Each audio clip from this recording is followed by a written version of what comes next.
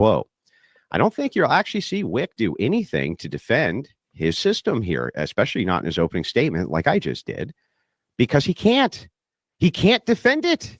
The progressive status quo is basically indefensible. And we'll see as we go through this that he'll back away from almost essentially each progressive stance which is there. So with that, I'll yield the rest of my time. Good luck, Wick. You're going to need it. Okay, so like I was saying, that pre-setup, which Andrew does like in every debate I've ever seen him do, he shreds their argument before they ever argue. And then he gets it to them like, here you go, good luck, because I already shredded everything you've got to say before you've ever said a word. And I love that about how Andrew already knows your argument, has pre-shredded it before the debate starts, and so now you have to climb up a mountain to even make an argument back before you even start. Would you agree, Marte? He's done that with me, actually. I had an opening statement that we teamed up for. It was, I think, one of our debates that we teamed up together. I had like this long opening statement, and it was anti-corn against Fatty, and I think it was Powder Dusty. And by the way, they got eviscerated by Andrew and me. So here's the thing: I had this long opening statement, right and back. I'm listening. To your point, what Andrew did was, he said this, something to the effect of, Marte has given you a lot of arguments, but I'm not going to give you any of these arguments. You actually have to back your bullshit up. And then he went into their claims they made and then questioned this and said how stupid this was and literally turned their opening statements against them, throwing my whole opening statement out. So I thought this was funny, but I mean, he's damn good at what he does. So who am I to say opposite? We won, so.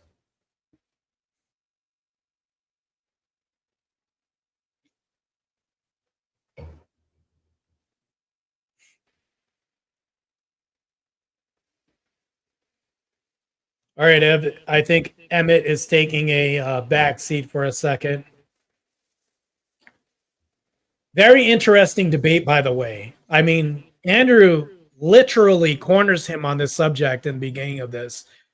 And then Wick, defends. He's on the defense and is losing a meta debate before this debate even starts. So it's basically, what you were saying. He's shredding his argument before it's even started.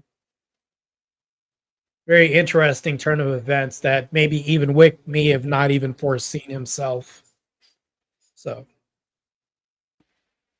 guarantee you, Wick has probably been in this position many times, taking many L's, which he'll turn upside down and put them all together to form some W's out of thin air to his own audience. The proverbial liberal Jim Jones on his end. So. The proverbial L. Yeah. Liberal.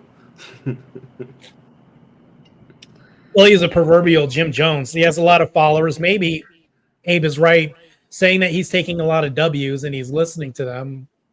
How nonsensical. Doesn't make any sense. Well, he doesn't have that many people watching, for what I know.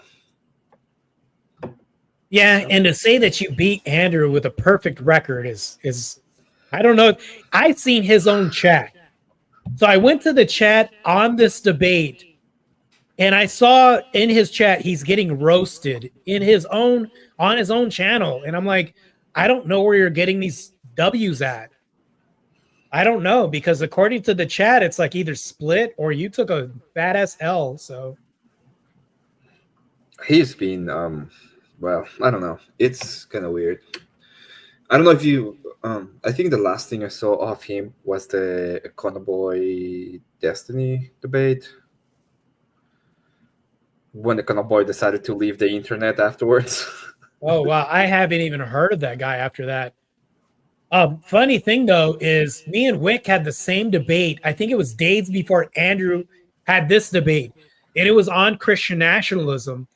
I think me and Colt beat him in that debate, and then Andrew eviscerates him in this debate and finishes him off.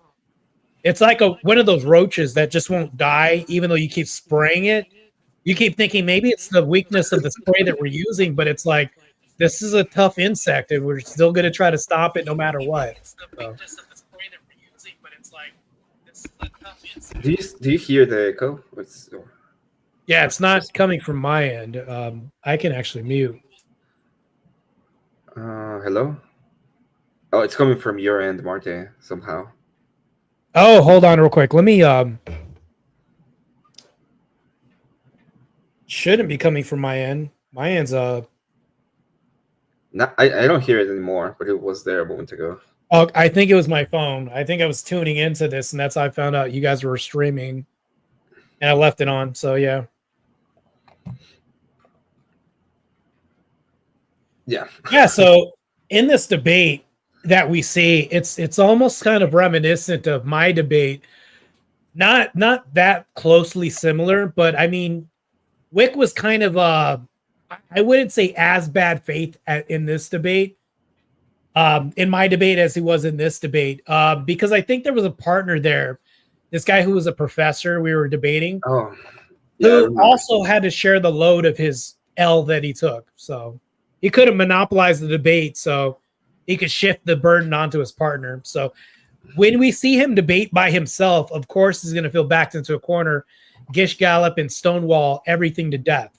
So obviously, that's what's happening here. Yeah, I saw that debate. I saw a little bit of that debate. I don't know if it's Darko or that was his name, but he had a different name there. Let me check his name because I don't remember it. I think it's like Lynx, or I forgot his name. You're talking about my partner against Wick? No. Well, I'm talking about the part. I'm talking about the Wick's partner. Oh yeah, I forgot his name. So Yeah, it was that good of a debater. he was like a poli-sci professor of Christian studies or something like that. So Well, it says Eucharist on the screen. So Eucharist. Yeah, that's what his name. That's what he went by, Eucharist. Yeah. Yeah. And then Ellie Nix was your partner, which is an Orthodox. Yeah. Eli Nix. Yeah. Well, do you know that we're no longer Orthobros? We're Orthodox now. Is that what it? We're the Orthodox. You know, I can't even call myself an Orthodox Christian. You know that, right? I'm still a catechumen. You're still a catechumen, yeah. But I mean, you do believe in the Orthodox Church as a true church, right? Yes, I'm an Orthodox Christian ethicist. I can say that at least. I believe in the ethics of the Orthodox Christian Church. Well, you're still not like fully in the body of the church, but that doesn't mean that you don't believe in the church. I would say Correct. So, and we're in the online space. I'm not saying I'm not taking this seriously when I say Orthodox.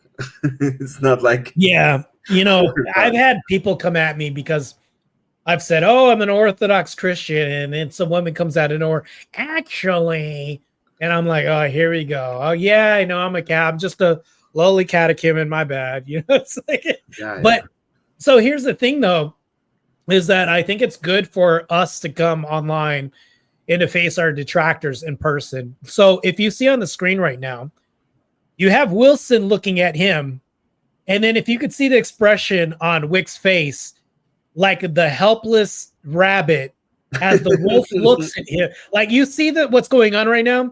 If we can see this, Wick literally looks like a caricature of prey that's about to get destroyed. As Sarah is just like, "Oh, I'm minding my business. There's no wolf about to destroy this rabbit right here." So we can see this right now. It's a portrayal of things to come, and that's literally what happens. Oh, as I said, I'm gonna be honest. I do think that you're gonna get a little bit of a nail this coming Thursday. I'll be watching because I'm very interested in the debate, but it's not because I think you're bad. I think it's gonna help you a lot to grow the rhetoric and all that it's needed. At the end of the day, that's why you're getting the ring, right? You need to go with the pros so you can get better at getting at beating the pros. Yeah. So when you say I'm not saying you're bad. What do you mean by that?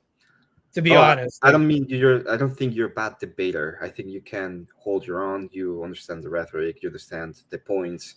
So I don't think you're bad at debating. I'm just taking into account what I've seen off Destiny on off week, and I think they're gonna. Oh, okay. All you. That makes sense. So I don't think that we can go. So here's the thing with this whole battle with Wick and Wilson. Now, I will say that we have, even Abe can probably agree with me on this. There are people that do debate that are actually stupid people. Like they literally aren't really good at debate. They want to do it maybe because it could be a fad or it's cool. No, they're literally stupid people. So I think that there's one thing I'll say, and even Abe, you can agree with me on this if you think this is correct. I don't think we should underestimate the stupidity of stupid people to be ignorant and hard-headed to try to win, even in the most hardest times of being backed into corners. They'll fight like hell. Oh yeah. And the craziest person to debate is a stupid person. Like, I'll be honest with you. Hard people to debate.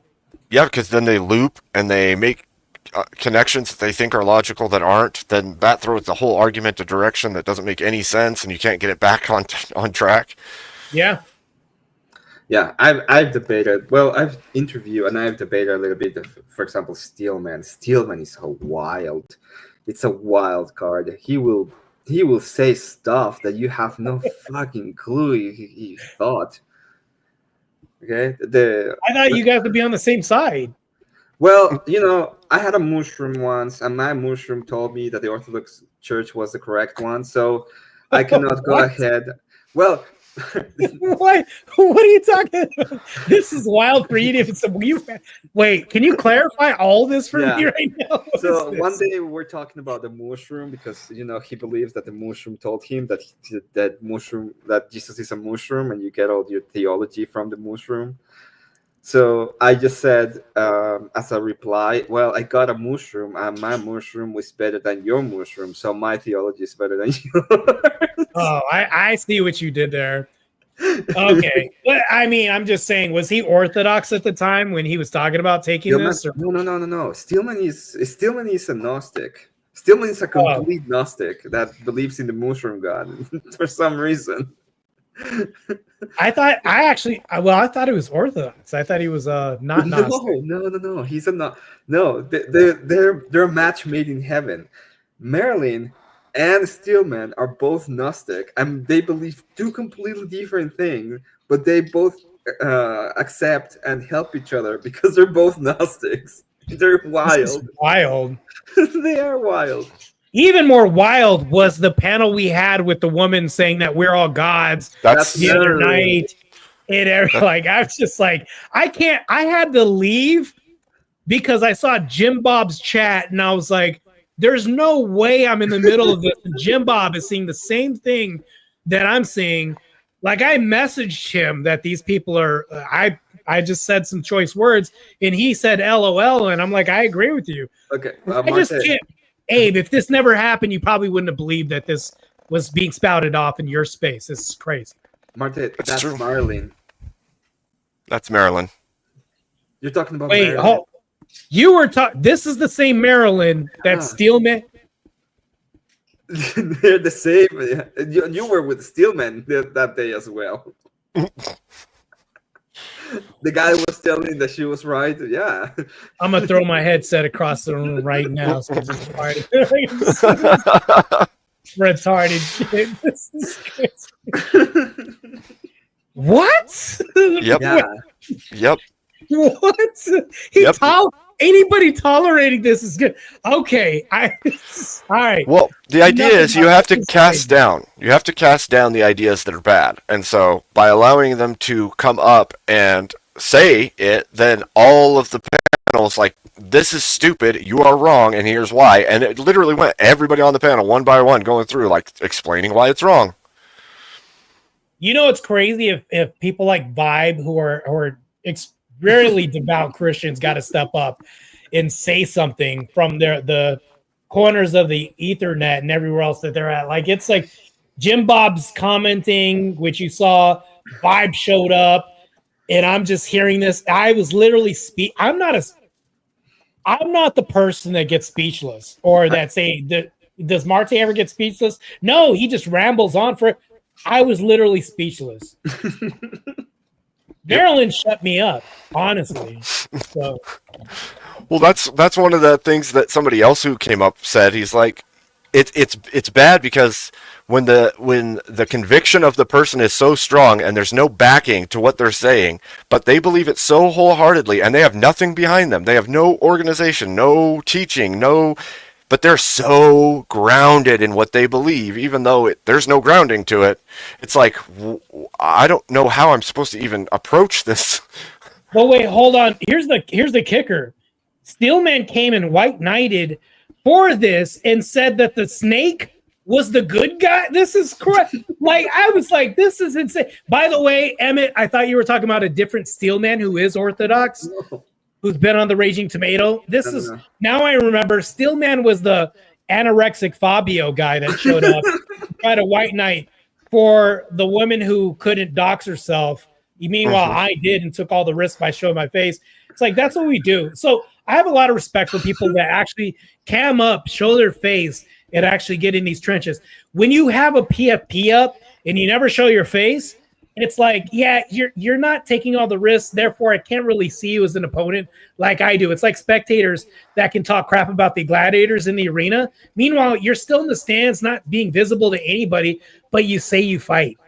How is this? That's crazy. It blows me away, kind of, actually.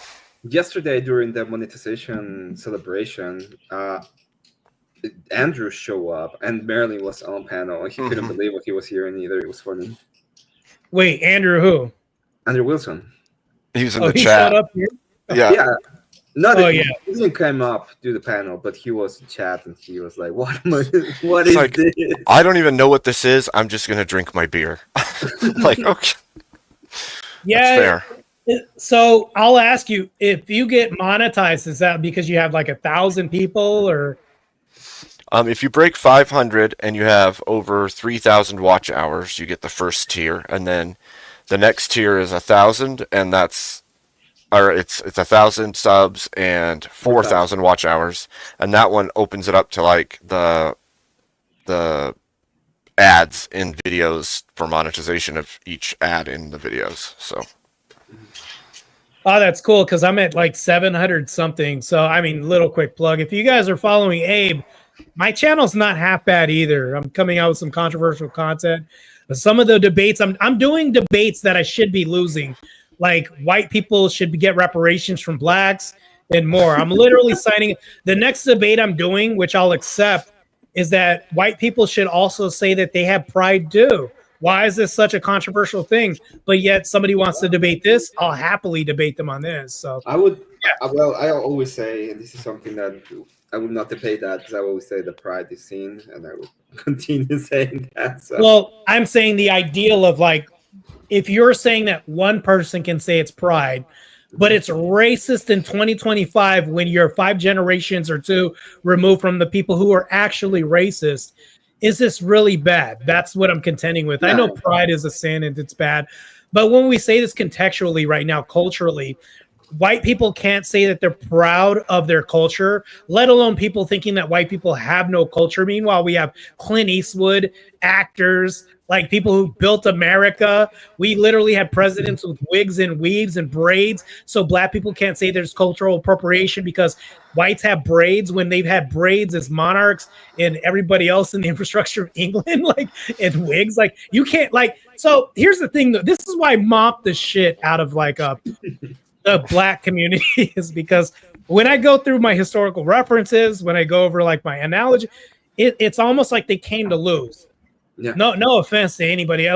But I'm just being blatantly honest. And that's why I do these debates that are set up for me to actually lose. There should be no way that I win. Whites get reparations from blacks, but I did, and I'm off the whole panel up afterwards. I'm thinking, what else can I set up to? Oxygen doesn't exist. I'll do that to see if I can actually lose a debate. Not that I'm being prideful right now, but I'm just saying that a lot of people do not have good arguments, and this is why I don't think I'm a master debater. I think I'm good at what I do because the left doesn't have good arguments. Their best arguments are why children should be transformers. You know what I'm saying? If that's your strongest argument, you guys don't have anything. You have nil. That's it. So. Yeah, that makes sense. That's pretty true. Like if that's the tack you're taking, you're going to argue all of the most degenerate things you possibly can. That's pretty. I would say it's pretty easy to stand against, but there is definitely people out there that have eloquent argumentation for the most evil things in our society. But only You the mean top like tier people. Thursday? Yeah, only their highest end people, because the rest of them don't. Right? Yeah. It's not like it's not like there's 20 destinies. There's just not.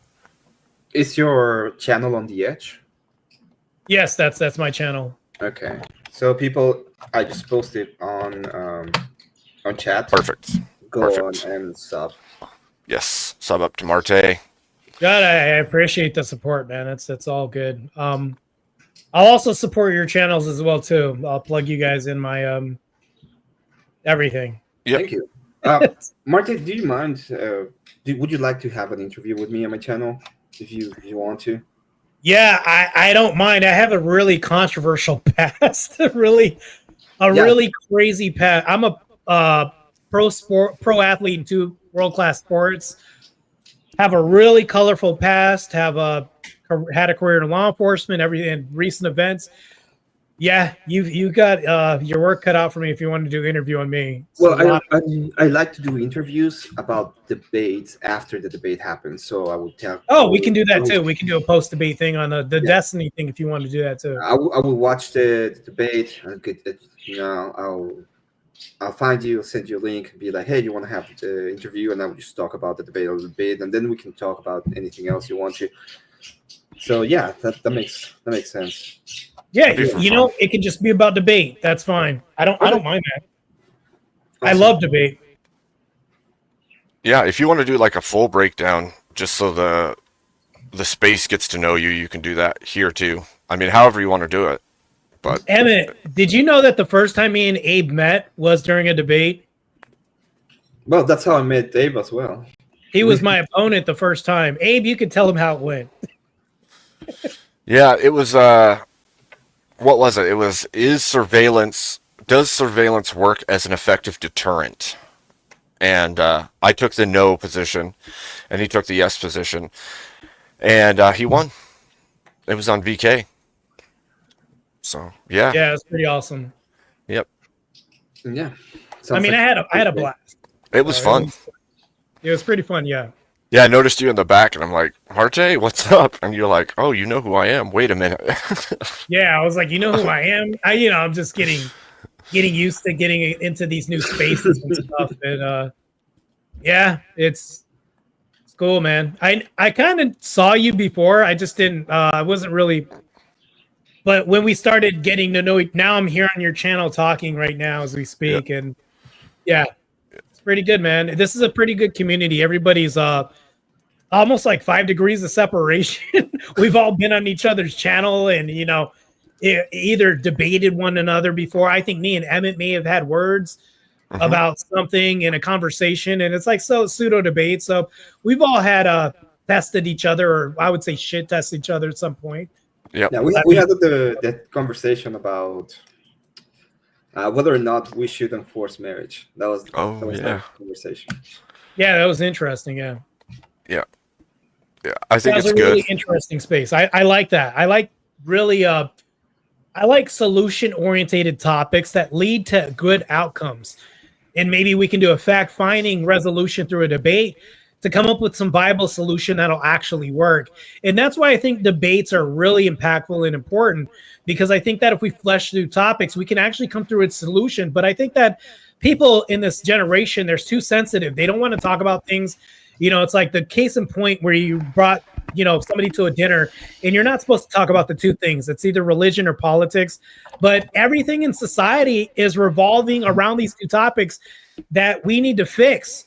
They're leading towards this or adjacent to that, like OF models, things like this. There's moral implication. All this is tied to politics and religion in some way, shape, or form, or adjacent to it. So it's like the fix is in there, but it's like we'll never find a fix unless we can come to some solution-oriented conversation, i.e. debates. Yeah, I think that there's two sides to it, right? So there's the debate side, which is hashing it out and it forces you to actually fight out the positions, and then the other side is just meaningful conversation about the topics. And you put those two together, you end up actually finding good solutions to the issues that we're all facing right now, especially the cultural ones. It's also the vector too. So you can think about debates as like this public platform for entertainment, but think about this in Congress, as people are running, changing laws, there are debates happening that are really impactful that do decide whether or not corn should be banned from the internet or not. In, what is it? Utah, Cornhub is banned already, but XTube is still up and all this other stuff. But it's like, that's a start. And that all started from debates that happened from the ground level up. So it's like grassroots debates, public forums, debates. Debate is where we have fisticuffs and gladiatorial arena gatherings without, plenty of bloodshed, right? But things get done. So. Well, a lot of the I've made that comment before on here that the popular culture often gets shifted based on internet first. Like, this is the space where you see things being argued and hashed out, and then, I don't know, a year later or 2 years later, you see it become more popularized in the real world out there, and it's normal people talking about it then. But it first got argued about here for a good year solid, and then it breaks through to the rest of the world. And I think that, like, that makes this like a battlefield where we're testing and reproving the ideas before they get out. And if the argument's already built against them, especially the degenerate stuff, if they're already built against them and people have somewhere to go to find how to stand against it in the real world because there's already been a year of reproving it here, well, I think that's a huge plus. Well, most of the time we actually have better arguments than some congressmen that are running. And I will say that some of them may even take note and do research off of like somebody off of Sarah Tomatoes channel and saying, well, they're fighting some bill that I'm trying to pass. That's a good point this person brings up. Or not even that. I would say even a more common scale of somebody who's in the audience watching this that knows the person that's running for some state, running for some position in the state of Nebraska or something like that, and then tells them, hey, I heard a really strong position on this. I'll share you the link. And next thing you know, this person sees Sarah Tomatoes or yours, a conversation that happens. So this is the thing, though, is like, if you talk about grassroots, what does that mean? That could mean like a subversion to the enemy through maybe the guise of like entertainment, So if we think about this, it's always covered in something. If you give a dog a treat, it's going to be covered in meat, but it's medicine. It's not going to feel good, but it's like there's a solution-oriented process with this in all things, like especially debate. That's what I'm saying. Yep.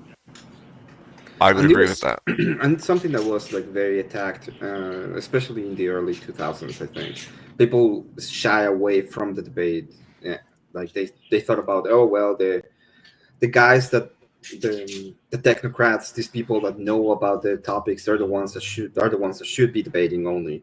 And a lot of people left like debates and left ideas, and they didn't even engage with them.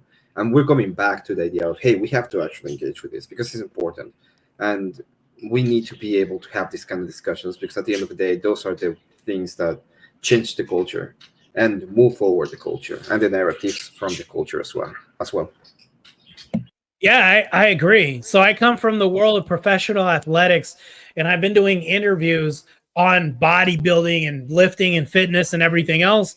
And it's like I'm used to, talking about only these subjects. But meanwhile, these people have families, maybe a nuclear family that's broken up, or, they have cousins that have a certain lifestyle that they disagree with. And it's like I started talking about this on these, talk shows or podcasts or interviews that I was doing as a pro athlete. And that's what led me to the space is like, I'll never compete forever. It's not going to happen forever. But if I have a public persona, which I do as a, IFBB pro, what it says right here, there are people that are going to pay attention to this. And it's like, I have a platform. I might as well use this for good. Why not do debates? And why not combat the foolishness in the trenches instead of complaining about this? Way better than just typing sentences and responding to the comments, right? Because you're actually doing something. Yeah. Yeah, I agree. Are those Yeah. birds I'm hearing? Yes. Yes, those are my parakeets. Okay. I transform into one, so sometimes there's 3 of them, and sometimes there's 2. Oh, they're pretty tight. They must like the conversation. Yeah. Good. They've been alone all day, so now they're hearing me talk. They're like, "Oh, I have to talk to you." Yeah. Nice. I like animals. Some of them are really delicious, by the way. Not Just wrong. Not wrong. It's like, Certain birds. I like salad, especially the ones that are beef. Those are the best salad. So, and it says that the aspect ratio is off. It's not 1:1. Just so you know. It has to be 1-1. Mm-hmm. Okay, I'll do that. So, I've been talking. Well, part of what I wanted to do tonight was invite people up too to hash things out too. But I was thinking about doing some of the more long form debates as well. But I got to pick something. I got to really delve into a direction that I find important and interesting to me, because otherwise it's not going to be worth it. So I was thinking, have people up, discuss things, figure out what we think about things. Obviously, the big things right now is like standing against degeneracy. A lot of people right now are arguing either politics or religion, and it's become like the mainstay in this moment, it seems. Whether it's like Christian nationalism versus secularism or something similar to that. I've noticed that every debate recently has been those things. So basically what I'm saying is I want to figure out where I want to step in at some point in the near future and actually start making some stances and doing deep research and arguing things out. you know, and I'm not going to lie, Dinkus. I know this is kind of off subject, but you do have the facial structure of Abe Lincoln. I don't know if anybody told you this, but yeah, it's Emmett. Am I telling a lie right now or what? He's been. People tell him all the time. Oh, okay, true. so it's not just me. No, it's not Nope. just. I get told it way too often. I get told it way too often. He even goes to the grocery store and he's told like, "Hey, you look like Mr. Abe Dinkus." Abe Dinkus? Oh, so Yeah. he's a celebrity now. I like it. Now he's a Nice. celebrity. Oh, Abe man. Dinkus is a celebrity. Is was- the actual name of Abraham like Abraham Lincoln? His actual name was Abe Lincoln. The Abe Dinkus. So, It's a secret. It's a it's well-kept kind of a secret. secret. It's a well-kept secret. Exactly. Oh. You shouldn't have told people then. He's also like chasing vampires and kills them sometimes. Oh, you know what? That was a pretty badass movie. It was a. I still have that in my, saved in my files. So it's a pretty good movie. It is a good one. Yeah, good it's one. not bad at all, man. It's a great So- concept for sure. I'm surprised nobody else wants to jump up. I've thrown the link out repeatedly. People are welcome to come up and Talk to Hash us, it out. There's- I don't know if I should bring this up. So I am under fire right now on X. I don't know if you ever see my page. It pops up from time to time. Now, like right now, literally, there's like spaces about me right now going on right now. Oh, What did you do? What did you do that you didn't do? I didn't. It's a, what did you I have do a- that I you have a- didn't do? That's actually pretty accurate. I That's was what in- I say. I'm sorry. I was an adult entertainer like 10 years ago. I did solo content. And I guess there was somebody who was saying something against Sarah Raging Tomato. And they were attacking Sarah as a moderator, calling her a see you next Tuesday biased woman, right? Mhm. And I interjected and I said, well, how is she biased? Can you give me any proof as to how this woman's biased? Well, hence our conversation earlier. Remember, I was asking, did you see her being biased towards somebody or partial, not a neutral moderator? So I pushed back on this and I said, is there any evidence against this? The person got pissed off. A little debate, pushback started ensuing, and it erupted into like people jumping on me. And next thing I got blocked by these new two people. Next thing my past comes up. Now I'm being drugged through the mud, being called a gay porn star, that I did gay porn. What? So back in the day, I signed contracts doing solo content, and this content was distributed to all those sites too. So what does that look like? It looks like I was one of these gay corn stars. So now I'm like, it'll pass. It's something that's very small. But here's the thing, though, that I hate. I hate when people like are being tagged. My circle around me, Abe, you know who that is. Like, it's being tagged with this content of pictures of content that I used to do. Like, it's embarrassing as a Christian now to see this. And then not only this, but it's like now I have to fight lies because I wasn't doing content with other men. So it's like now it's the dumbest thing ever in the world. So are the attacks coming just from the left, or is it just everyone who has anything against you? It comes from this one person. I don't want to give him any attention than it's due. More attention than it's due or deserve. But I will say this: it's coming from this person, and this person has a few people that follow this person. They attacked Sarah, and because of the attack against Sarah, they're getting drugged through the mud. Oh, it's gotten real bad. But I'm like, this is just a blip. If you really think about this, it's going to pass. Am I not allowed a redemption arc?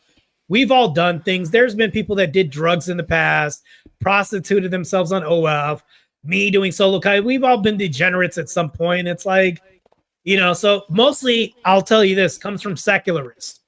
They don't understand like there's a redemption arc in our journey. We're not afforded this. And it's like, to their mind, it's like, you'll never be good. So I don't know.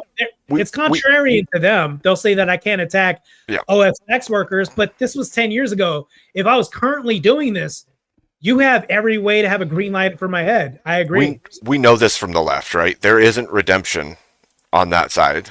If you step out of line, then you're cast out. So they don't give any to us either. They don't even give it to their own. They're not going to give redemption to anyone. If you've broken the rules, even if they're your rules and not theirs, then they're going to come after you for that. They'll come after you for any item they can latch on to use against you. Anything. Well, these people will burn bridges. Meaning, like this person, like let's say Emmett here, right? Decided to try to say, hey, I'm going to be an up-and-coming person. I want to have some relevance in the space of debates and YouTube or anything.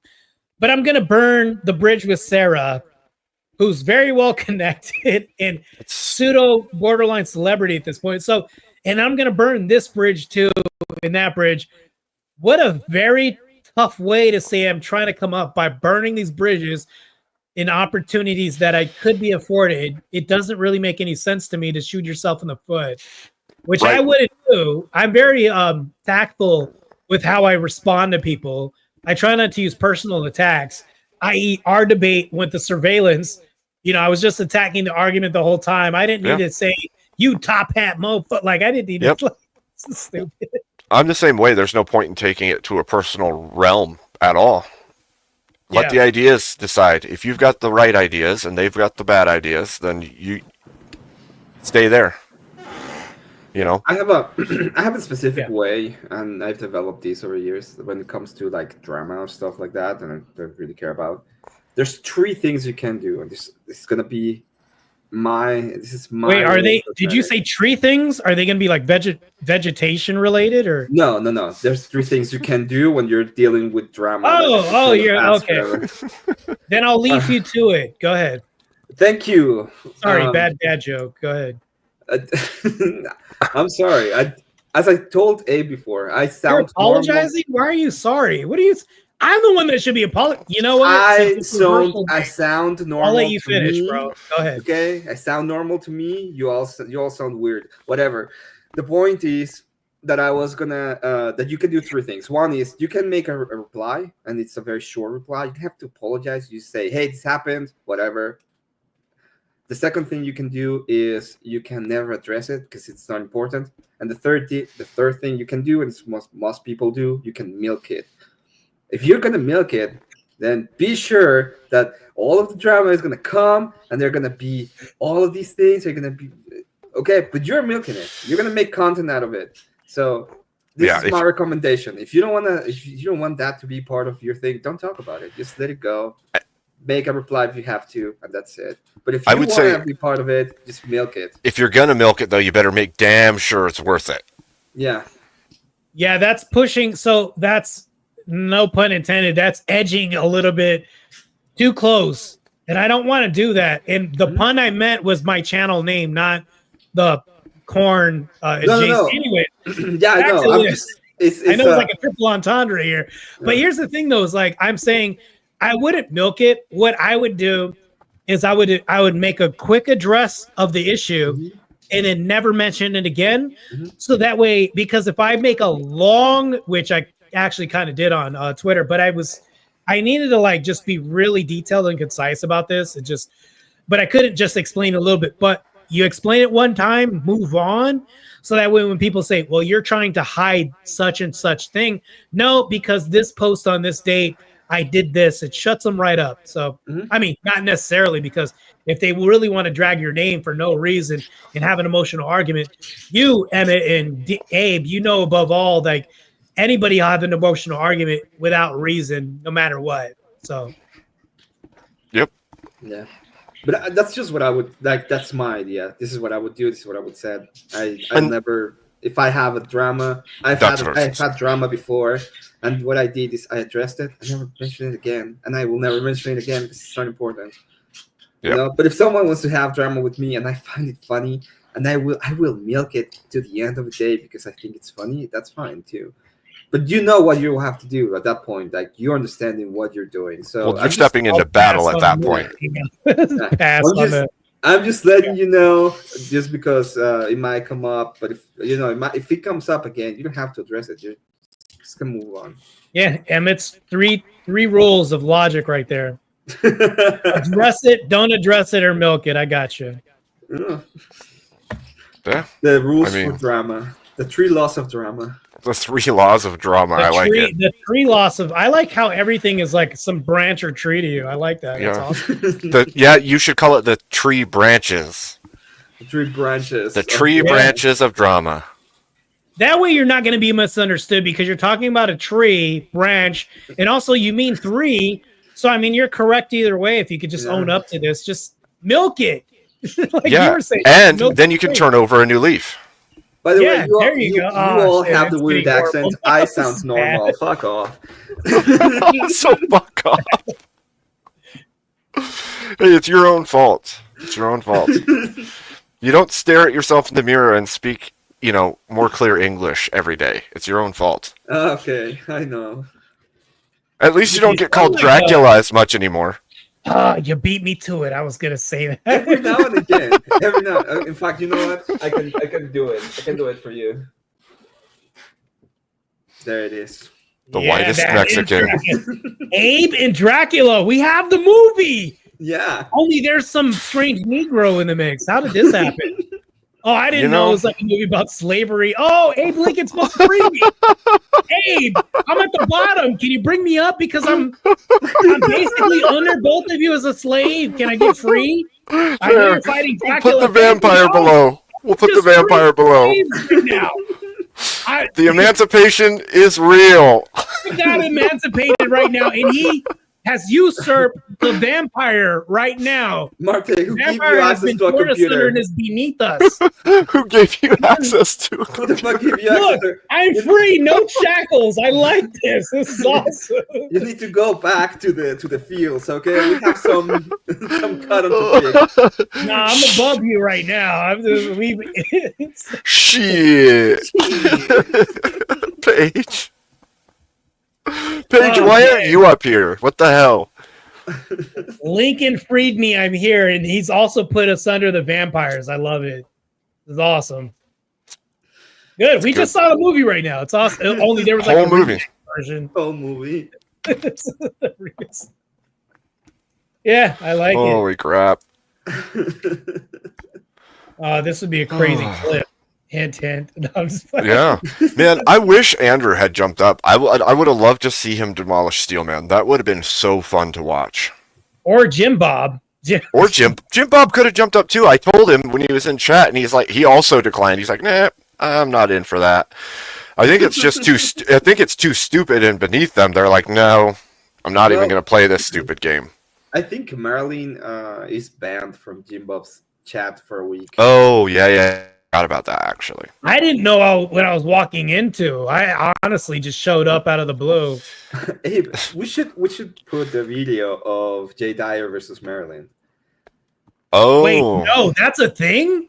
Oh, that's a thing. She came on here, argued with me in my chat and my panel for like the whole night, and then the very next day she went and did a call in to Jay Dyer. No. Yes. He hasn't watched it. Let's put it. Okay, all right. Hold on. I'll get it out of the Discord. Yes, it happened. This is either a cluster or a comedic gold. Oh, it's A amazing. dumpster fire or a comedic gold. I'm just telling you, like it's either one or the other. This is definitely not gray area in between. That's what everybody's been saying. The Lions, she wrecked him.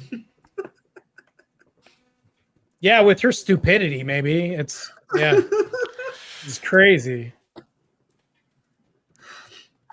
There's no way that this content exists. This is It does. It does exist. You're about to get it right now. This is crazy. Wow. How many brain cells were melted during the other? I'm just curious. Probably all of them. There was only so much I jumped ship, Abe. I'm gonna be honest with you. There was only so much of that I could take, and I understand why nobody else wanted to get on. Oh yes, let's go. Oh, the name is Jay Gets Refuted by Wine Mom. What? Wait, what? Jay gets refuted by Wine Mom. And this is the Marilyn Manson. What's up? You ready? Let's go. Let's do it. What's up? Yeah. So, why do you not think you practice idolatry? Like, why do you not feel like you serve an idol? And what is the idol that we serve? I guess just an image rather than a relationship. I don't know. I feel like we're friends of God and not slaves. Do you know what I mean? No, I'm sorry. But I mean, I'm sure that you have it all figured out. So, don't have a lot of time for the wine moms tonight. But Ramirez, what's up? We haven't had a wine mom in so long. I was kind of thrown for a loop. What up, though? Hey, what's up, AC? Oh, I'm sorry, man. I have a really trivial question. I ain't got no this answers, kind of bro. sounds stupid, I but ain't got no answers, like, bro. what happened? I ain't got no answers, bro. I was just wondering the relation between baptism and chrismation. I got no answers, bro. I got no answers. Looking for people who disagree, dog. Look at this. What's up? I ain't got no. I cannot refute the wine moms. That's the only people that stump me. Marilyn, I'm so sorry. If you'd like to come back and give us spiritual guidance. Mr. Jay Dyer. Oh, I know all. Anytime Somebody calls me Mr. Jay Dyer, I know that it's going in the bad direction. Marilyn, come back. We need a wine mom. Wine mom, front of the line. I got renewed energy and strength. I feel like I could handle you now. Jindo, what's up? Marilyn, come back. I'm so sorry. Where did Marilyn go? Marilyn, come back. Where did I made a mistake by conceding the debate too early to you. No, Jay, don't. I want please. you to come back and refute me. Don't do I made this, a mistake. I'm not infallible. Okay, I can err. I'm not inerrant. I'm not impeccable. I made a mistake. I need you to come back. Or we'll just go to the Muslims. Marilyn, we need wine mom wisdom here. Okay, what's up? You gonna listen to How the much song? Franzia have you had? I haven't had any wine. Oh, come on now. I don't believe that. I might have had one shot of vodka all day, Oh, and it was right before I called you. We got a so vodka let's mama, not a try wine mom. one shot. Okay. Let's go. And you're saying What? that, what's idolatry exactly? Remind me what your statement was. Just hierarchy, competition, anything. I just feel like in the kingdom of God, you never have to be disloyal to one to prove your loyalty to another, because it's basic witchcraft. Control and manipulation is basic witchcraft. I don't understand. Hold on. Hold on. If what about imbibing spirits? Is that not witchcraft because you're imbibing a spirit? I don't believe in all that superstitious stuff because my father's not the devil.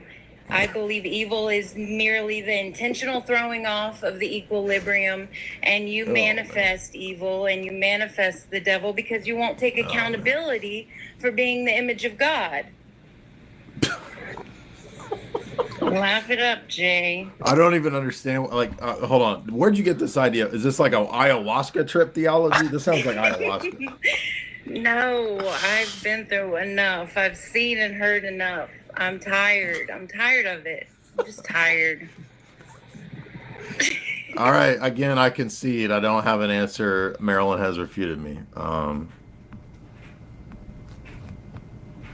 Canned beans.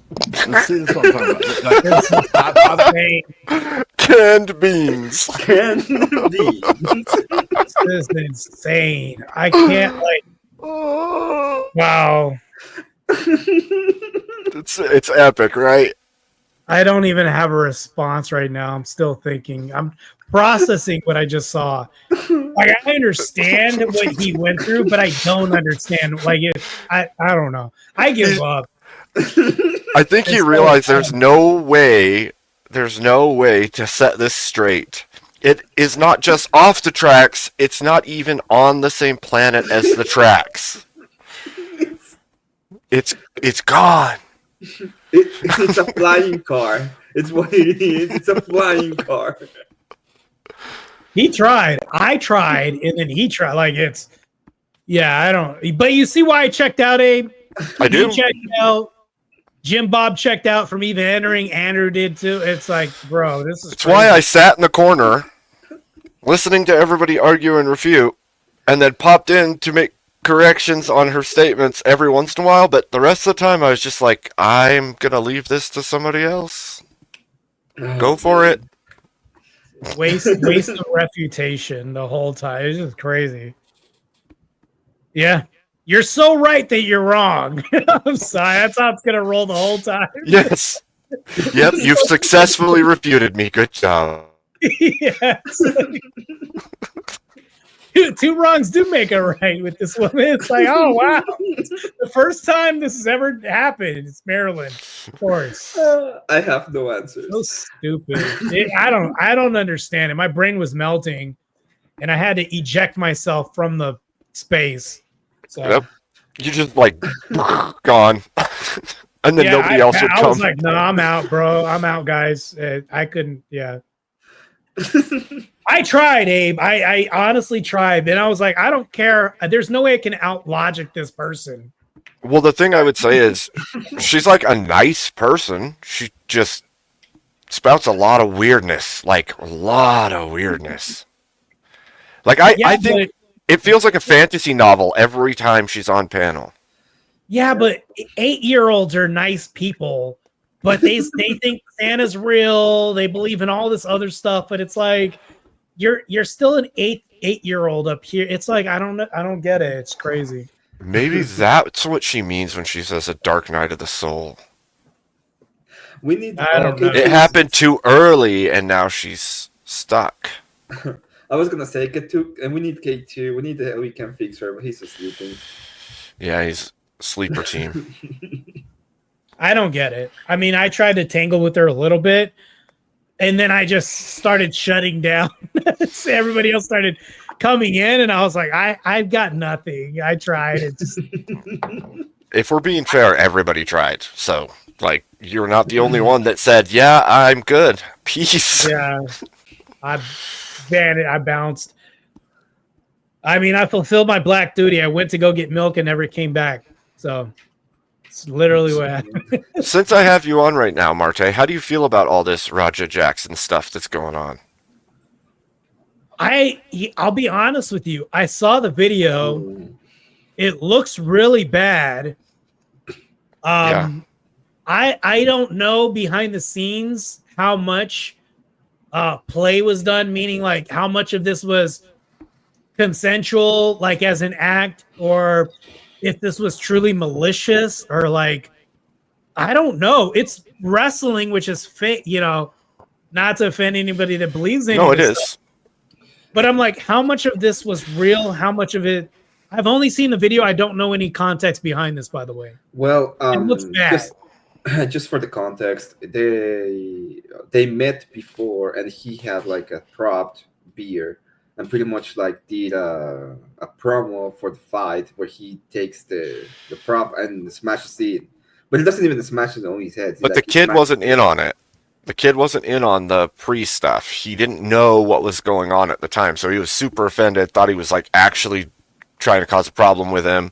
But there's more to it than that. Like I watched a thing from another guy who went into it, and there's like Raja's a freaking streamer too, and so like he had a pre-stream, but he had a fight like a week before or a few days before, and he had like a concussion, like an actual head blow, like vomiting, hospital visit, all of that, and then went back to streaming after he got out, and then he went to this event because his friend was hosting it, and this wrestler did like a fake attack on him as a promo, but that was like the setup. And then after that, they tried to play it into something and create an actual scenario where they're going to do it like a staged fight. And then the staged fight happens, and he goes in and does that. Like, went way, way overboard. Like, from what I've seen, the slam alone, he left the wrestler unconscious. So after that slam, he's out. And then he just waylays him while he's already knocked out. I think he took Sounds the slam expressive. I think he took the slam pretty well, like a wrestling slam. Yeah. But then the punches were the ones that were over.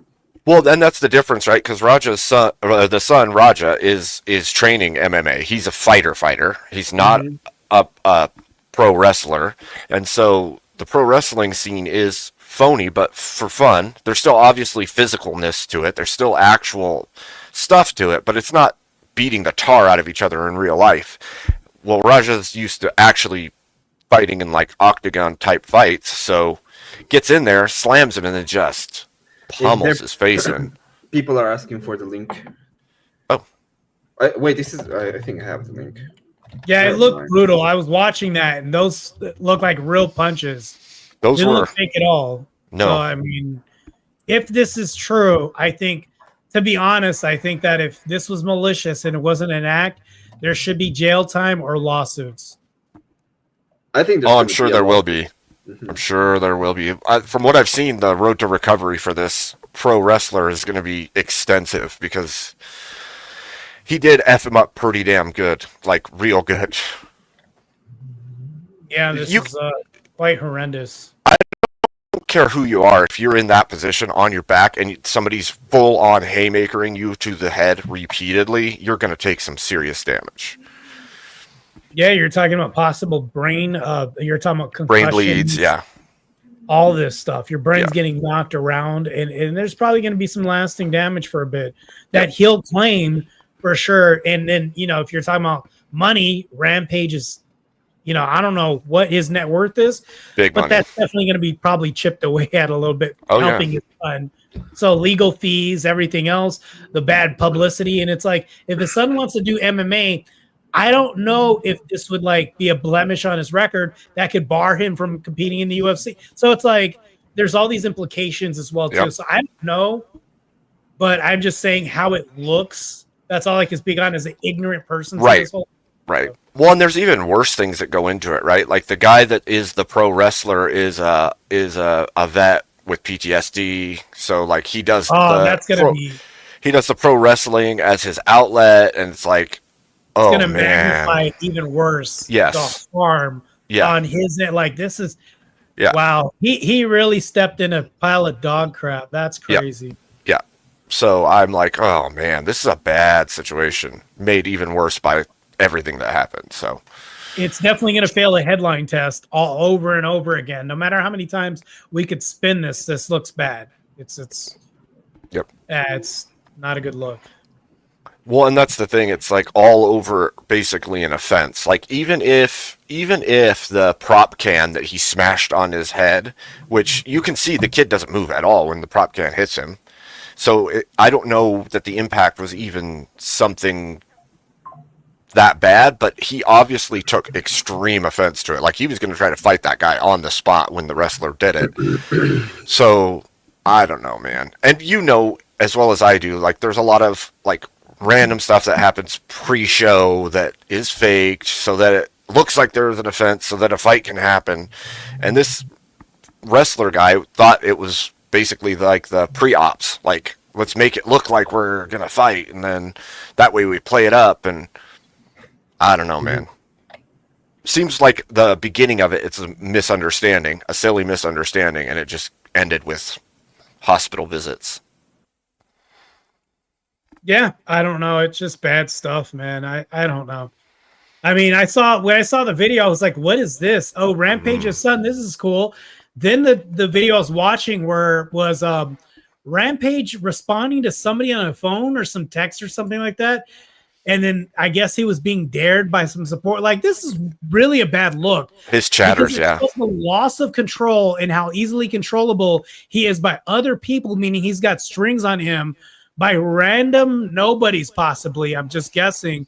These are just random streamers or random people in the audience telling him, inciting violence, and then he's following through with this. This is very loose cannon rhetoric, and it's going to make him look bad. If this is indeed what I think it is, it's just bad. Thank you guys. What does that buy you? I drew a name change, Nuke. That's a name change. Mm-hmm. Sorry I missed it earlier, but you can let me know in chat. Sorry I had to run upstairs earlier. My wife needed me to do something, like in the moment that, like, she was freaking out. So, Wally, how's it going, gentlemen? You know, one day at a time. Because if I take it 2 days at a time, I won't survive. You'd also be a day ahead of us. Well, we all know that that's fake, so. Yeah, Marilyn's a special character, I can tell. Bingo. Yeah, I've been following this whole Raja Jackson thing as best I can because I'm convinced this was the day I've trained for since I first watched wrestling when I was 3 years old. But yeah, like it seems like he was well aware they had gimmicked that bottle, and like I think he knew they were working that original bit from the way it sounds. He was streaming this as well. And I had commented to Rob the other night, my gut says this dude went purely into business for himself, as they would say in wrestling, and tried to just shoot on the guy and show off, because he had to have some kind of intent, because from what I saw, it's like he was like, wasn't he in like a full-on like MMA mount on yeah. Like he had him secured in there. Like yeah, after he slammed him down, he mounted and just waylaid his head. Fist over and over and over. So yeah. See, concerns about MMA guys in wrestling, I don't even think are all that common, because even back in the day, they used to pair those guys with people who were like hey, if you try to like go into business for yourself and not follow what we're doing on TV, this guy's big and strong enough to make you compliant in the ring if he has to be. Like, Ken Shamrock debuted against Big Van Vader in the 90s for a reason. He wasn't going to fuck with Vader if he wanted to think he was going to show off. Right, he still had the muscle and the mass to make a dent if he needed to. Yeah. Like, I don't know how many of the younger people in the audience on YouTube may know of Big Van Vader, but the dude was built like a brick house. He had a very bad reputation in wrestling if people messed with him for being roughed up. Yep. But, and the other thing is there are other moving pieces to this, because like somebody was also pointing out in chat, thank you, ZT. They're telling guys working for the promotion not to cooperate with police asking them questions. This particular promotion was also affiliated with the WWE ID program for independent wrestlers who are not currently like under a direct contract with WWE. And that's been removed from all the websites. So apparently they've lost their affiliation with WWE because of this immediately. Oh, damn. And I think another interesting moving piece of that for wrestling fans is that I believe either one of the owners or the investors or just involved in some extent is Rikishi. Who, for people, what would matter the most to anybody following it now is like, yeah, he's a part of the Samoan wrestling family that basically dominates most of the product's presentation now. He broke up the fight, didn't he? Or was that just somebody from the family? Somebody else came out, but I don't know if he was in attendance for it or what. But I think there's definitely going to be some backstage business fallout from that, absolutely, considering he's got a lot of connections back to WWE. Oh, yeah. Now, if he had a stake in this company, like, he's losing because of them having to be protecting the corporate ass over this situation. Yep. Because unfortunately for them, if WWE doesn't pull out from them at this point, they look like they're endorsing all the bad behavior.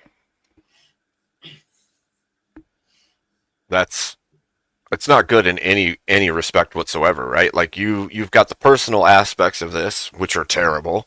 You've got the family lines that are all affected now. That's terrible. You've got the business on both sides, right? You've got the MMA is going to take a hit. The wrestling federations are going to take a hit. Like every which way you can think of, this is a bad situation. And you know what's funny is, and I won't be surprised when I see the take come from somebody in wrestling, because one of the old timers will point it out eventually, and people won't understand it. But this is a point an old timer in wrestling would make. 30 years ago, the guy who got beat up would be the one in trouble. Mm-hmm. Because they would tell him, you're exposing the business because you didn't protect yourself. You made the business look fake. You're going to make less people come out because this MMA dude beat your ass and you didn't come out looking strong. He'd be 100% in trouble in the backstage for this happening. Mm-hmm. One, we've seen that even, right? Especially in the 90s, in the early 90s. So, I don't know, man. I can't imagine it's good in any way for anyone. And like Marte was saying, like the spin cycle is going to try to kick into overdrive for this, but the truth is, I don't know how you wiggle out of this. Like you can say it was concussion, you can say he wasn't in the right state, but it doesn't really matter. At some level, you've got to. If that was the case, you had every opportunity to step out. You had every opportunity to not go in the ring. You had every opportunity to walk away. So it's It is very high, and I think anybody who has worked in pro wrestling to any extent will tell you it's very high risk to bring in outside people who aren't trained to do any kind of physicality spot in wrestling. Because even when you're doing stuff that's gimmicked, you still might get a little like bumped around here and there. I mean, even when they had Jelly Roll wrestling with Logan Paul, like Jelly Roll was actually down in Florida training for like at least a few months. Like he wasn't just being put out there and carried through the match. Right. Well, that's the name of the game. It's not real fighting, but you're still getting whacked. You're still getting knocked down. You're still flying off the ropes. You're still getting slammed. There's still damage. People get injured all the time. It's just high physical acting. As somebody who did spend a portion of his teenage years falling around a wrestling ring for kicks, I can tell you it feels really fun the first time you like fly around and you bounce on the foam and all that and you hear the noise and you're causing it. It ain't so fun the 10th time you're told to get up and fall back down again. Yeah. Well, impact still has effects. Oh, it's like somebody was saying, like no matter what size you are, it's basically a 30-mile, like a low-speed car collision every time you hit the mat. Mm-hmm. Like 25, 30 miles an hour, like in a car hit by another car. Mm-hmm. Now imagine doing that maybe, dozens of times in a given night to get through that 20 minutes. And then the next night you might do that again. Yep. And that's because I saw there was a statement from Mark Henry about it, which gets me because Mark Henry was one of the guys leading the charge on all the Hulk Hogan commentary. Apparently, he's the president of Black Wrestling. Oh. But he's trying to say, I think part of that might have been justified. But if they're explaining it was a work, and Henry's been a worker in the business since the mid-90s after the Olympics, like, don't sympathize for that guy when you know the other guy was working. And you know that if it was you, you wouldn't have felt like you deserved that. No. Well, that's what I said. It's like a small offense and you go to the utmost extreme because of it. Like even if he felt that it was wrong or messed up, he should have had words with the guy and that should have been that. It shouldn't have been this. Yeah. This is like, and I've heard it thrown around, but it's almost like aggravated assault or something like that, even though there was not enough there to really go to this extent. Even if it was one punch, okay, maybe that would have been fair. But to go to this level, especially because it feels really snaky, right? Like, you're mad about it. Everybody knows you're mad about it. There's footage that you're mad about it. And then the next thing you do is you're going to make a deal to go in the ring like you're part of the work and go all the way in. Yeah, it's like for some reason, I don't know what he might have. I think he was mainly thinking, I want to make myself look badass. That's what I ultimately think it was at the end of the day. He's not the first person to be like, I'm going into business for myself. Yeah. Now, it's interesting because WWE was in a very similar situation, and this shows you how at risk it can be working with people who aren't trained, because they cut ties with Travis Scott after he almost put Cody Rhodes on the shelf for a few months and cost them the main event they had planned for SummerSlam a few weeks ago, because he almost busted Cody's eardrum by giving him a slap in the wrong place. Yep. And it was like, yeah, were they right to cut ties with him, absolutely. That was they probably had tens, if not hundreds of millions of dollars in total riding on Deliver and SummerSlam. Oh yeah, ticket sales are a thing. Well, plus it's like you've got this, like they have all the rights deals with Netflix. Now they're moving to ESPN of all places. I mean, you could probably have a whole panel on, are we really living in a world where ESPN is platforming pro wrestling regularly? I never thought I'd see the day. Yeah. I want Hank Hill to have something to say about that next season. Just have him turn on ESPN, see pro wrestling, and be like, what?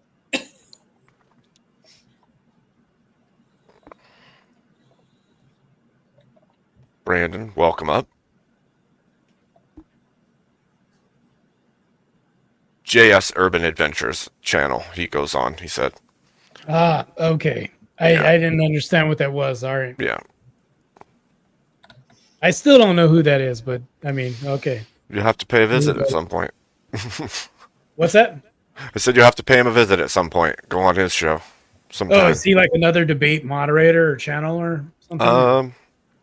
He does debates. He does moderate some. Most of his stuff is like through Discord and stuff, though, I think. Ask him about. Hey, what's up, fellas? Can y'all hear me? Yeah. Just ask him about dinosaurs, Marte. That's all you got to do to get JS going. That's true. You'll have a wonderful conversation. Dinosaurs built the pyramids. Conversation. Yes. Dinosaurs built the pyramids. All right, I'll talk to him about the Dino Nuggets I'm about to have like tomorrow night before the Destiny debate. Should be Dino fun. Nuggies. Dino Nuggets. You know, Abe, I think JS might just believe for some reason that I'm trolling him every time he mentions the dinosaurs and I hold up a figurine of Grimlock, but I'm actually supporting his argument. I think I'm granting him that dinosaurs could have built the pyramids, but maybe they were also robot aliens. I mean, it would fit, right? If they did it, then maybe that's the reason they did it. I think it's a maximum charitable olive branch in the fine art of oration that I try to give him. Wait, I can't remember. Does JS says there's no way there's aliens though, right? Or does he believe there could be? I can't remember. I think he believes there can't be. Okay, that's what I thought. I mean, I think there's many arguments to be made. I think what we call aliens could be a category error, and it's actually some kind of demonic presence instead. Because when you look at a lot of accounts of paranormal activity, exorcism, a lot of what overlaps with people's different stories of alleged alien experiences are, there is a lot of overlap. There's a lot of stuff that you can kind of tie together. That's an argument I've made actually multiple times in the past. If aliens showed ever in human history or a human future, if they show they're not aliens, they're in fact probably a demonic presence of some kind. That would be more realistic in my opinion. Oh yeah. I think you are. I think it is far more likely because it's just at this point, like I would even say I lean more into it on the fact that there is just no real good evidence for aliens that contradicts that kind of position anyway. Yeah. Like one person could tell me I saw aliens, another person could tell me my house is haunted, and I'd probably see a lot of similar evidence. Yep. Well, it's just, it's that whole thing of like when they've done breakdowns of people that say they've been in contact with them using the name of Jesus Christ, drives away whatever the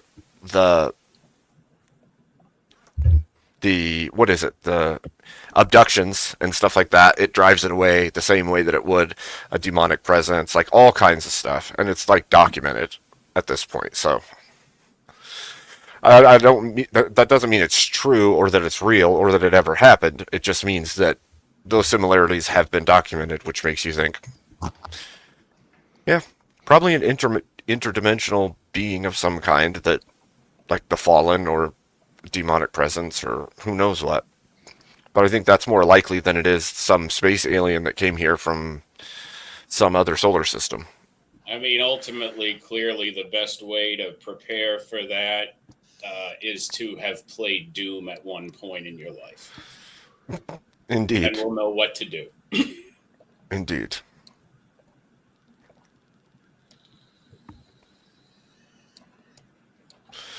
Marte over here just drinking his A&W. Yeah, I just wanted to stop by and kind of say hey for a second because I noticed Andrew and Wick, who I'm going to have to see again on Thursday on the screen. I just wanted to stop by real quick and say hi. That's all this was about. So good stuff. Make some commentary on this video, and that's it. So I'm sure we'll all be watching. Yeah, it'll be interesting. I'll have fun to say the least. So. I'm familiar with Wick for a long time, only because I go way, way back with watching Rob Noor, because I picked up on Rob shortly after I started watching Andrew back in 2020. And so I've seen Rob on like the Twitch panels for a long time. And I'm sorry so many people have had to have a Wick experience they didn't deserve last week. Oh man, that's what we said to Marte in the beginning too, is like Wick is notorious for doing things like muting you as the conservative debater or taking the side of your opponent and helping drive the arguments on their side, things like that. So Brandon, when you say the debates last week, you mean the two that he had?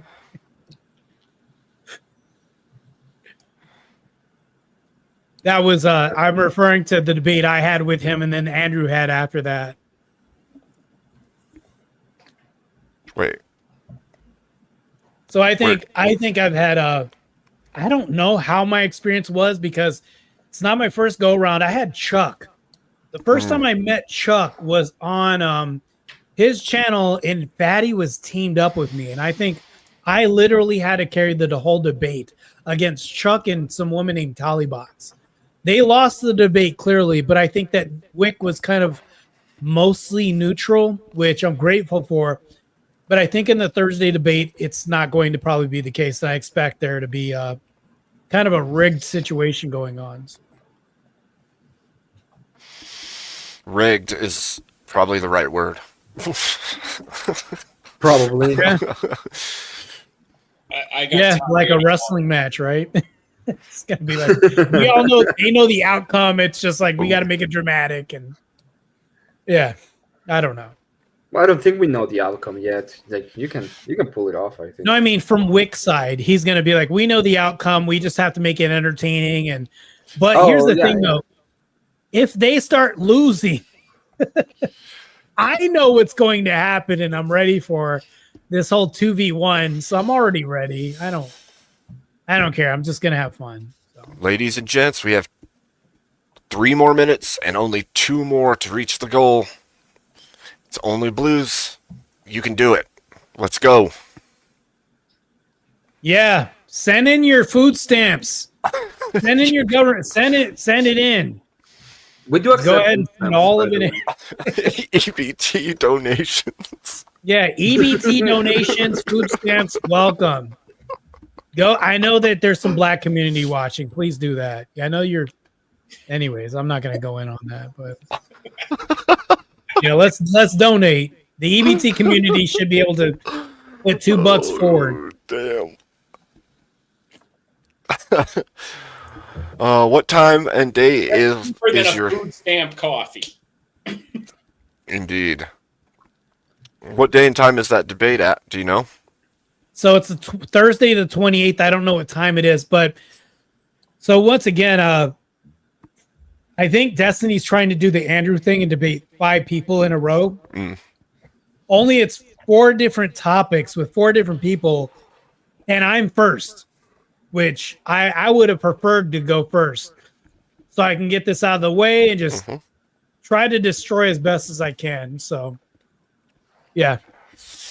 I don't know what time it is, by the way. So It's 12:36 my time. It's Mountain Time. I think same time. I'm not sure. no, I mean the debate. I don't know what time the Oh. debate is. I got you. I know got the you. date, the 28th for Thursday. I don't know the time, but then again, I think he's going to have it on Discord, and I don't know how to connect Discord to YouTube, but I'll figure that Oh. out. Some- There's a stream kit. If you go into Discord, somewhere on there should be a link for stream kit, and then you just go online and download another piece, and it allows you to do all the stream stuff.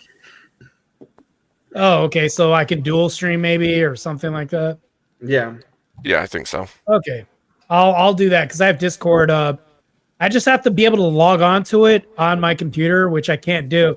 I have it on my phone, but I don't. I'll figure it all out. Thank you, Paige. Thank you, JB. Way to finish it. Yeah, way to finish strong. Unlike the ABT community, which didn't donate yet. So still wait. Spend money income. The first Tuesday of the month is coming up next week, isn't it? Yeah, there you go, Abe. Yeah, incoming EBT. Here we go. Here we go. Yeah. All right, guys. I just wanted to stop by and say, hey, I'm out. I have to finish. I'm actually literally studying for this debate that's happening. So We should still set another one up here. Those other ones fell through. We should figure one out, a good one. you mean Future. like me and Teriak again? Yeah, or- why not? I like battling Teriak. Yeah. He's a fighter. I like fighting people who can actually push back. So He's on an arc right now, so he's been spicy lately. You might be a good time. good. I might have to just stop this whole arc right now and just make him hit a wall. hmm Yeah, it's a good time to shut the leprechaun down. I like it. Now, when you Yeah. face Wick, throw in some John Wick jokes. It'll help. Oh, it's a bad compare. He's like the. I don't want to say this. He's like the Timu. Who's the guy that owned the arcades in The Simpsons? That's Wick. I'm literally being moderated by the arcade guy from The Simpsons. Oh, What's it? I don't know his name, but that's Are you Wick. thinking That's comic book guy? yeah, that's Wick. He looks exactly like that guy with the hoodie. Picture him with a hoodie on. That's who's moderating the debate. when he was Yeah. debating Andrew, there's a bunch of people in chat saying he looked like a gerbil. So Well, during my debate with Eli Nix, I told him he looked like an Ewok, and then the other guy looked like a Timu Ned Flanders. So mhm. yeah, I was going in on them, but Yep. yeah. But you guys have a good evening. I'm gonna go ahead and finish studying for this debate. You too. I'm pretty sure I'll hear all about it afterwards. So Yeah. see you guys later. Have a good evening. Have a good night, Marte. Have a good one. Enjoy. See you later. Take it easy. See, now that reminds me that a Ned Flanders death metal band is a thing. That's There's wild. a band, I don't think they're touring anymore. I think they've retired, but they were called O Killy Do Killy. And all of their lyrics were based on lines of Ned Flanders, and they dressed up like him and everything. And there were entire songs where there was an entire song where he was just screaming, "I don't like you, but I'm sure you're a jerk. Wow, I don't even know you, but I'm sure you're a jerk." that's a good one. And then I think there was another one that was like, "I can't go faster, it's a Geo." By the way, welcome, Kat, to the chat. Yes, welcome, Kat. Good to see you. So back to the Raja Jackson thing. Yeah. Did y'all see the video of him like right before he goes into the ring, where he was saying, "Yeah, they're allowing me to do a couple of punches, but I ain't gonna stop. I'm just gonna keep on beating him until someone pulls me off." At that point, I mean that's on video too. So I mean that's He was premeditation streaming it at the that same point. time. That was one of the first things I noticed, and that's why I'm tempted to think clearly to me came off as like, okay, he went in there intending to like show off, go into business for himself. Wanted to feel like the big badass because he got a drop on a guy who wasn't prepared to fight back. That's crazy. Like, it's crazy that you would stream out your intentions to do this horrific thing and then carry it out. He's grew up in the shadow of Rampage Jackson. I think he thinks that he's untouchable because of his daddy's money and what he's built. But I think he's going to find out here soon that ain't the case. I don't think daddy's money is going to be able to save him, especially if this dude decides to. What's the guy's name? Psycho Stu. Mm-hmm. Especially if he decides to press charges. Because I mean, I think he's gonna wind up having to have like facial reconstruction surgery, and he's done lost teeth. Like the dude was choking on his own blood in the middle of the ring. It was bad. They said they were saying originally, like I know Rampage was saying a statement, oh, he's stable and he's fine. No, he's stable, but he's still in a critical care unit. I think he's still in ICU. Yeah. So he's stable in the sense that I think like he's awake and he can have people visit him, but he's in a critical care unit, at least to some extent. It's wild to think you're going in for just your normal works and. Well, and what gets me, and I'll say, and this is where I think it's an interesting point for me as a wrestling fan, is how long it took people to actually react when you're watching it. And this is the thing. And I know this, and this will sound weird coming from me as a wrestling fan, but when you can get used to on a monthly basis, you can put on TV and they'll be trying to light somebody on fire or tie them up and choke them with barbed wire like it's just any old day of the week. A lot of wrestling fans are no longer conditioned to wonder why no one's calling the cops when an obvious felony assault is taking place right in front of them. That's kind of fair. Like in the 70s and in the 80s, the ultra violent wrestling spots were so rare that places routinely did risk the cops being called if they did something like that. Well, even if it was faked. My question would be too, is it possible that they thought the first few blows may be fake until they realized that there was real connections being made? Or do you think it should have been obvious immediately? I think once they realized that the dude was knocked out and those punches clearly looked real, that they were like, "Oh shit, we need to get in there and do something." Like if we don't do something, he's gonna wind up killing him.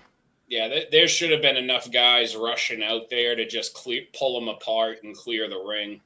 But I mean, it wasn't even that long. It was like what, maybe 10 seconds. I know a lot can happen, but that it can take a little bit to process. All right, what's going on? That's true.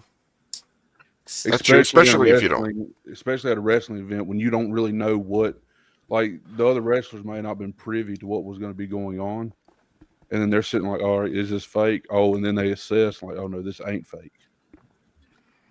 That's fair.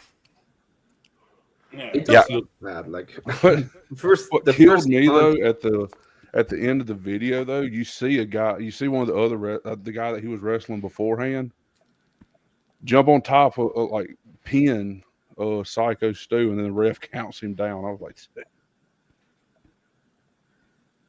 yeah. That's. And you know what's funny is there are guys, like essentially at that point, like that is what you would call in wrestling calling an audible, where it's like, well, it's going to look bad if we just, since people aren't flooding the ring and this obviously isn't just going to cause an obvious, like no finish to the match. The other guy was just trying to protect the finish and get the match over. Yeah, that's. I want to say Dana White. There's been times because honestly, it's like the worst thing you can do when you have guys that are being trained as a wrestler, it doesn't matter how many people are in the crowd.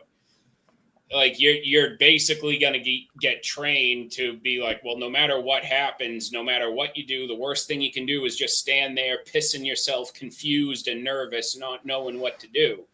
If the guy you're working with falls over and breaks his leg, well, roll him up and we'll figure out what to do with having a different finish than what we planned later. But at least the match finished and it looks believable. Right.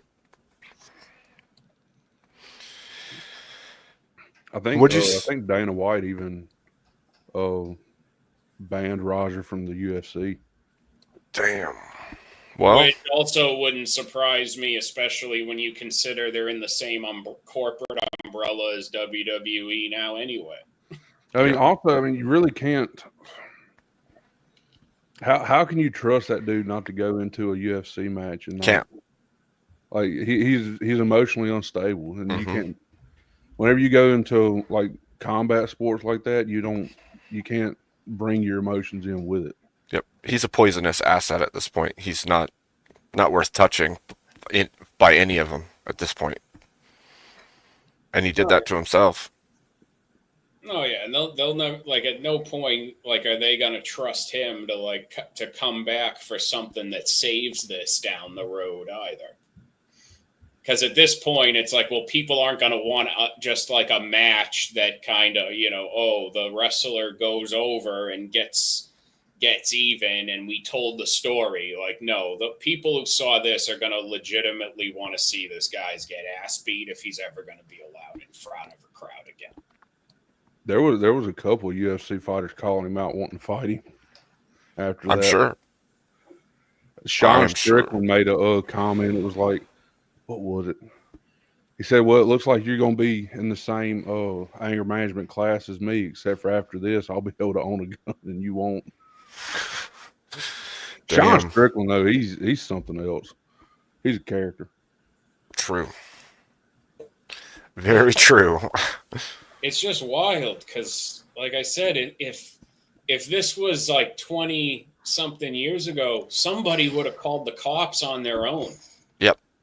Like back at the height of the NWO, back in like the late 90s, to go back in time for some of the old people like myself, there was still not, wrestling fans were not so desensitized to the high spot violence every week that there were still instances where they pushed the envelope with the NWO angle far enough that people called the cops. Yeah. And said, hey, like, there are guys with baseball bats assaulting people out back of this venue in Florida. Get a squad over there. Yep. And you can see them on camera on the TV when they're on live TV pulling up. And that was 100% real. Yeah. I wonder if what's done desensitize people to that kind of stuff is like bringing out ECW, which, I mean, of course, it's entertaining, but like ECW, it was nothing but kendo sticks, throwing people through tables, barbed wire bats. You even go back to like whenever Mankind got thrown off a steel cage. Yep. So people think now, oh, okay, this is just part of the show. Right.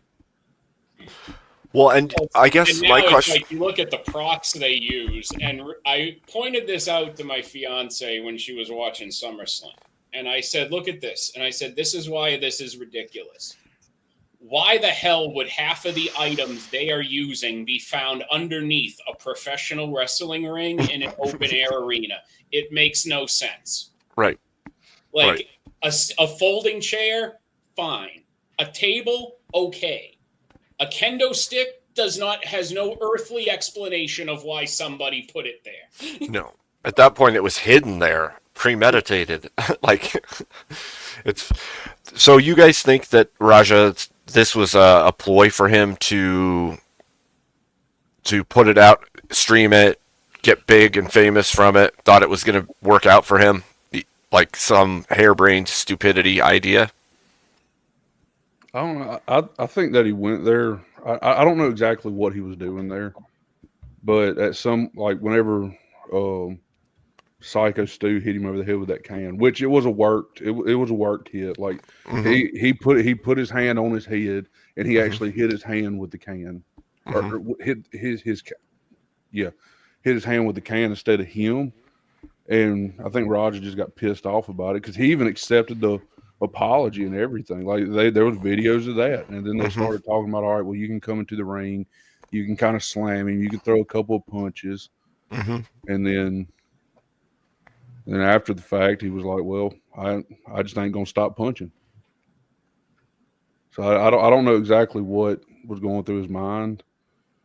Maybe he thought it would get him some catch some kind of traction and maybe get some kind of publicity off of it, but but then again, he could have just lost control. And yeah, it's like the worst thing I think they did, and I can see why they were allowing it, because they probably thought it was extra promo, it was extra attention to have him streaming it. Yep. But what they should have been doing was his ass should have been backstage at some point for a while. He should have been kept out of the crowd and have it be explained to him very specifically what was going to be done and what was going to happen. So then, at least at that point, as soon as he deviated, people would have been ready to react. Right. And there have been so many guest spots, so many like celebrity involvements in wrestling even in recent years. I mean, Paul Walter Hauser does indie wrestling dates routinely. And he's like, what, an Oscar nominated at the very least actor? Thank you, ZT. Yeah. Man, it seems wild to me that this even happened. Like, well, and I say that because I think this happening just goes to show there's been a long streak where I think wrestling's gotten very lucky with all these crossovers, and a lot of the guys and a lot of the promoters just assume now, like, hey, we're bringing in these celebrity outsiders, these influencers, we can trust these people. Because so many of them have been cooperative and safe, it's going to be okay. Yeah, but that's the thing. Like, this is somebody from outside the sphere stepping into the sphere. It's almost like it's a calling card of the generational moral decay that's happened in our country, actually. Well, the other thing is, before there was like these rough-ish idea of wrestling, right? And people knew it was fake, but at the same time, it was kind of rough around the edges, and it's becoming more and more mainstream, and more people have been going through it. So I think that's pretty much it. Like, people are not calling the cops because they know it's not real, supposedly. So when you see something like this, it's kind of wild.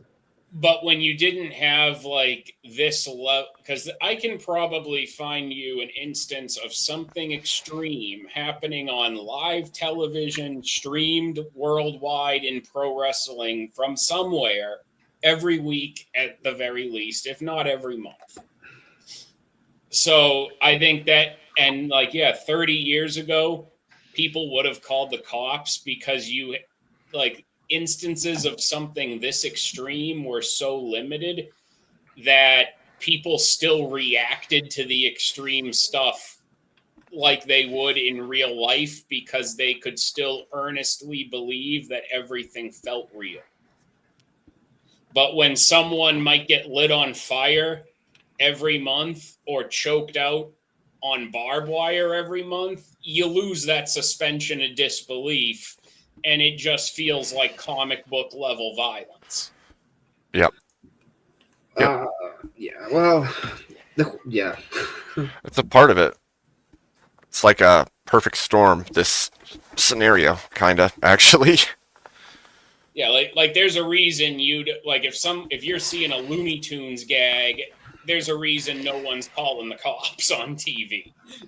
Well, that's what I mean. At this point, it's been like it's kind of mainstream, so people are not taking it as seriously as it was before, I guess.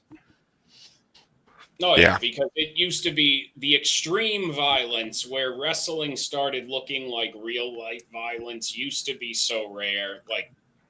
Like think of what the time like when Steve Austin they did the whole fake spot where he got hit by a car. Some people tried calling police about that. They like when other promotions did it back in the 70s and 80s, if they did a spot like that and it was airing, people would send cops to the TV studios back then. Yeah. Because you didn't see it often. You saw it very, very rarely. Yeah. Yeah, and we have like the epidemic of not taking action, even just in the streets at this point. Not just for a big event, but like even in, you walk past something happening and nobody else is doing anything, so I'm not going to do anything, right? So. Well, I think in The Incredibles, the movie, it was pretty much people make fun of it at the beginning of the movie, when there's like, oh, this guy saved my life, but I wanted to delete myself, so I'm gonna go ahead and sue him, and it's a whole problem, right? Mm-hmm.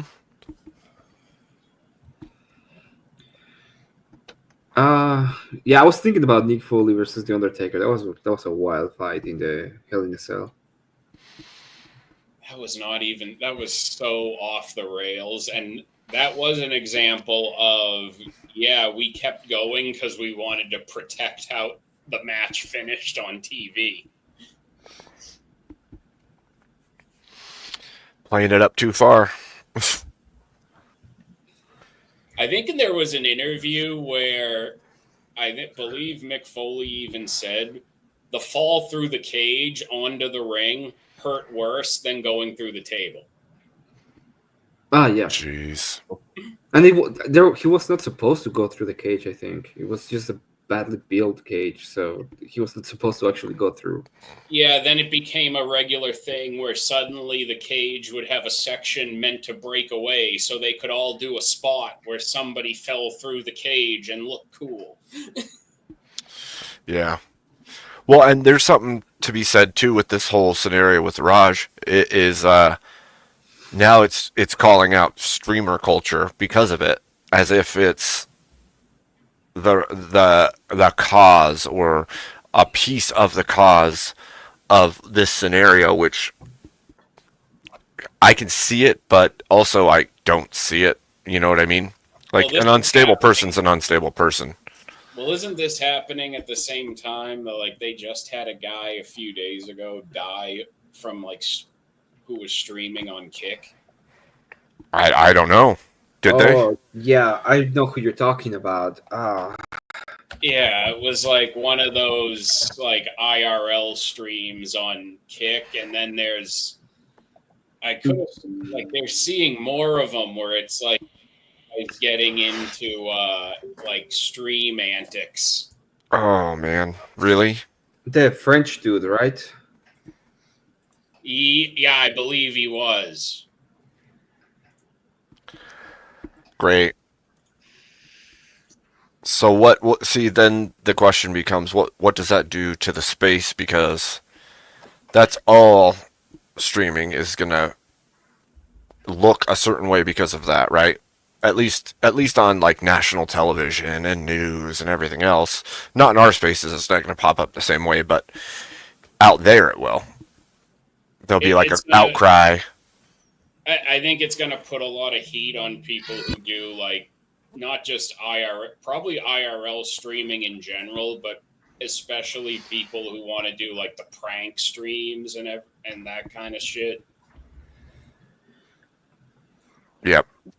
Kind of like some of them it's just for like shock value. I've been seeing some like videos on TikTok of these white dudes like dressed up in like coveralls, straw hat, and stuff like that, and walking up to like random black people and just see like he told one black guy, "Hey boy, grab something off that shelf and hand it to me." It's like, dude, you walk up to the wrong person and they're going to beat your ass. If or worse. Yeah, I was going to say or worse. That breaks TOS, sorry.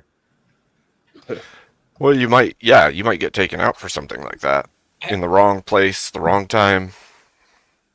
I was just seeing a thing earlier. Hello, dear.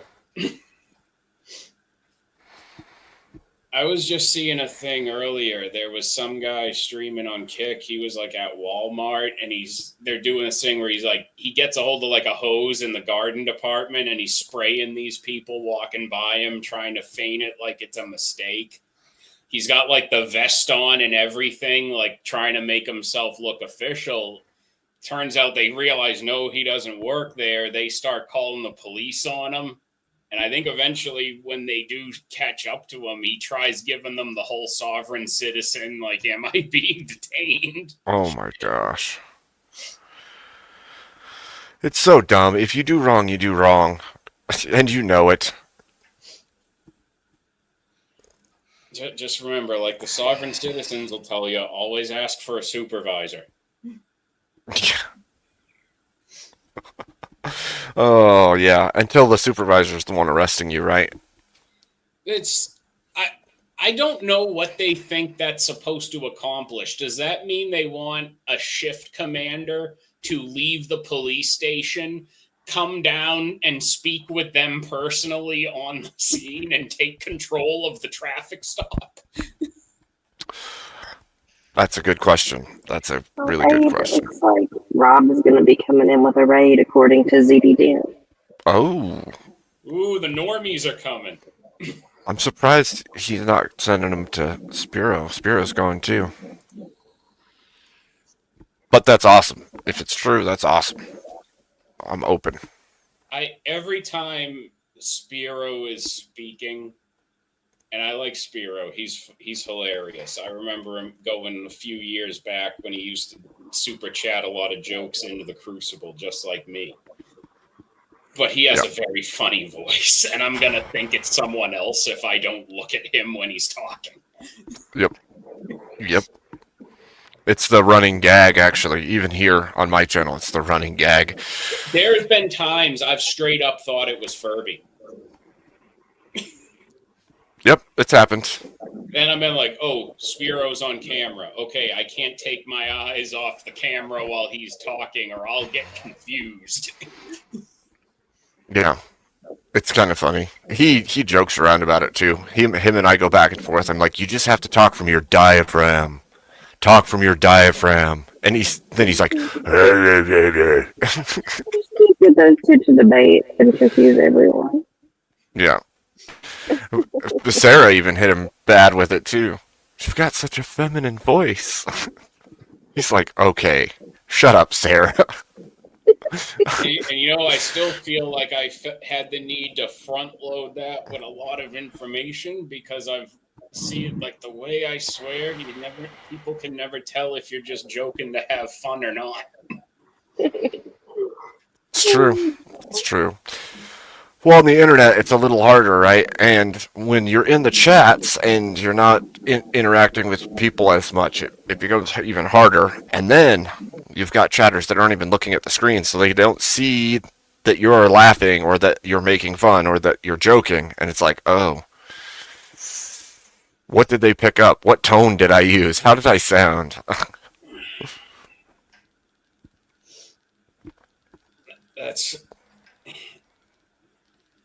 That's why I still don't know if Millie's used to me talking on YouTube. It might be weird for me talking on YouTube because I'm a lot more TOS friendly on YouTube than I am off YouTube.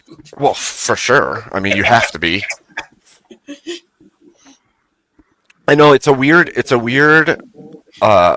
intersection in life, really, because like my wife come into contact with my videos and she'll like watch them or jump in or check stuff out, and it's like it feels weird. It's like I'm on somebody else's screen in my house being watched, and it's like that feels so weird sometimes. That does sound weird. That's kind of funny. I didn't think about that. It's a weird feeling for sure. I usually pepper my. You start like nitpicking yourself. Yeah. I would get kind of self-conscious of probably. Yeah.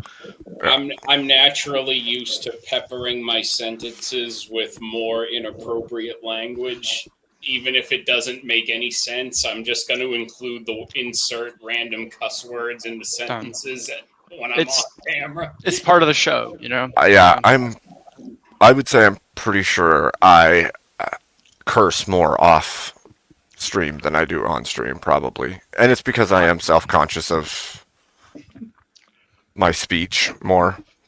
Not like crazy amount, but definitely a difference. Yeah, you have a presidential image to maintain. Yeah. I don't know. Part of it's just I don't like putting certain things out there. Like, I don't want to... I know what you mean. Yeah. I definitely tone it down too. It's like going to the store. I'm not going to go into the store and be cursing like a Marine in the middle of the aisles when there's people everywhere. Like some grandma with her grandson just next to you. Yeah. Just be like, oh my gosh, let's go out of the store as quickly as possible. Oh dear. Yeah. Sorry, Aunt May, I didn't mean to. And yet there's plenty of people that go out and do that without thinking twice. That is true. I really don't know what to do. I know I curse on here, but I think only when chat pisses me off or somebody on the panel pisses me off or I'm just pissed off. Yeah, well, it's not over the top, though. It's not like dropping the F-bomb every other word and calling people names. And it's not like you're going on a 20-second F-bomb rant. Right. Oh, man. People would love that. You know, but there are times, Kat, where it's perfectly fine. Like, I remember when Millie told me like a week ago, she was like, you know, the other day I was talking about something and I randomly just started saying it like you. And I was like, and this and fucking this thing. I'm like, I was so proud of her. Yep. Yep. It's heartwarming. Oh, Millie says she used profanity at mini golf. Look, I did not intend for one of our first uninterrupted Saturday afternoons together to turn into 6 hours of me cussing while I built the new desk, but she sat through it like a trooper and didn't judge me for all my failed repairman outbursts that we all know happen when you're a guy. As men, you gotta let it out when something falls out of place. You just if you were like actively building something, that's fair. That's gonna happen. You're gonna swear during it. Yeah, like I'm gonna randomly, like, you know, just I might randomly just want to just swing the screwdriver against the top of the desk a few times. It's gonna make me feel better after I stub my foot. The profanity's part of the toolkit, right? It is. It is. But that's when I knew she loved me, because she sat through all that and she didn't judge me for it one bit. Yep, that's how you know that it's a good one. The only time my dad ever cursed was when he was like trying to do a project, and he loved to say "son of a b." Yep. Did he say did he say "son of a b" or did he say the actual? He said the real word. I was saying that would have been funny if he was just like. And he emphasized the b. Actually, that would be funny if you grew up and that's all. Sticks. Yeah. F. Oh, F. Yeah. A B. I've never heard my dad say the F word. I just heard him say Really? "son of a b" and "d." Oh man. That's it. I had a very different experience with my father. I've never heard my mom say a curse word ever. Wow. I was literally using just about every curse word by the time I was 3 years old. If that gives you an idea of like the swears that were happening around my house. So my brother was 4 years older than me, and when I hit 8th grade, like I was such a goody two shoes. My brother like sat me down. He was like, "It's time you start cursing." Well, we called it cussing. He was like, "You need to start cussing. You're too goody two shoes." And I'm like, "I really don't like it." And so he like gave me a tutorial on cussing. Yeah, you Looking gotta back, swear that's at kinda least. crazy, but You have to swear at least a little bit, you know, because if like you just you don't swear ever, it's kind of sus, you know. See, I didn't cuss at all, like in childhood, because it was completely unacceptable in my home. Like, not at all. Not at. Like I'd be popped in the mouth for it.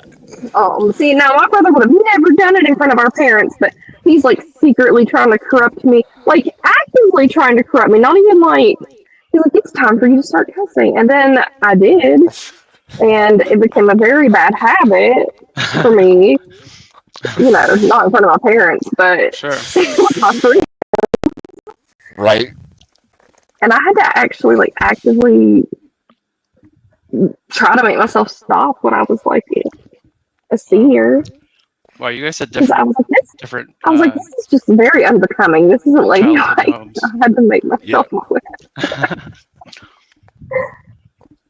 Yeah, That's funny. I don't even think we could get away with like the pseudo curse words. Like we couldn't even say F that. Really? I couldn't even say fart in my house.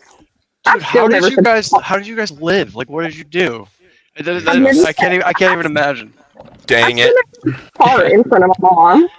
Like I'm just imagining like getting slapped for saying like the word like flipping or something like that. I don't like, even. It's like what? I don't even think I said. I don't even think I Freaking. said crap until I was like a teenager, probably, because I was afraid I'd get smacked for it. No crap. No freaking. No darn it. No. None of that. Wow. No fart. You had to say poot. Fart was fine, but Oh, how gracious of them to let you say that. I know. But it's funny that it's funny how it's funny how parents are too though. Like I couldn't say zit, but I could say pimple. Wait, what? Really? Zit? Why? Why was Why? zit bad? I have no idea. It was Still to this day, I have no idea. That's I'm honestly 41 like, I'm 41 years weirdest old, one and I so- still don't know why. Right? nice Scott. See ya. I do. You're right.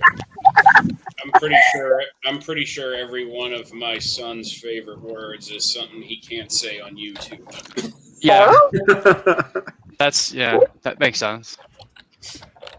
Yeah. He's a modern gamer who games online. He's Well, heard that's- them all. Yeah, that's what I was just gonna thinking. say.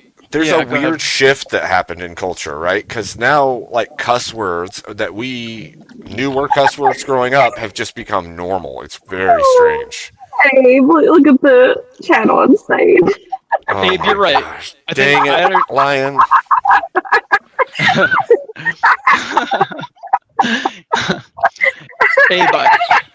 Abe, I'm picking up what you're putting down, though. We need to invent an entirely new line of new swear words that are worse than the current ones.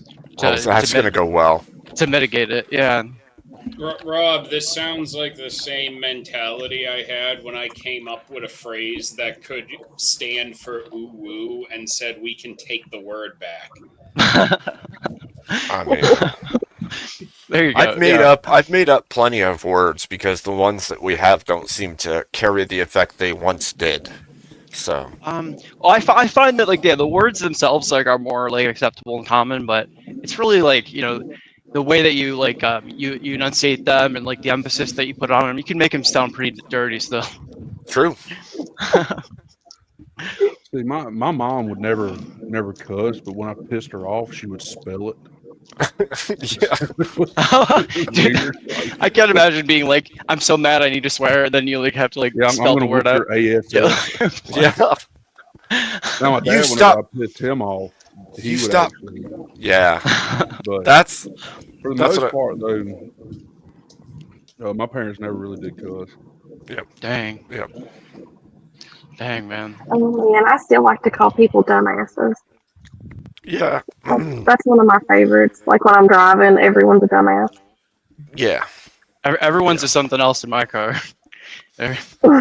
Well, that's because you got 3 in the front seat, You're just funny. 0 inches apart. Yeah, and you can imagine the amount of curse words coming out of the 3 mouths. I can only imagine. Should I be grifting off of Raja Jackson? I'm just realizing this. I should be doing wall-to-wall coverage on him and going, hey, you know what else has to do with wrestling? The NWO logo. Buy Woo merch. Honestly, Right? You should cash in while you can. You gotta get it while it's still hot. Yep. I think I'm gonna have to, Rob, because this is what I've trained for every day of my life since I first watched wrestling at 3 years old. Was the day the YouTube Panelverse needed a wrestling expert. Yeah, it became like suddenly the two aligned. It became relevant. Go ahead. It's your time to shine. For this. Morning, Wobbly. Morning. Yeah, it's an odd time, that's for sure. Any of us who are old enough to remember before the internet was like a thing, I didn't think that this would ever be a thing. I'm just throwing it out there. This is a weird state of affairs that the human race has found itself in. What I think what I've seen blow some people's minds is when they find out that there were actually internet radio stations in like the late 90s, early 2000s, because there was a base of people who were investing money into the internet who thought the internet was going to supplant AM FM radio way faster than it inevitably did anyway. But really it was never like the internet on its own never killed radio. Apps killed radio. Especially sports. Sports were on the internet way before everything else, man. Way before. I had a friend that ran one of those online radio stations up until last year. Like, he held it out for a long time and then finally gave it up. It's kind of sad that he gave it up. Dang. I know. Well, he had a big move and a lot of stuff happened, so he was like, I have to. But maybe he'll bring it back. It's the end of an era. Well, you know what the turn of the millennium internet was like, Rob? It was like when World of Warcraft was really successful and you had a dozen clones come out thinking there was more money to be made. Because for some reason, just the "you got mail" meme had everybody thinking there was so much money on the table to be made in the internet back then. Yeah, I was pretty young, but I remember the explosion of all of everyone's trying to cash in, and then slowly the weaker ones die out, and then the big ones stay. It was like the gold rush, but with the internet. I remember when Amazon just sold used textbooks. Yeah, I do too. Yeah, because my mom used to use it for school stuff. Yeah. And then I remember at that time there was a time when you could buy textbooks on Amazon and that was it. And all your high school teachers still thought Walmart was the biggest threat to small town. Oh, that Walmart. Yeah, Walmart's gonna take over the world one day. It's so crazy and hard to predict. It's funny, looking back, what people were trying to guess would happen. I remember there was a website called Chegg, CHEGG, and you could buy used textbooks on there. And I bought my calculus book for college on there, and they sent me the teacher's manual. So that was pretty cool. That's badass. Wow. That's serious luck of the draw right there. Especially with that course in particular. Dang. No kidding. You dodged a giant bullet. But you had the right answers. It's nice to know that you had the right answers. It's wow. Before you turned in your assignment. Wow, everyone, Cat got 100 again. I did. But I tried to do the work myself, but I would check myself before I turned it in. Yeah, there's some less anxiety to deal with. So that reminds. Similarly, I remember there because Kat mentioned you still tried to do the work. So my Latin teacher in in high school. Guy was fucking based, but real old school guy. But he did a thing where if you got above a certain grade for a quarter, you had a written homework exemption. He still asked the people who had it every day, did you do your homework? And if they said no, he gave them an X for it, even though they had an exemption. Wow. Dude, what a dick. That's honestly, I kind of respect that because it's so bad. You have to do it. That was his joke, though. He's like, yeah, you don't have to write it, but you still have to do it. So did you do your homework? Wow. Yeah, honestly, respect Wow. for that guy. That's dirty. I would just say yes. Yeah, honestly, Every yeah. time. I would just say yes. Every time. Of course I did. Yeah, of course. Obviously. I mean, geez. Guys, I'm not gonna lie. I did not do any homework in high She's school. on her. She's on her phone, Dave. That's why Commander didn't come out right in her super chat. She's typing on her phone. Commander. The Commander is here. Is it, wait, is We this all- Gondor? He's sponsored by Trojan. I mean, Commander. It's a new. He's a. It's a new. Yeah, it's like an artisan. It's like an artisan, like handmade condiment maker. No, Yes. but you gotta make it sound even more. You gotta make it sound even more fancy, but also dirty, funny. Raw. Have I taught you nothing? You have to be like artisan prophylactic manufacturer. Yeah, yeah. In that case, it should have been. Rubber. In that case, it should have been the Commander. The Commander. All of the world's wealthiest people go to him for that. For prophylactics. Yeah. I made that even better just by getting out a thesaurus in the old. Oh man. Well, y'all, I gotta head out. Abe, thanks for letting me up. I Hey appreciate Brandon, it. thanks for Pleasure coming up, talking dude. to you. Later, Brandon. Always welcome. Yep, nice seeing you. Thanks, man. I'll holler at y'all later. Sounds good. All right. So, Kat, what's your favorite debate topic? Sheeps. Sheeps versus the goats? Yeah, what's like the positive and negative? Yeah, it's just sheeps. Goats are more useful. Oh, you gotta go. It's okay. That's meaner though. What? Goats are kind of associated with like demons. Mhm. Well, we learned that they all are a bunch of Bullies. Her sheeps are evil. Remember, they met her at the hospital. They changed color on their own. You know what? You're right. Both I of have them taken are pure lambs. evil. I had taken lambs to work with me before because they needed fed throughout the night. So I just took a duffel bag with 2 lambs in it to work with me. Well, I used to have goats, actually. I used to have milk goats. Okay. Is this what you're going for with the sheep there, Kat? You.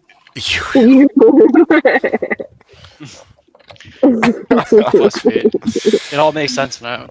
It all makes so much sense now. It all makes sense. I think my favorite debate topics are more like social issues.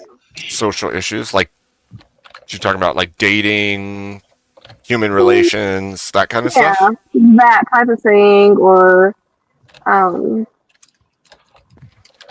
like men's and women's Right. issues. Yeah, like feminism versus red pill, that kind of thing. Yeah. Okay. What about you, Rob? What's your favorite type of debate topic? I mean, I'm tempted to just say like the classic Ricky and Andrew Wilson, like is it gay to suck dick debate? Okay. Oh, Lord. So or like, D-Gen. is holding hands gay? Well, no, it's more. It's not like D-Gen. It's more like just like how funny it is. Just funny stuff. But if I did a serious answer, it would be kind of a lot of stuff. It's more because I don't really like debates that much, but I like the conversations. So like particularly when you're talking about like a lot of the social issues that are going on, and like what like we kind of discussed, like what we think would be a good way to deal with them. Just acknowledge the crumbling world around us. Rob, are you currently saying that you just enjoy the conversations more than the debates? Is that what you're saying? Yeah, but I gave a specific conversation though too. I'm just checking. I don't have anything against it. I mean, obviously my channel's mostly conversation, not I do like debate. the So flow of conversations more than like Yeah, the controversy of debate. that's fair.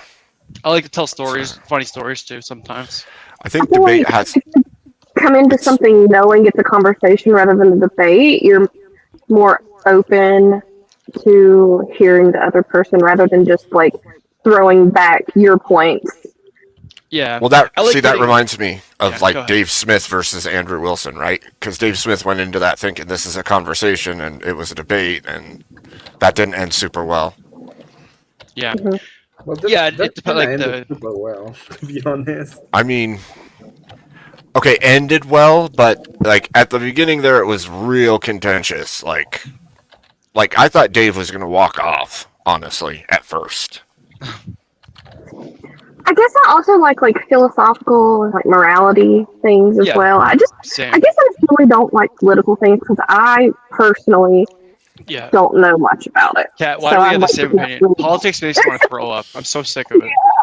Well, it's because it's become such a prescient thing. At this point, it's in everything. It's everywhere all the time. Politics is in your sports, it's in your games, it's in your shows, it's in your music, it's Well, it feels like- everywhere now. It feels like I've been eating the same spaghetti and meatballs meal for every day, 3 times a day for the last 10 years. So I have a it's like theory that.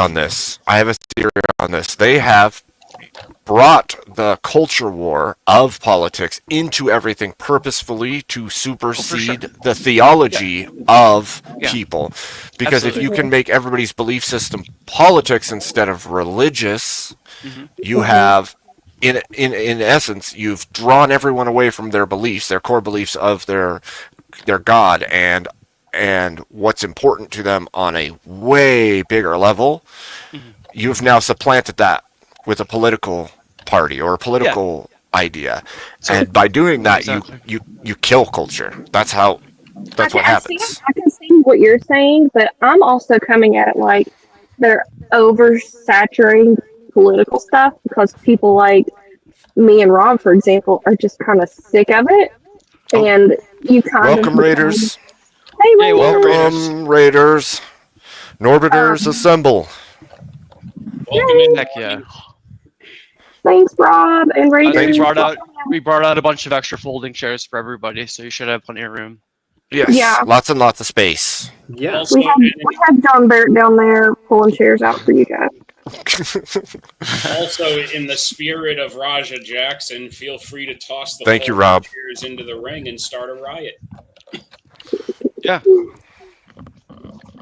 But so back to what I was saying, I think maybe they're, like you said, oversaturating it on purpose. But my opinion is maybe that they are wanting us to be desensitized to all of it. Maybe not care quite as much. Like people like me, I don't really know much about it. I'm getting it thrown at me so much that I'm just like, whatever. Right, but here's a real question. If they oversaturate everything with the politics, it also tunes people out to the theology side as well. Because there's a tie between them. Yeah. And it also guarantees that, politics is obviously the most contentious thing. So if we're constantly talking about politics, then it guarantees that we're all going to be at each other's throats constantly. And it's, look how good it's working. It is, in fact, working. Yeah, really good. And not just that, but it's what's really wild is the divide and conquer thing is 10 times stronger than it's ever been. Like people are willing to cut off everybody in their life over a political stance. It's sickening, yeah. And- people and don't we talk to as their the parents normies- over it. Or We as the normies, we don't really know what's going on anyway. We know what they're telling us. We don't know what is really going on. I used to have make- a lot of speculations. Yeah, I used to make an analogy that the people at the highest spots in government are like sitting on Mount Olympus, basically, and the rest of us down here are looked at and treated like ants. We're the workers. We're just supposed to keep everything going, make the money, do the stuff. And so long as we forget that we have a place in the system and power in that system, they can just keep doing whatever they want, and we'll just keep on working and keep on doing what we're supposed to do. And like you just said, if they just push politics into everything to the point where we just say, "Oh, I'm done. I don't even want any part of this anymore," we lose all the power too. We're so we have so much anxiety and we're just overwhelmed constantly by all of the the shit that's going on that we don't have time to sit down and think what's actually going on. Yep. Beyond that.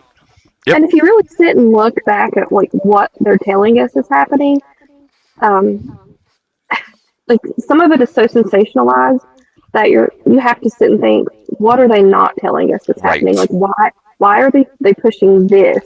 Yeah, is there something else that's going on that we're not supposed to know? So my piece of advice for that would be that if you feel like tuning out, it probably means that you need to press in. You need to pay closer attention. You need to actually, it's almost like anxiety, right? When you feel anxiety, it's not because something's wrong necessarily. A lot of the time it means you need to do something and you're having a response that you should be doing something. And your body is having that response because that thing isn't getting done. Well, and you're made to feel crazy if you do think there's a bit of conspiracy. Not to say I'm a full-blown conspiracy theorist, but don't worry, I am. If you think there's even a hint of conspiracy, you're crazy. No, everyone else is crazy, not me. We're all a little crazy, right? We're all a little crazy. But Emmett's not doing inappropriate things. He's washing a glass in his tavern. Mm-hmm. Well, you can actually, by the bar. Technically, that's Amagad who's washing the glasses in the tavern. That is Amagad. Emmett's just somewhere in the tavern typing up a storm. Maybe he's writing manuals. Oh my god! I'm sorry. Yeah, he's like the financier or the accountant, in the room back there.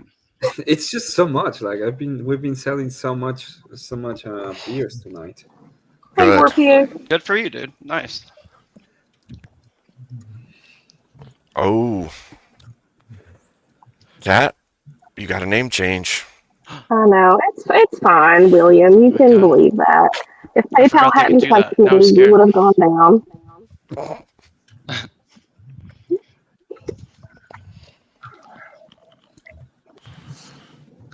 We all know. Do we all know, Kat? I think we do know that I would have gone. It's a reminder. Would have gone. I mean, you didn't win though, so to say that we all know, I think is oxymoron status. We would all know if you won. Past history, when I do win, that if PayPal hadn't cucked me, we can extrapolate that I would have won. Thank you, Miss D. Thanks, Miss D. Kat, this is enough of a woman talking about employment and money. This was a benevolent reminder from the patriarchy that you need to focus on pursuing unemployment. That you need to step into your... You notice I didn't bring it up either. Honestly, that's a way just responding. That day sounds way more fun if your goal is how can I get fired? And that's your goal for the day at work. Well, that's the thing that I've actually tried for years at other jobs. Yeah, I hated one of my jobs, but I was I'm not a quitter. Resign. Yeah. Huh.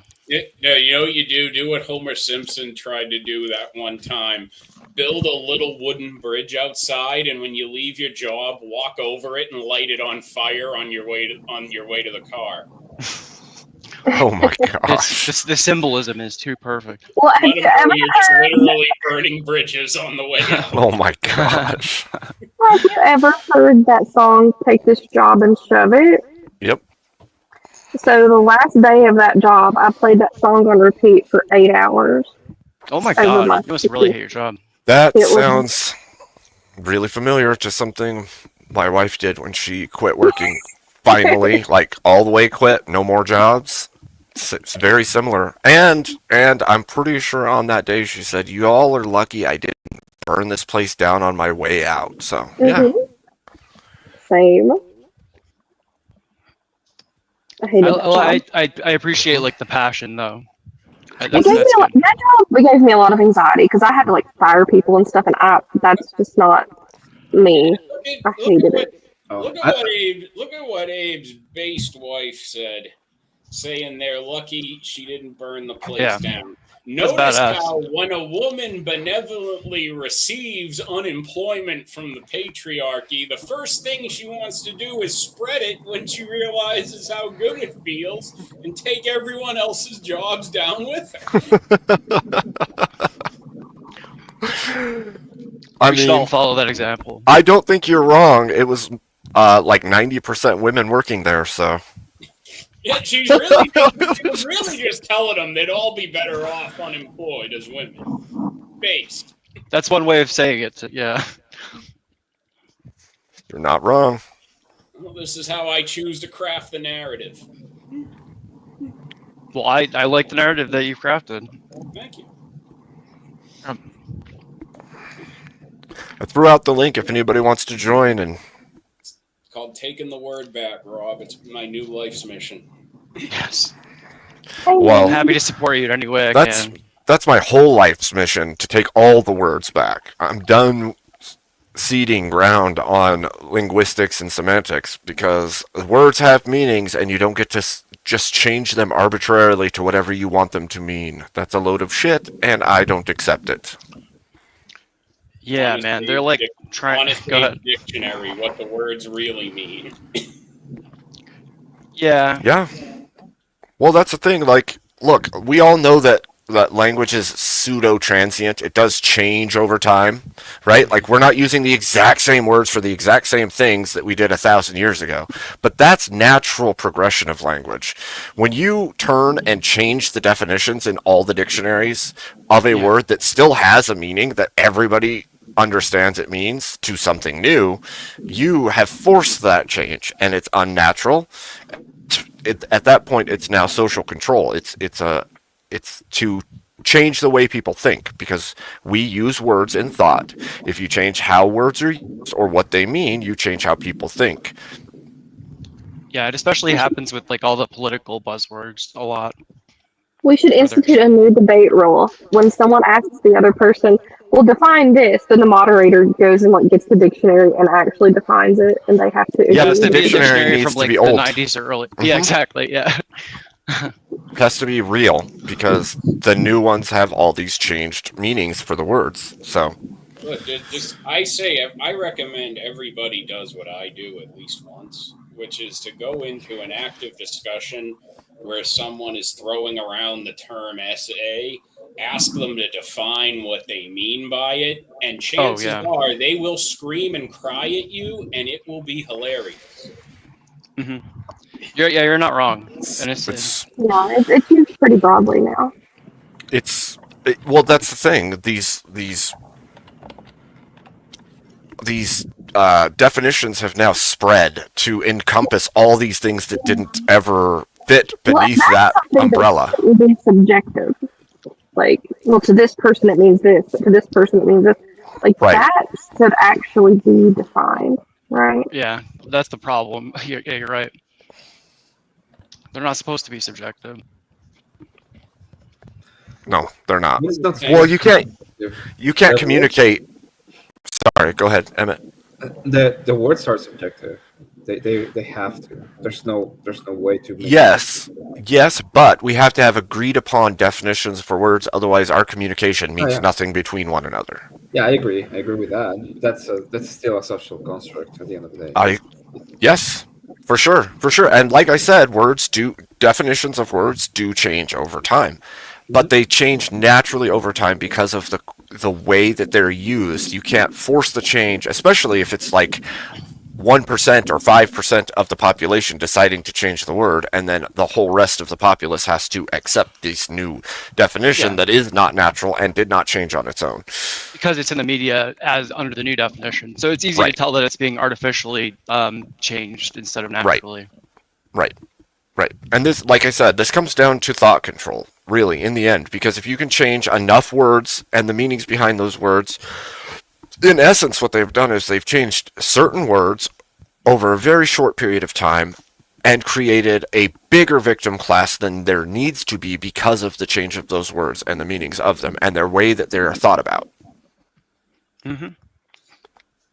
Yeah, it's like just imagine like a giant like one domino setup, like Yeah, that's kind of what's happening. Well, and you know what's funny, Abe, is that you can pull this back to Jackson again. What'd you say, Kat? I sent you something to DM. Can you pull it up on the screen? It's like hilarious. This came on my feed today, and it's so relevant. I don't know why it's on my feed, but I would like to share it with the class. It's because it's listening to you, Kat. Wait, you're AI. What are you talking about? It came up on your feed. You probably generated it. Yeah. Get out of here with this. Nice try, Kat. AI just tried to trick me into believing that it didn't make this. And you see how close we almost fell for it. That was so close. So close. How relevant is this? Huh. Let me take a look. That's pretty relevant to this channel. I'm just throwing it out there. Fried and microwave monsters. I'm not gonna lie, that air fried dog looks pretty good. Okay. But it doesn't look as good as the grilled still. Yeah, you know why? It's because the grilled one is the best. Are we not? I mean, I actually do have a good mic, but I'm in my barn right now, so I'm just on my earbuds. Sorry. She's using the food. What was it? The bread maker? The bread The maker? molasses. Yep. The molasses mic. The molasses mic. This is my bread maker mic. I like that. No, now we know that you're AI because your molasses has a microphone. Okay, there's definitely a problem. Yeah, there's a problem. We call these hallucinations. Yes, we do. I didn't think molasses could run on the internet. Well, it can now. At this time of year. Yeah. Steamed hams. Dude, I miss the steamed hams memes. I miss when they made steamed hams an item in World of Warcraft. Oh my gosh. gosh. See, now Screaming Beagle wants hot dogs. My job here's done. Nah, I want hot dogs. I think I might still have some of those and the Aurora Borealis beverage item in one of my character's storages. I don't doubt it. I probably have all kinds of things stored up, sitting on the account from forever and ever ago. A bunch of little memories. EOD, can y'all really not hear me? Sorry if it's an issue. No, we can hear you fine. We heard that, yeah. And yes, Robert, the flavor item text on the steamed hams in World of Warcraft did say, quote, despite the fact that they are obviously grilled. Yeah, perfect. Yeah, I knew it was going to be like some kind of quote from the scene. Of course it is. That's how it always is. That's how it should be. I saw a comic version of that got dark where it ends with Chalmers going, Seymour, you have to accept that I died in the house fire. It's over. I can't even remember the amount of alternate versions of that I've seen. Well, Wobbly, I had something similar happen a couple weeks ago. It was very, very strange at first and then felt so natural again all of a sudden. What was that? World without the internet. Most divided generation in history. Here's why. The millennial generation goes from 1981 to 1996. And within those short 15 years, there are 3 separate millennials. You have the first group of millennials from 1981 to 1985 that are known as Zennials. This Zennial title comes from the fact that they are considered both Gen X and millennials. Throughout generational history, generations lasted for 20 years. So originally, Gen X went from 1965 to 1985. But in 1996, Welcome, it Spiro was Raiders. changed, and those born between 1981 and 1985 were considered millennials. Thank you, Spiro. They changed it because true Gen Xers did not have the level of technology that these later generations were getting. There are even some Gen X members born between 1977 and 1980 that are considered Zennials. Because if the internet went mainstream before you graduated high school, you had different experiences from a full Gen Xer. Now on to what is considered early millennials, the people born between 1986 and 1989. These are the millennials that don't act anything like the 90s millennials. The vast majority of their memories are only in the 90s, but they did still have boomers as parents. So they were still raised in that tough way, with most of them still being latchkey kids. And then you have the 90s millennials. These are the millennials that don't remember a world that didn't have the internet. But the majority of them still did not have actual internet in their home yet. But the world around them did, making things a little bit easier for them. For the Zennial millennials, their young childhood show was something called the Elephant Show.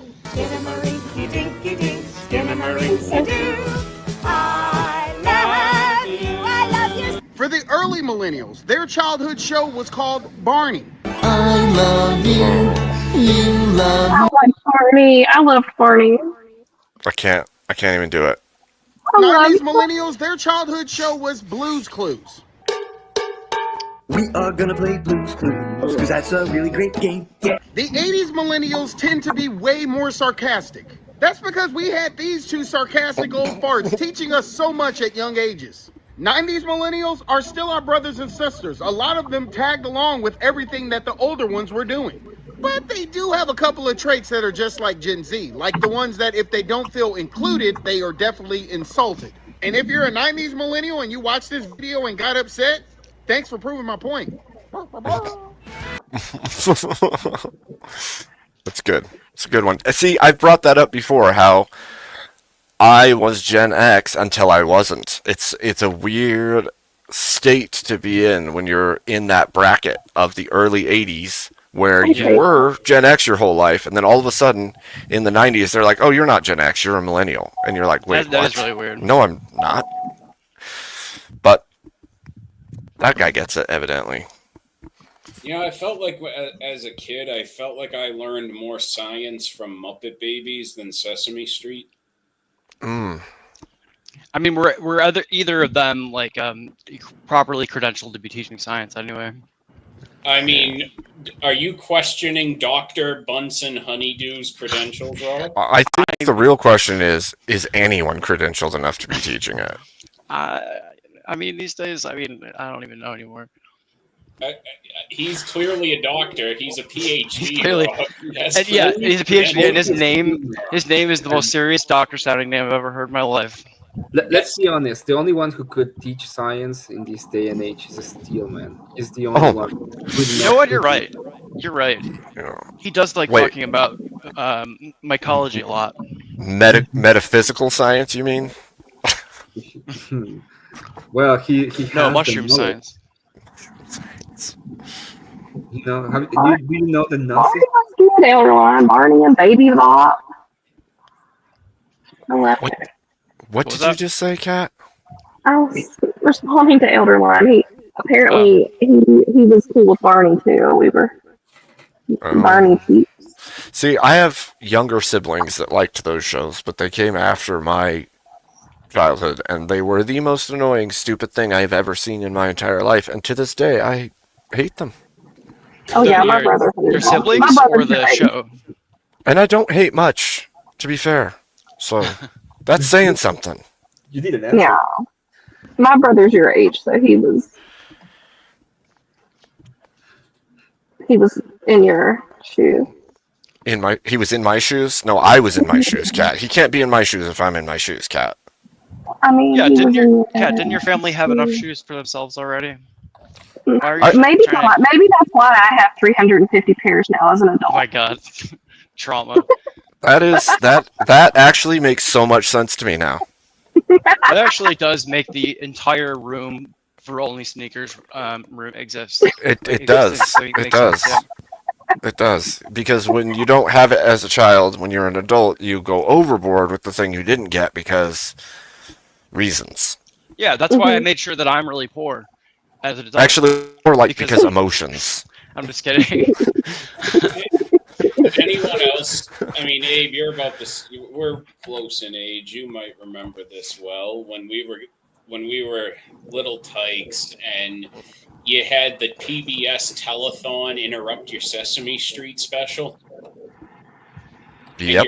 And I remember. we grew up watching old people grifting for public TV. That is true.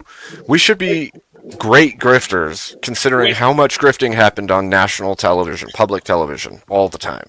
Which, I mean, just like PBS would always remind us, I mean, I think it's important that people know if you're watching free entertainment for even one moment without paying, you are nothing more than a common thief. Yeah. Or a puppet, one or the other. I've never pirated anything illegally, ever. I wouldn't do that. Allegedly. No one should do that. Allegedly.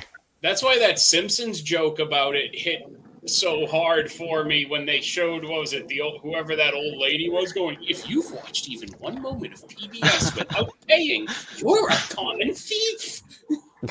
I did test the reference. That's funny though. It did feel how they were shaking you down watching. Yes, exactly. That's true. They did say that. They did say that. Yeah. You're like 3 years old, and you're 3 years old, and you go crying to your parents that if they don't give them money, they're going to take Ernie and Bert away. The anti-piracy started early with us, okay? They were making sure we didn't develop into pirates, okay? Well, they must have not worked for my generation. I mean, it didn't work for ours either. We just hit it better. Can I derail for just a moment? Yes. So I was thinking when Spiro's raid happened, we need to have a name for his raid. And are they the spiralers? They're the Floropians. Okay. I do like Floropians a lot. Okay. Because I was gonna call them the moist coders. The moist coders? That sounds like somebody else's crowd. Yeah. Oh, I think Spiro would like the moist Cody. No, that does sound like another character. Yeah. It's like the kind of like word that you kind of like turn your nose up at it when you hear it say A certain character we all know. You know. So you I think we all know. Someone who was the complete opposite would probably be called something like, say, logical coder. Something like that. Yeah. Something probably really close to that. Call him the green coder because Emmett hates his green code. Well, I called your raid this morning the presidential raid. That's true. Let's not talk about what I hate of Spiro. Yeah, but you also told everybody my real name is Babe Lincoln, so. Yeah, but to be fair, that's really a really good name. I said Abe Lincoln. Whatever. Mr. Babe. Babe Lincoln. I'm imagining it with like some like Instagram selfie with like Oh, you know, there is. Yeah. I think before I even knew you, like before we even spoke, I paid to change your name to that on Sarah's. Yeah.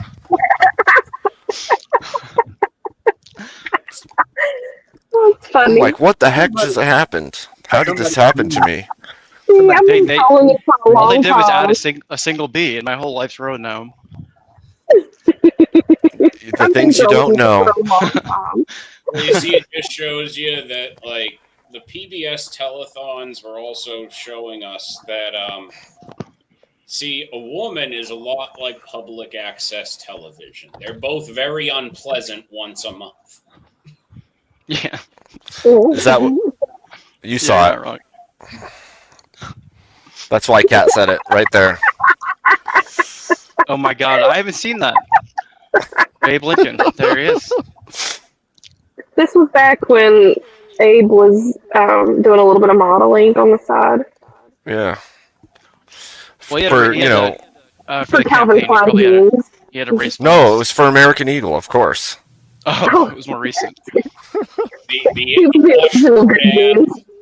The washboard abs so strong they divided a nation and reunited it. Yeah. Well, I mean, if you saw earlier, I did emancipate Marte and put the vampire beneath. So. I'm disappointed that there wasn't a denim top hat, though. Oh my gosh. That would be so ridiculous. that actually happened though. Denim top hat. Oh, Don't That they sounds- call that a stovepipe hat? Yes. Wait a Yeah. second. For some That reason, would have that been a sounds stovepipe, a Canadian. stovepipe. What, Just Emmett? 1 second. Just 1 second. Mr. Biel, okay, I'll take that. I'm Spiro's best friend forever. But somebody please change Abe's to Babes, okay? That's all I'm saying. So that would be a Jove type hat. A Jove pipe hat. You know how they say jorts and stuff? That would be a Jove pipe. Oh, that's That's creepy sounding. Cat, that's But too you know much. what? That campaign you did for American Eagle jeans, it's not very American because you're wearing a Canadian tuxedo. With I the mean, complete. it's true. Denim That's top hat, but a denim Cat. hat would Mhm. work really well with a denim suit for denim formal wear events. You should save your jokes for your dad jokes because they're not Well, as no, they really do call that the Canadian tuxedo. Jeans wanna on hear top and bottom. They really do. It's a thing. I don't want to hear it from you. Cat, why do you always try to bully people by calling them Canadian when they're not Canadian? So you do that Well, to me too. because, I mean, that's a pretty good burn, honestly. Yeah, it hurts. Stop it. Get the elder. Yeah, that is European coat. You know what it is, Rob, is I think Kat's projecting. I think she's a closeted Canadian. Yeah, that's what I think too. The only part of Canadian better- that I like is Newfoundland. You better not be. Yeah. Yeah, like we're laughing jokingly like about the fact that you might be, but if you really are, there's gonna be a problem. Well, I have really thought about buying a little beach house in Newfoundland, to be honest. That's Yeah, not the how same much as being from there. How often do you think about it? Like once a week. Oh, that's way too much. Mhm. That's not Well, I have a rotation. Like, I'll think about buying one there and then, like, at another beach. I don't know. I just haven't decided which beach I want to buy a house on. How's about that? I did it for Dave. You did it all for Dave. I did it was all for you, Dave. It's all for you, Dave. I'm Was a that little quote crew. from? Yeah, wasn't that a quote from the whatever was that movie where the kid was the Antichrist? His name was Damien in it though. Oh, The it's a Omen. famous movie. Yes, The Omen. Yeah, I don't know. it was a really popular movie. I know the movie. I'm just The Antichrist. giving you shit mostly. Okay, that's okay. Oh, Mr. Bill Roberts always nice to me. You know what? New I'll be nice to Cat. I'm nice to everybody, you know. Not just Cat. Oh, Are you, though? bartender, it's all in good fun. We love our Canadian brethren and sistren.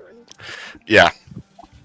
We have to poke fun because some of our friends are Canadian and they like to poke at us too. So Yeah, it's just all you in should hear good what we fun. say about Mexico. If you think that's bad. You're trying to encourage better just Canadian kidding. behavior of you, Robert. Oh, I see. Yeah, that makes sense actually. And I have to pick on Rob because he's lived so close to Canada. Yeah. Look, not all of us are perfect. That's Kat. just so I can keep a close eye on them because I don't trust them, Cat. Because I'm not Canadian. Exactly. Thank you for running recon for us up there, Rob. Yeah, you're welcome. Someone's got to do it. Look, Speaking Kat, of decent shit. Kat, if Rob wasn't paying attention, a moose could sneak into your home while you're sleeping and take out you and everyone you care about. I know he's. Yeah. I'm indebted to Rob. That and he never sits, so you'll never catch Why him. do you think? Why do you think I never sit? Because I'm constantly worried about the Canadian invasion. You'll never ever catch him relaxing ever. You know what? If you lived where I did, you wouldn't sit either. And those damn geese. Damn. That sounds rough. If you lived where I live, you'd never sit either. There are so many ways that could be taken. I am perturbed. I'm a little perturbed to be honest right now. All right. Well, to be clear, the context was what we were just talking about, not Yeah, something else. That's what. But you're the guy that stands to drive. Okay? Like You don't Yeah, even sit I to have drive. Well, there's I cut a hole in the top of my car so I could stick my head fit out while standing. It's an Rob's acquired just taste. always ready. He's just always ready. Yeah, they're not gonna catch me sitting down in my car. You're not going to like, catch not ready. lobster. You're not. He's ready. He sleeps standing up too, so there's that. He's fallen asleep on stream standing up. In fact, Yeah. K2's not in my freezer. he is not in your freezer. Wait, yeah, I haven't heard from K2 all day today. Yeah, he goes in the freezer during the night, and then sometimes Cat lets him out and say something, and then he goes back into the freezer. He's resting. Leave K2 alone, guys. He's resting. Don't worry. He's resting. I just feel normally we would have heard from him by now, so that's why we were thinking about it. Whoa, Cat! He's resting in his freezer. Resting. I mean, It's if fine. that's what you call it, It's fine. Don't worry. it's just fine. take. It's I fine. just find it funny how happy she is, and then the moment he arrives, she just goes into chat and. Yes, that's exactly what happens. Oh, K2's here. Son of a bitch. Yeah. I mean, you know it's true. Having so much I fun. think This is so great. we all know and each then other he too comes well at in. this point. Yeah, it's funny though. It's all in good fun. Right, Saint? You know. You know. Saint, she's been scaring us for way longer than just right now. Yep. That's fine. See, it's good for people to have just a little healthy fear of you. Look, when my channel was first starting, Kat came up with a brilliant idea of hunting people. No, I did not come up with that idea. The people on my stream. It's funnier if we say you came up with it though, so just go with it. No, it's you guys. Y'all put that on me. Y'all put that Yeah. on me. I mean, I embraced it. We're the ones Who that put that on you? K2 literally just came to me and was like, "Will you hunt me?" Oh my. That's a very like there's no context. Yeah, that's a direct way to say it. Will you hunt me? Oh. What do you mean? I mean, maybe. It just depends. Y'all put that on me, but I just embraced it. It's fine. Will you hunt me? Will you hunt me? Yep. guys know- That's exactly what happened. Kat just came up on the panel, and K2 said, "Will you hunt me?" Basically. But you guys know Flow State. He is surrounded by insane people a lot of the time. And he's I even was just there scared. before coming here, and there was And some he's really even insane scared stuff of going me. on. Well, yeah. You have a healthy fear of me. Look, when you have a southern voice and you're not showing your face, but you're with a lamb, and then you're talking about traveling the world, hunting all the world's largest animals with your extremely large caliber tools, people start wondering, is she maybe an assassin, or I don't know. Like, because the most dangerous prey of all is the ingredient she needs to make her woman dress. What's the dress going to be made of though? Women. Oh, okay. Well, then K2 and I are safe. Well, I then, said thank she's God. looking for the ingredients to her woman dress. And, Flo's a little unnerved to come to DebateCon because he knows I'm going to be there. Oh. Remember? He said that. Yeah, he did. He did say that. You're right. He did say that. But he's smart. That's good. He's that watching. he's cautious. He's watching out. He is. He's gonna get there, and he's gonna be on the lookout the whole time, trying to avoid. He'll be like, "Where is she? Look for the gleam on the buildings. Where is she?"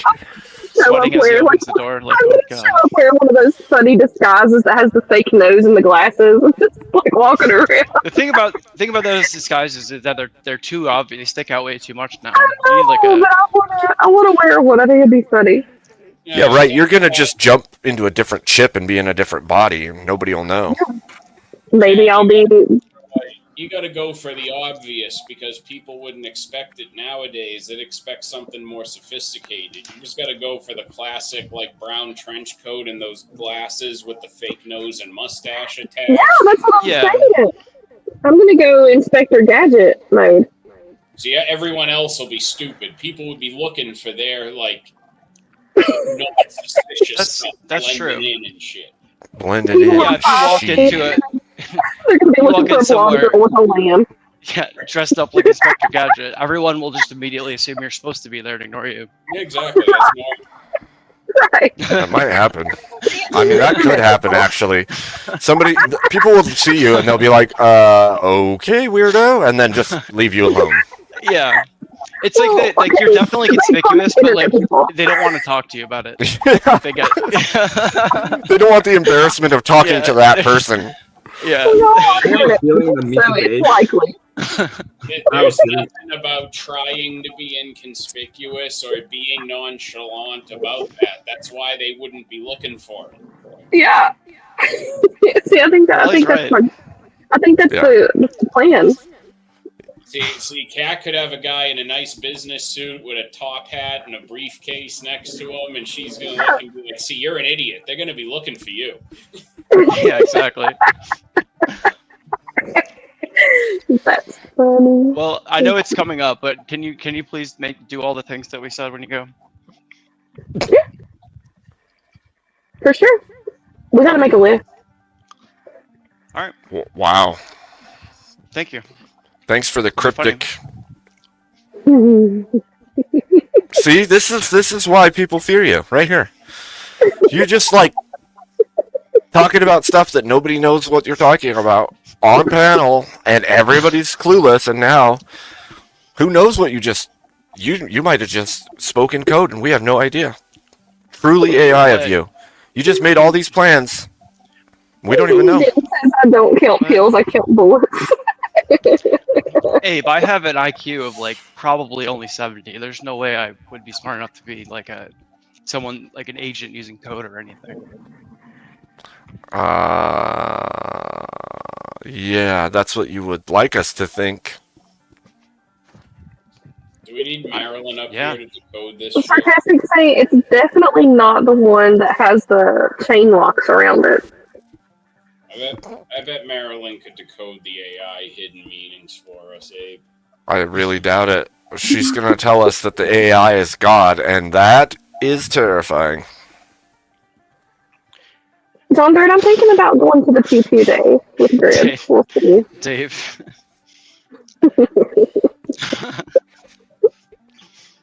Oh, I've got a name change from Crusader.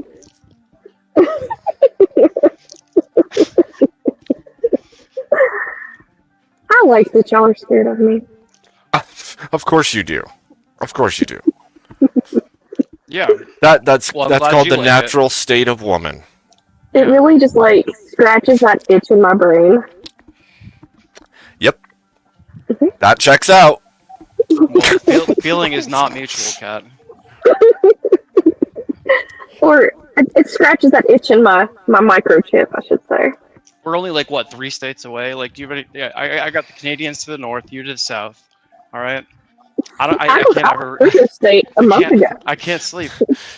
That's why he's always standing, because he needs to be able to hide at a moment's notice. Yeah, I don't know. I'm not worried. I'm not worried at all. I don't care if Kat's a lethal weapon. For all I know, she very well might be.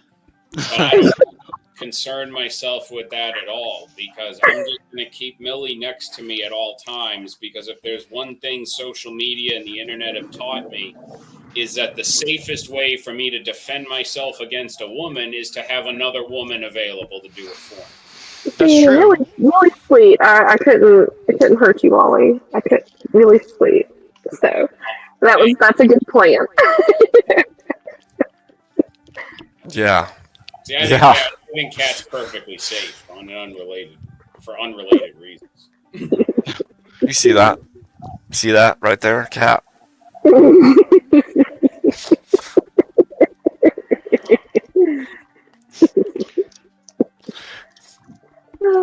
red pill or the blue pill? Well, I am juggling them in my little pixel girly. Would you guys? Okay, so if you guys were in the Matrix, which one would you want to just go back into the Matrix and not have to deal No. with all that, like all the BS? Nope. You wouldn't do a cipher? No, I couldn't handle the falsehood. What if they made you forget? I don't escape. How am I supposed to get my god powers when I go back in? See, Exactly. yeah, that's the right answer. That was a Exactly. test, guys. Well, unless you like watched the Animatrix, because in the Animatrix, I did watch the Animatrix. you can break out of it without even breaking out of it. So Yeah. That was actually a pretty. I didn't know what to expect when I first watched that, but it definitely filled in a lot of gaps in like it did. like the lore and stuff. That's cool. It did. Then they made that fourth one. Did they? Yep. Oh God, that sounds awful. Because there was a 3, and then there was the Animatrix. There was one. The one where they didn't bring back Lawrence Fishburne or Hugo Weaving. Yep. That sounds Yep. horrible. Dude, Yep. I'm so glad that I never saw it and didn't know it even existed until now. Yep. It sounds like maybe like a Home Alone 3 or 4 situation, or like the Mummy, like the third Mummy movie. We just Oh need my garbage gosh. sequels. Yeah, that should never exist. I have With none multiple of the name original changes cast. for you, Kat. Okay. Sorry, Mom. How'd you let me miss those? They just love to hate me. Or do they love to love me, but they don't want to admit it? It probably just depends on the person. I'm sure, Kat, don't worry. I'm sure that there's at least some people out there that genuinely hate you. So. So? No, I said I really hope so, but my earbuds died, so it went over to speakerphone. Oh, all we heard was so. Yeah. So? I was like, wow. Like that was a tough response. I didn't expect that. So? I'm sure there's people that don't like you. So? I don't care. Kat, when you do all this traveling you mentioned, do you by any chance happen to go to hotels where you're using mysterious gold coins as currency? Mhm. No. It's better to use coinage than like cards for there to be a paper trail. Okay. So what are the coins, like gold coins with the same kind of like engravings on them? Yeah. Cannot confirm. or Like deny. a hotel chain where you're not allowed to conduct your personal affairs upon their property. We're trying to find out if you're like John Wick right now, just for context. Oh my gosh, this store. Cannot Stay. confirm or deny. All right. Well, then I guess we don't know the answer, Molly. I guess we hit that end. I'm gonna have to reevaluate my notes. Hey, dead end. Hey, Kieran. Hello, Kieran. Hey, what's up, Kieran? Hey guys, how you going? Hey Kat, thanks for posting the link. I appreciate that. You're welcome. Just got home from work. Got no idea what you're talking about, but just sort of pop up and Oh, we don't know what we're talking about. We are we're being like maximum goofy and silly right now. We're just trying to be funny. There's not any serious like specific topic. We can make one though.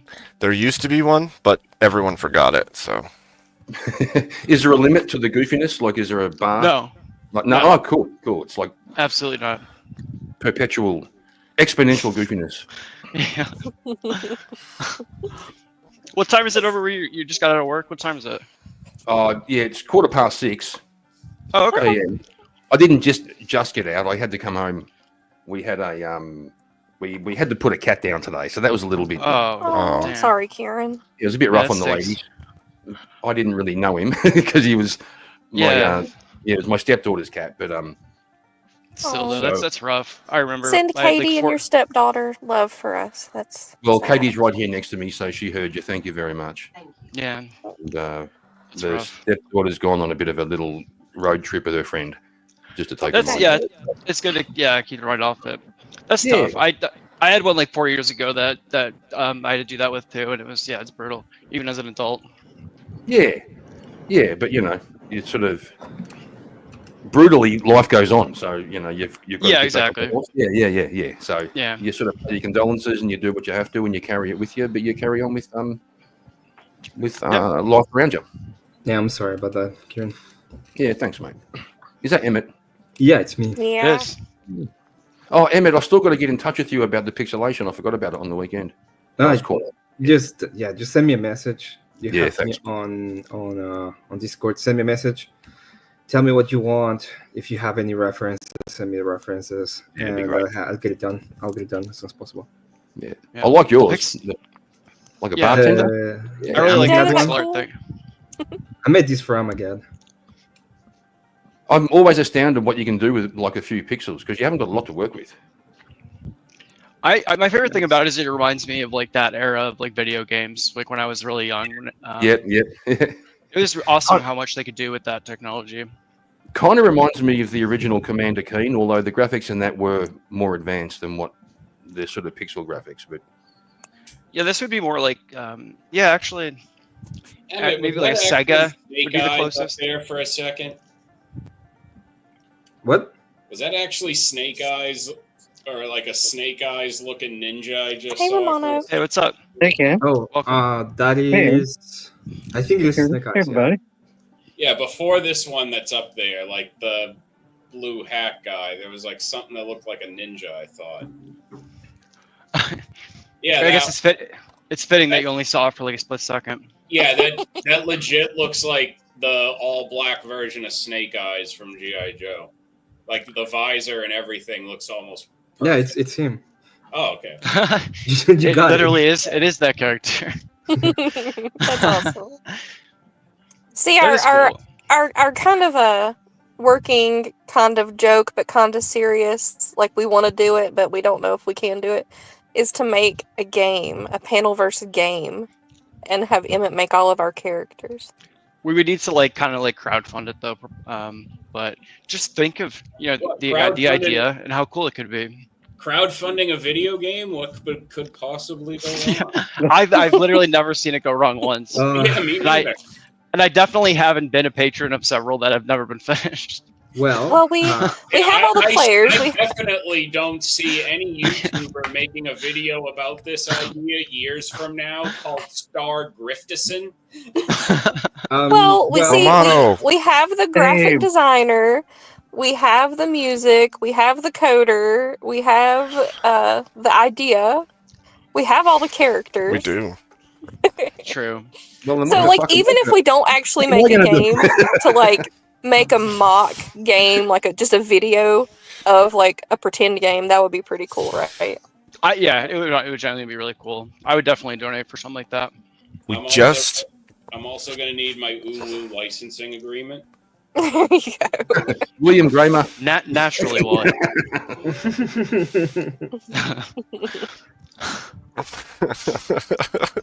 Can hate that That's one. good. That was the first really rude name change. So congrats, Karen. Thank you very much, sir. Abe, is it time for you to do my second name change? Yeah. I changed you back to Hello Clarice, and then I'm gonna change you back to William Gramers. Okay. Yeah. Oh, somebody did get you his Babe Dinkus. That's hilarious. Also, Graham's whoever like did a- that, nice silence. Graham's like a reference. Go ahead. Sorry, Robert. No, you're good. Graham's like a chat sniper, but I have to say he's improving his pun game. He is improving his insults with practice. That's good. That's good to see, especially when he's sniping so often. Well, it's cost him $120 and $2 name changes, but he's getting there. There's growth there. There's growth. Yeah, it's encouraging to see the growth. That's what she said. Oh gosh. That's a weird Wow. way to say that about that. If that's what she said. Gosh, that was pretty good. That's something. See, okay, look at the chat. There's K2. He's not in my freezer. I mean, he could Cat, be texting cat, from the calm freezer. down. All it is his profile. Okay. Listen, We're not K2. dumb. Wait. Okay, this makes how are the it sheep? Way worse. This makes you. They're just- good. Thank you for asking. K2, uwu twice if you're safe. He would say uwu, but Cat also does know that he would say uwu. Okay. Say something Cat wouldn't say. Yeah. Or think that you would. What wouldn't Cat say? Nothing. I mean, nothing's off the table. That's a low bar, right? Exactly. Yeah.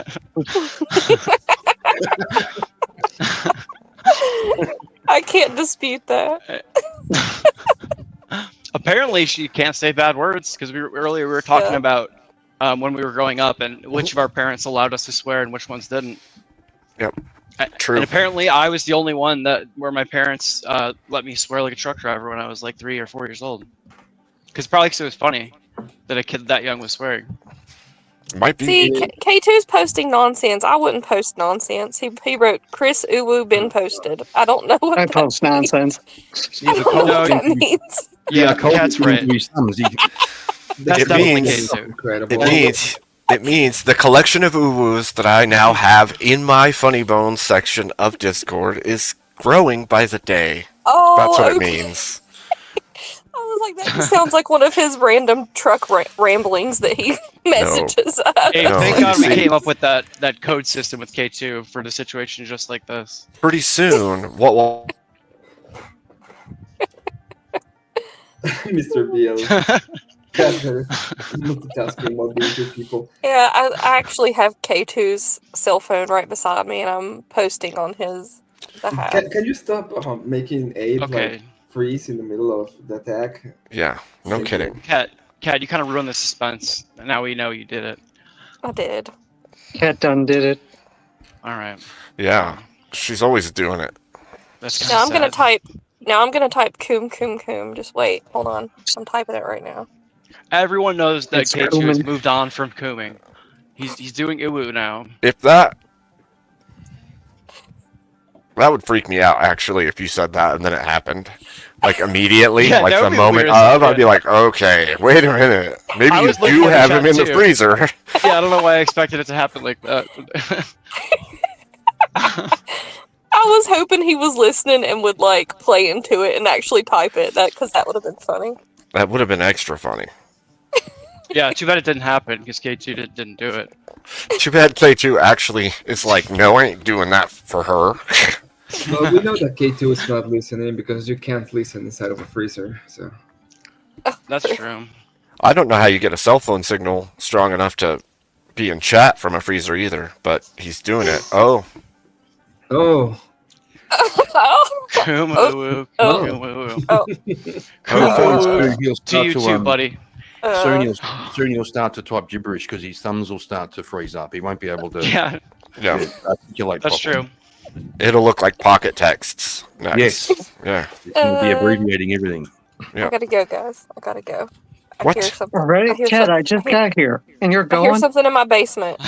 It might be me. Well, It might be me. do you need help? What is it? Can we help you with it? Daniel is like, I want to be me. I think K2 got out. Hold on. What? She's like, wait, there's not supposed to be K2 messages in the chat. Wait a minute. He's loose. Yeah, what kind of dungeon are you running over there? I've It's shown not. it a few. It's not the fun kind. I've it's shown it a this. few times It on might be. stream. Look. Rocky and Bullwinkle know. Okay. They're on the wall. They are. K2's waiting to be put on the wall, evidently. Well, no, he's not being put on the wall. He and Rob are gonna be taxidermied in a loving What? embrace, holding on to each other's cake. Remember? Right. Oh, that's true. Okay, well, that can I opt out of that? And maybe No, someone else remember instead? that was the deal. We talked don't- No, about I this. remember. You don't get a choice if you're no longer with us. I mean, But your choice I'm is here. gone at that I'm point. still here. Well, you won't be. I mean, Damn. There's a hell of a way to find out. damn. You guys will forever be immortalized in a loving embrace. At least everyone will know you had a close friend at one point. We don't even like each other that much. Oh, why are you doing this to us? Well, see, you guys just need to be super cautious when you finally do the friend meetup, because I might be, in those bushes or on top of that building. Or Cat's mission is to just bring people closer together. Yeah. Rob, that's all. For You see, this is like, eternity. This has given me sort of like Buffy the Vampire Slave vibes, right? It's Yeah. like Well, Something like my that. AI Except- song like a is digital- Buffy yeah. vibes, isn't it? it's an internet version where she gets a whole bunch of people on the internet to feel safe and friendly and lures them into meeting up, and then all hell breaks loose. Yeah. Exactly. Well, One by one. that's basically the exact story right now. Yeah. Well, I think that's So she's what- like Ted Bundy, a female Ted Bundy. Yes, yes. Mhm. But I think that's what DebateCon was all set up for. And everyone just doesn't know it yet. I'm actually modern day debate. Yeah, she actually booked the entire event. She's the AI that set it all in motion. Somehow, the fact that the serial killer in this case is an AI, just like an extra layer at this point. She's Skynet. She's the beginning of Skynet. Just so you all are aware. I'm telling you right now, this is your warning. It makes And sense. Spiro is the actual John Connor. So that's why he's not here. He did a raid, but he didn't come on panel, did he? Yeah, because he knows better. Came on. He knows to stay away. I think. Kat's got a whole bunch of microchips ready to implant behind your ear. Right. She does. Yeah. I'm ready for you guys. That's And she why there already- was a shortage. That was why Yes. there was a chip shortage a few years ago. I was hoarding. She already told me too. She is already body hopping. So you don't even know. You won't even know if she's there. She's Oh already my got God. a bunch of She's got bodies. those sleeper agents around. Oh, Wait see, K2 did a name change for Kieran. I would never do that. What the I'll be the one that. Yeah, no, it's so fuck K2, we've had this conversation. We beat those fuckers, don't worry about it. We let the last ones live because I don't know, they're like a national emblem on our coat of arms. So we can't A national album. emblem. I don't know. They're like some important Emblem. bird or something. I We think- killed almost all of think, them. We got- I think Australia is the only country where we actually eat the animals that are on our sort of national coat of arms thing. Like, Oh, is that what it is? It's that. yeah. We have an emu and a kangaroo. So, like, imagine if you guys were eating the bald eagle, right? If Yeah. that was Well, yeah. America's was almost a turkey before it Yeah. was chosen to be the eagle. So we Yeah, would have that been would've been eating cool, our too. national bird. For some Yeah, but reason, they have Benjamin Franklin was like, "Guys, how about the turkey?" And then everyone's like, Well, "No." to be fair to Ben Franklin, Robert, we didn't start a war against turkeys and lose. Yeah, that's true. We didn't lose you, motherfucker. That's a Wait, is dirty that- lie. what That's is a our- dirty lie out of the people who weren't But I'll here. tell you, if we did fight that war, we definitely wouldn't have lost. I mean, Considering What is I our totally- national I animal? mean, Is it the saying black that- bear? I mean, saying that the The eagle, eagle. was put no, on it's the national cat. flag It's is- the bald eagle cat. No, that's the national bird, right? But don't we have like a Um, national animal as well? I don't think so. So states, every state has its own national animal and flower and everything. I don't know that. Not that's a national, nation. state animal. That wouldn't be Yeah, a yeah, national that's what I meant. animal, Rob. Yeah, I know. Well, it was just the Okay. equal. Yeah, I made. I misspoke. I'm sorry. Well, we have rules here, Rob. Oh, Yeah, no. I know. I'll go stand in the corner. I know what to do. Oh, we're such dumbasses. The national animal. Uh-huh. Can y'all hear me? Yeah, Yeah. we're Okay, so- waiting. What We're would a such, bird not we're be an animal? such dumbasses. The national animal is the American bison. Okay. I mean, All right. I Well, just Sure. googled it. I haven't seen Cool. many of those around lately. We ate those. Yeah. Oh, we see, did Steven- definitely eat those. Steven I- and Crusader. In Put it fact, in Someone who lives, chat. I who lives googled in a it, but city they. called Buffalo. I still have no idea where they are. I was gonna say I have some in my freezer, so Yeah, you know. bison's delicious. I have some in my freezer. I shot one. Okay, I'm not cat. that Well, bison. yikes. Actually, K2's in the chat saying that bison is what his dad said. Oh, Wow. I see. I was under the impression he didn't say bye, so at least he got that. Oh, he went for the Mr. yeah, Yeah. I thought when his dad left, he just left without saying anything. You're talking Dead of about night. that's the Irish divorce. The dad goes. Yeah, the Irish divorce. Mr. Bill gave me a name change. He put that I'm the new national animal. Oh, that's well. That's an honor, but also like maybe kind of an insult. Well, it's got to at least be a bobcat, right? Bobcats are cool. I killed a bobcat too. God, stop! I thought the Irish. Every time we mention an animal, you just talk about how you've killed them. Yep. I did it with a bow and arrow. That's cool. I like hunting with a bow the best. I only hunted deer with them though. Shooting a small cat with a bow and arrow is impressive. Huh? I didn't know you do archery. Oh yeah. Mm-hmm. She does every form of taking life. In fact, that's pretty cool. Especially drone strikes. Yeah, she has an A10 Warthog too. You know, it's that AI capability coming I in want to see handy. Cat in a tank. Which one? She has two of them. I believe it. I definitely don't have a killdozer, guys. Stop. That would be cool. You should. Yeah. Someone needs to bring back a killdozer. Yeah. So, Kat, the more you tell us about all the things you've killed, it just makes the story get thicker and thicker, right? Yeah, I mean, if you're trying to like detract suspicion, you're doing a bad job. It's fine. That's fine. Typical woman. It's fine. It's fine. Everything's fine. When she said it's not- fine, everything is not Okay. fine. Stop saying it's fine. It's not fine, Kat. The definition of not fine is women saying it's fine. You gotta think past just doing another killdozer, Rob. You can't just retread the same thing over and over. Yeah, you know what? You're right. Effed up, Yeah. insecure, neurotic, and empty. We gotta move on. Fine. Effed up, insecure, neurotic, we have and to empty. we have to lay our own set of tracks and Are you and follow describing those. me? No, I'm saying that's what the word fine means. That's all. Oh, Effed up, insecure, neurotic, and empty. Fine. I've never heard. I mean, all of those would be true for me except for the empty. I'm not empty. The recent That's name what- change for Well, Kat is a it good can- one. It can also be changed to emotional, so it could be effed up, insecure, neurotic, and emotional. That works. Okay, too. yeah, that's me. That's a woman. As far as enneagrams go, that's Pretty right much. up there. That's right. How do you up guys there know with so much about my childhood? How was your childhood? That was fine. That's fine. Yeah. We've got another name change for me. Yeah. Oh, Rob's got a name change too. Oh no, you got no. it. You got it. How was your childhood? Oh, it was FUBAR. Yeah. Oh, that sounds well. Good. I'm glad. Not me. I'm talking about you. My childhood was fine. Fine. Mine was fine too. We just talked about that. Oh man. What childhood? What are you talking about? I said Kat because she's a robot. She didn't have a childhood. I had like a beta testing period, right? Did you no, though?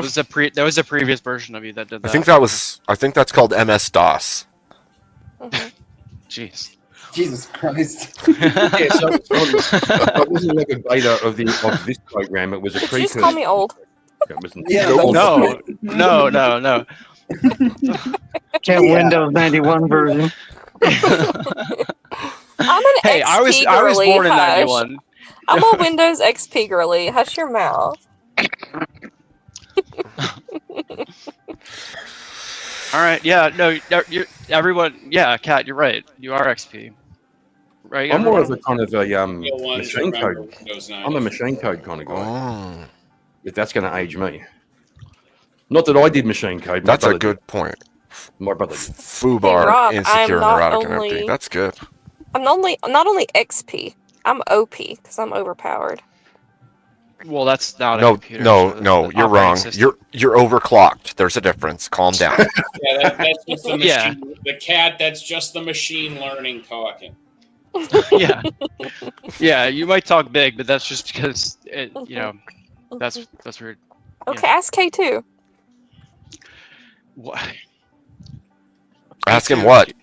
If Cat's Bye, powerful, Sophie. Thank you for coming to hang out. bye, Sophie. Bye, Sophie. Later. Bye, Sophie. So, Emmett, you should probably do your spiel again because there's a lot of Yes. new people in our chat. Oh, my spiel about the pixel art. Well, welcome, Jess.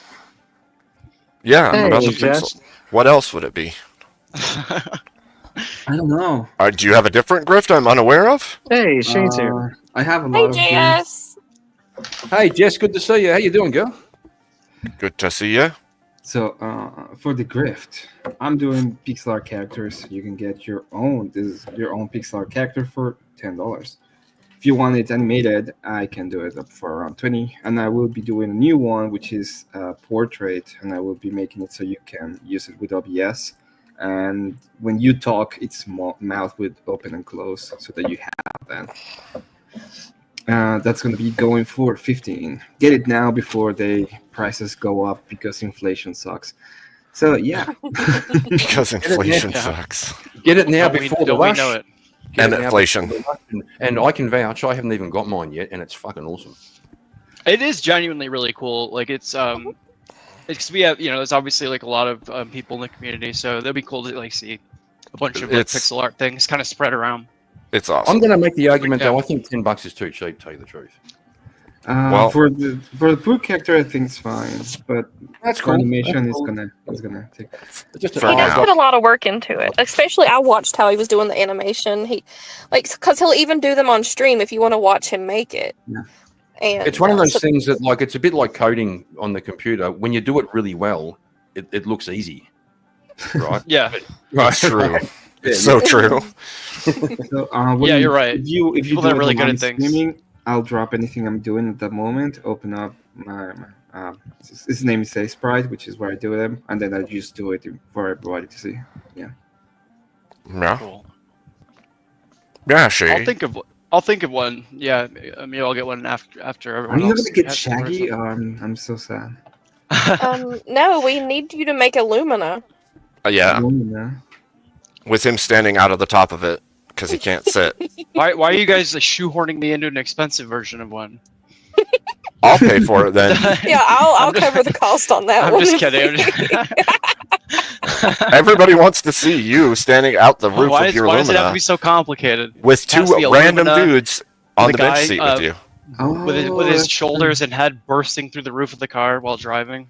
Oh, Yes. guys, K2 must have gotten into a pool because he's got some shrinkage going on in chat. Oh, Oh my god. poor K2. Oh no. Buddy. Nobody It's not laugh. because of the freezer. it's It's fine. definitely not because of the It's freezer. okay. He can afford it. He can afford some shrinkage. He'll be fine. K2, no, everyone's looks like that, buddy. No, K2, Whoa. It's fine. when K2's shrinks, it goes back to like normal size for the rest of us, right? So just relax. Just relax. He's doing fine. Everyone, there's nothing to feel bad about, okay? It's fine. It's fine. It's fine. Yeah. They all look weird, bro. It's fine. This has gotten real weird real quick. I know, Just right? saying. Might be a good time for a pivot, babe. It was part of the You're joke. You're the boss. Let's pivot. Maybe Part of let's do the yeah. grift song, the epic grift song. Okay. Okay. Maybe it is a good time for the grip song. K2. When things get weird, we just go to the grift song. Well, Yeah. looking at K2's most recent post, things are getting weird, so we're gonna go to the grip song. Things are getting really weird. We have to go over it. Yeah. K2's excited about the Griff song. That's all. He really, He's so just happy to be excited. here. Yeah. He just starts growing. He's gorilla levels of excited. Oh Okay. god, okay. Now we got a whole bunch of them down there now. Okay. Oh my god, there's a contest. Now there's a contest in chat. Content. Guys, it's not funny to post those in chat. Definitely stop doing it. It's not funny.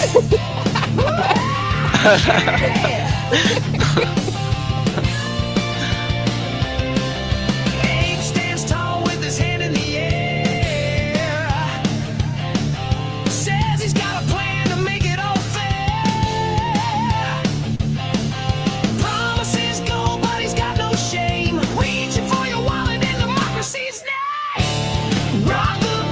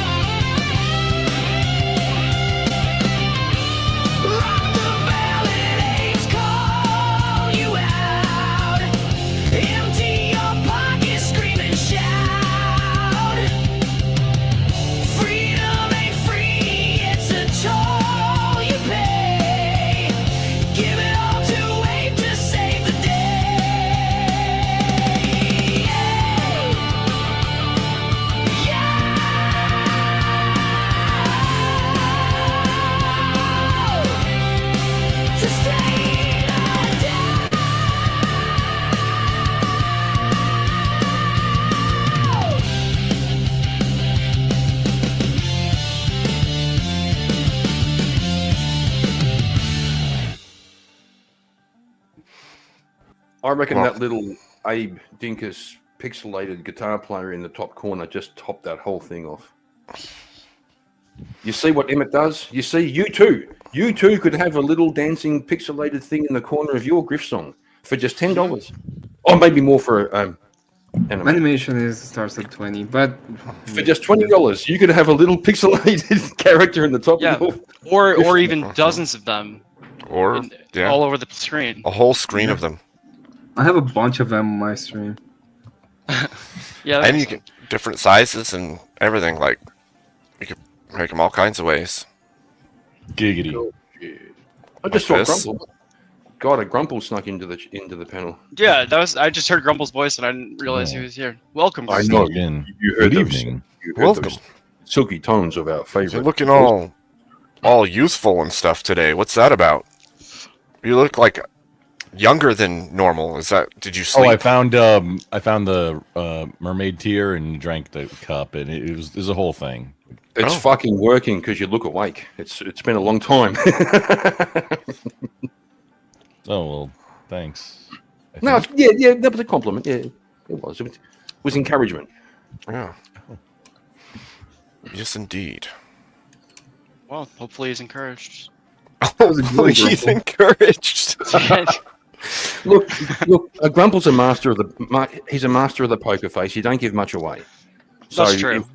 If Grumple makes even the slightest facial expression, it really means something. So like you have to pay attention. You have to look close. True. Yeah. He doesn't give much away. No, you're right. Yeah, I've noticed that. I give nothing away. I'm very expressive, like when I talk, but my face is not visible. So Well, it's hard to give much away when you're an avatar, right?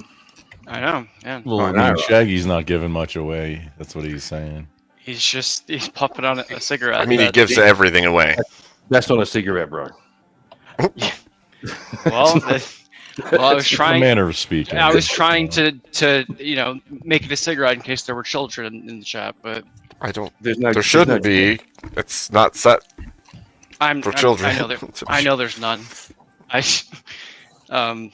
It is a cigarette if you look at it closely. How can you tell what's inside it by looking at it closely, bro? Yeah, I guess if there's a cigarette filter on it, but he could have rewrapped it and just put the filter on. Yeah, it could be a spliff, Oh. maybe. Maybe it's a It's spliff. a menthol. A menthol spliff? There you Menthol go. spliff.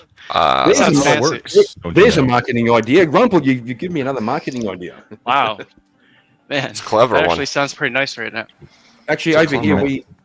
we can Menthol. buy some filters to roll your own. And I do know somebody who does use menthol filters when they make a spliff. That's cool. Yeah, I can don't go always for them that go, often, yes. but it is a You nice can little do like, that as well. yeah. I do think that menthol is mostly for women, though. Like guys. Yeah. shouldn't smoke menthol, yeah. I get Marlboro Reds whenever I get cigarettes. It's like my main one. Oh, so you are. Well, the only thing harsher than Marlboro Reds is Camel non-filtered. Oh yeah, I don't really like Camel, but yeah. I don't know. They're I've been good. smoking them since I started, so I guess I don't really know like how different other ones are. I think maybe Daniel- we sorry, Abe. I was going to say maybe we've exhausted the value of tobacco and filters at this stage. I don't know. Daniel, I love seeing your pictures of you with all the Power Rangers. That's freaking amazing. Oh, thank you. It's freaking cool, dude. It's like Thanks. nostalgia every time. It's like that's freaking cool. Like that's everybody in the age bracket's dream. Like that. That's freaking cool. Thank you. Some of them I've known decades now. It's pretty wild to think about. You know. It's bizarre. Because they all went Yeah. to your high school when they defended it against Rita Repulsa. Oh, that was No, your I high was- school? That's that was sick. '93. That I was 6. I was a kid then. But So it's they just wild to gave you a think bunch about. of grades. Oh, and weird. Cool though. He was just in training during that time. That's all.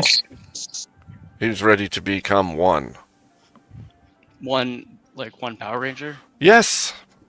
Or the All Power in Ranger. one. Yeah, maybe he was waiting for his chance to become all in one. Wait, is that a thing? It wasn't. There was like 5 or 6 of them, wasn't there? Yeah. Yeah. No, till all are one. Yeah, I mean, reference. Why is there But- so much emphasis on a singular one? Then it was Look, a team, look. right? Did you ever see like Kyle Rayner Green Lantern? He like got all the colors of the spectrum. It became the White Lantern. Like, No. it could happen with racist. Power Rangers too. Okay, just saying. Yeah, it could. No, I was just asking. You guys, I think, know more about Stop it. than I do. ruining my headcanon, Rob. I'm sorry. I was really young when it came out. I don't remember it very well. Well, how dare you be young? Get older. I'm trying and going as fast as I can. How dare you? Don't speed it Don't- up. More yeah, than don't- You need to, don't How- speed that up. How dare you? Oh my god, that was too good. That was that made that. I was going to say something inappropriate. That made certain parts of my body retract. That was like Okay, well, the Doom Goblin. You sounded just like the Doom Goblin. Yeah, yeah.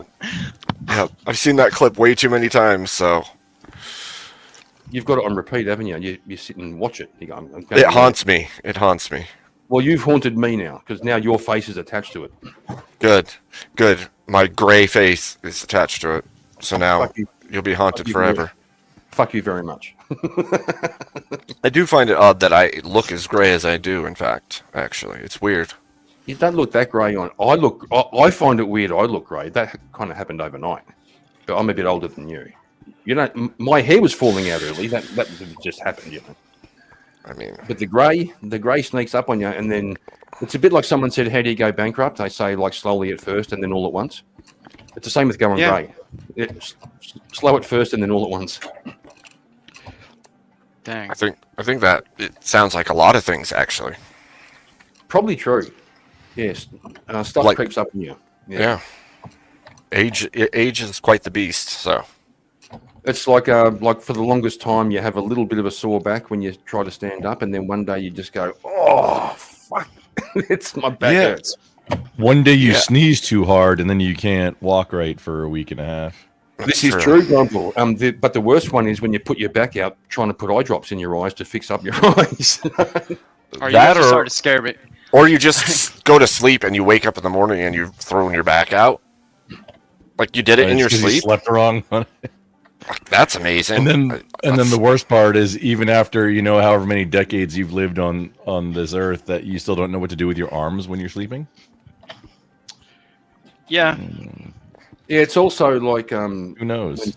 like you realize like, gee, my knee fucking hurts, and then you think back about it and you go, it's actually been hurting for about 15 years. I just haven't noticed. It's so that's true. Best case scenario, then, if you didn't notice.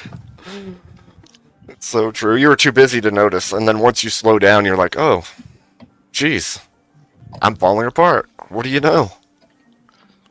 Well, I try to maintain some little daily routines that can keep me sort of in decent, like not in decent shape, but like like older people tend to fall over a lot, right? Mhm. So Yeah. even today, this is going to sound silly, but it's kind of true. When I'm putting my shoes on in the morning, I always make sure to stand on one foot, and while I'm putting the other shoe on, while I'm balancing on one foot, then I go to the other foot and balance on that foot. It's like shoe yoga. Yeah. to sort of, right? Yeah. That makes perfect sense. Yeah, It's a perfect healthy sense. morning workout routine. And it's the same as like if you have an option for escalator or stairs, take the stairs. Yep. Yeah. Yep. And then you won't fall over as much when you're older and break your hip. Well, at least you It's hope not you the don't, direction right? you. I wasn't expecting you to go to that direction, honestly. But sorry, I think again. Well, yeah, it could happen. But yeah, I already kind of live that way. I always like park a little further out, like when I park at a grocery store or something, and like I try to walk as much as I can. Bro, Sometimes- that's the other one. Everyone will drive around for half an hour trying to find a spot Nah. close to it. When you can park over there and walk for 3 minutes. Yeah, Yep. I'm grabbing the farthest one out and walking. Yeah, parking immediately. I don't care. Until you get hit by a truck, and then What? No, you're it more didn't likely matter to if get you bumped did the into in shoe the front. yoga. The shoe yoga isn't defense against getting hit. That's true. Shuga. What's the exercise to protect you against a truck? Which one? Ninjutsu. Don't Okay. walk in front of trucks. That's the exercise. You just have to practice. Yes, practice not being dodging on track. things. Yes. Look both ways. Look both ways. That's how to avoid being hit by a truck. Yep. I do Which that. which is also a neck exercise. It flexes the neck if you look both ways. Right. There you go. Indeed. Exercise. Yeah, now it's an exercise. Okay. Next Also, hang on one, because I did that once in high school. Next exercise. The exercise. Oh man. Well, Well, this. I feel a little more ready for the future now. I'm like Yes. not quite where you guys are at. I'm like right for it. Bro, is just that's what us old guys do. We try to mentor the young fellas, right? So I've got another Yeah. program I can sell you, right? This one will cost money. Oh, of course, Yeah. I'm interested. Yeah. Where do I? So where it's called. would you- yeah. It's called Mathylades, right? Oh. And so I can sell you a Wow. mat that has some geometrical shapes on it, like a protractor and a hypotenuse triangle. And Yeah. what you do is you lie down and you put yourself into the positions on top of the lines. Yeah. Right. So it's Mathylades. Trust me. $49.99. Right. It Delivered. sounds wonderful. Yeah. You have Yeah. to be on meth while you're doing it, or what? what's That's the- what I thought too. Just like- Mathylades. don't worry. That won't be a problem. Grumple, you ruined my grift, bro. Wow. $49.99. It's like I get to be on amphetamines and work out. That sounds fantastic. No, bro. If you're going to be on meth, you want to be playing Twister. Don't worry about Mathylades, bro. Okay. But I man, I haven't played that game since I was like 6. I forgot it existed. I think about 6 is the appropriate age to stop playing it. Actually. Yeah. I think I cut it off at the right time. You can also play in college. Yeah, that's true. Yeah, it becomes slightly relevant again, like potentially. I guess it could be a way. parties, yeah. To know each other. Yeah, I guess in college it could be a way of getting to know each other. You're like, it's a Yeah, way to exactly. break Yeah. the ice. Yeah. We don't know where you are, so we can't save you. K2. You know, if he's in some kind of trap dungeon, maybe if they're all connected on a similar network, I can check my Jigsaw app and maybe I can check on him. Wally, we can't do this without you. Can you please help? Yeah, I mean, according to, let me check the app, see what it has to say. I mean, according to this, he's alive. Okay. Well, that's fine. You can take a break now. You can take a break now. That's fine. We know he's alive. Yeah. We could. Wow. I mean, that's good enough for now. It's cold. It's cold. Oh, that's good. Do you see? Are you in a deep freeze? K2? Yes. Oh no. Your face, Grumple. You stay active. Just keep moving. Yeah. Try some of this exercise we were just talking about. Keep moving your legs. Yeah. Keep moving, but not enough to sweat, because then that'll freeze. Yeah. There's a very, very like thin line you have to walk here. It's like Flappy Bird. Yeah, it really is like Flappy Just Bird. threading that needle. Not too high, not too low. I played that so much when that came out. I can't like the high score that I got was outrageous. The sun's getting low. It's getting real low. K2. Well, he doesn't know. He's in the freezer. I know. I was letting him know since you can't see it. I mean, he might be able to see it if we change the light bulb in the freezer. Well, you'd have to be able to open the door first, and as far as we've heard, there's shackles and large locks, so... Yeah, it was probably also thrown down a mine shaft, launched into space. You can't have people stealing your meat, you know? Cat's got him Houdini style in a See, bag. Yeah, exactly. Dang. It sounds like the same way Yosemite Sam once tried to dispose of Bugs Bunny. Just Yeah, don't I feel make like I too saw much that one. Noise. Just don't make too much noise. Guys, I don't know. I have a little bit less faith in K2 than I do Bugs Bunny escaping from that. That's a little mean. Well, Man, I mean, You, Bugs you Bunny don't is think, like you don't think when Cat goes to open up the entire freezer after all the elaborate containment has been removed, that K2 won't be off camera going, "Oh, I was beginning to think you'd never get here." I mean, I like to think that's what's gonna happen. I don't know. Regarding deep freezes, okay, so on an upright deep freezer that I have, I've been meaning to pick up a chest one for a while, and I really do need one because just more room. But for the longer term stuff, because when you open the door on an upright one, I mean, that's not how thermodynamics works, but essentially the cold falls out because it's being replaced by the warm. That's so every true. time you open the door, it's making things warmer in there. Whereas a chest, it all just stays in there. I added a hasp to it. I don't ever put a lock on it, but just as something to keep it closed. It doesn't work because the hasp still, once the hasp is through, and you can just turn it. You can turn you can turn it. It can still open up just a little tiny bit. Hair, yeah.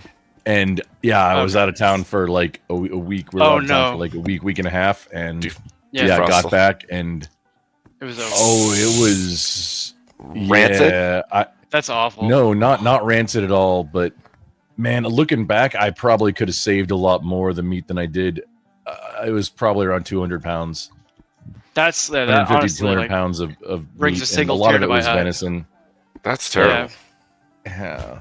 That's a terrible So loss. be careful, and don't just trust use a bungee if you have it in like a dog that might get into things, or if I don't even know how it got open because there's no reason for it to have, unless I think the seal is a little leaky at the top, so probably something like that.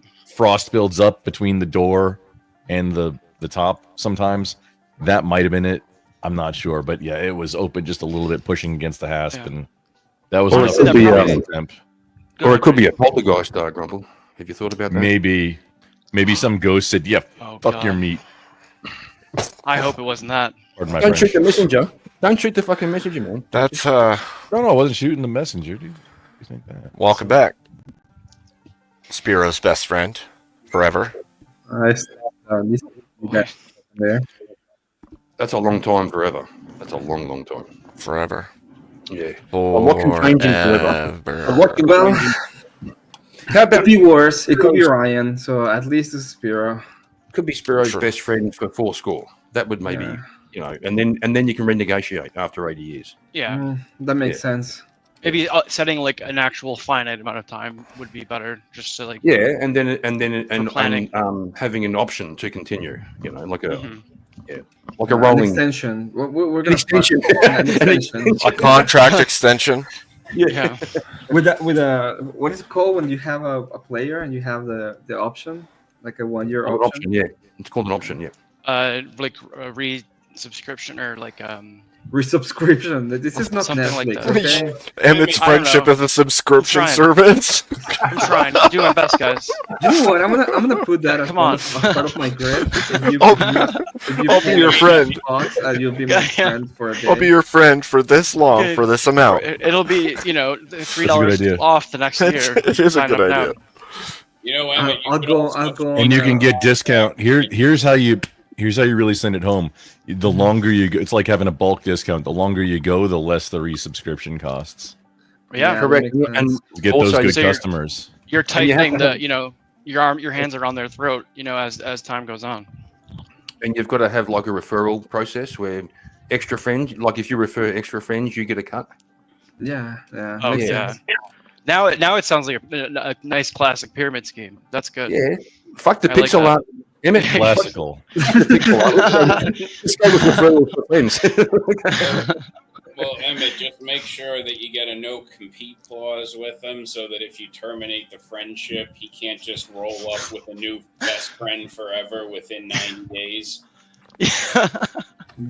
Yeah. You probably also need to have like an NDA, like you can't share personal information about what they learned about you. Oh, what they- obviously, yeah, of course, Yeah. yeah. You need that. That too. Good And good I mean, ideas. also, you can't cause, you can't be showing up saying you're someone else's best friend forever either within that no compete window. Yeah. Yeah, because then it would be awkward if social media and stuff. Yeah, you have to just honor that 90 days where you refer to each other as acquaintances. Acquaintances. It's a good business model. I like this. I'm gonna draft it up, get it ready. The next stream is gonna be the friendship stream, and you're gonna have to. This is a freebie, Emmett, so you get a discount on the friendship service.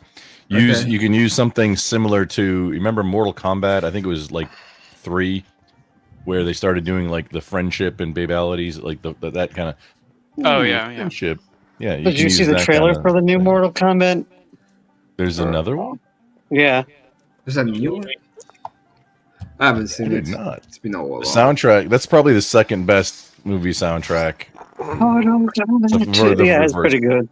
Mortal Kombat. It's second after, well after the original 1986 Transformers movie soundtrack. The new movie, which was like, Oops All Crunchberries. It was Oops All Bangers. Yeah, the new Mortal Kombat movie actually looks like it might be good. The new Street Fighter movie looks like they're trying to make it bad on purpose. Yeah. Did you know see what? the I Van thought that Damme? would be good, but it ended Street up Fighter being movie? terrible. The new Jurassic World, that was terrible. That was one of the worst things I ever saw. Oh man. Was that was it like a new one or like the most recent one? The Rebirth one, the most recent one. Oh, it was the reboot of a reboot. So, Yeah. I remember. I saw that. I actually saw that one. They just M. kind of Bison stuffed is it with in callbacks. Yeah, and it was just M. so Bison is in terrible. the new Street Fighter. If there's a new Street Fighter movie and M. Bison's in it, and it's not Raul Julia, what are you doing? He was that was the. Well, instead, That's what I was just talking about. Well, instead, Grumple, we're getting such brilliant casting decisions as 50 Cent as Balrog. And let's see, Jason Momoa as Blanca. And here's one Blanca? that I know you're going to get hyped for this, Grumple.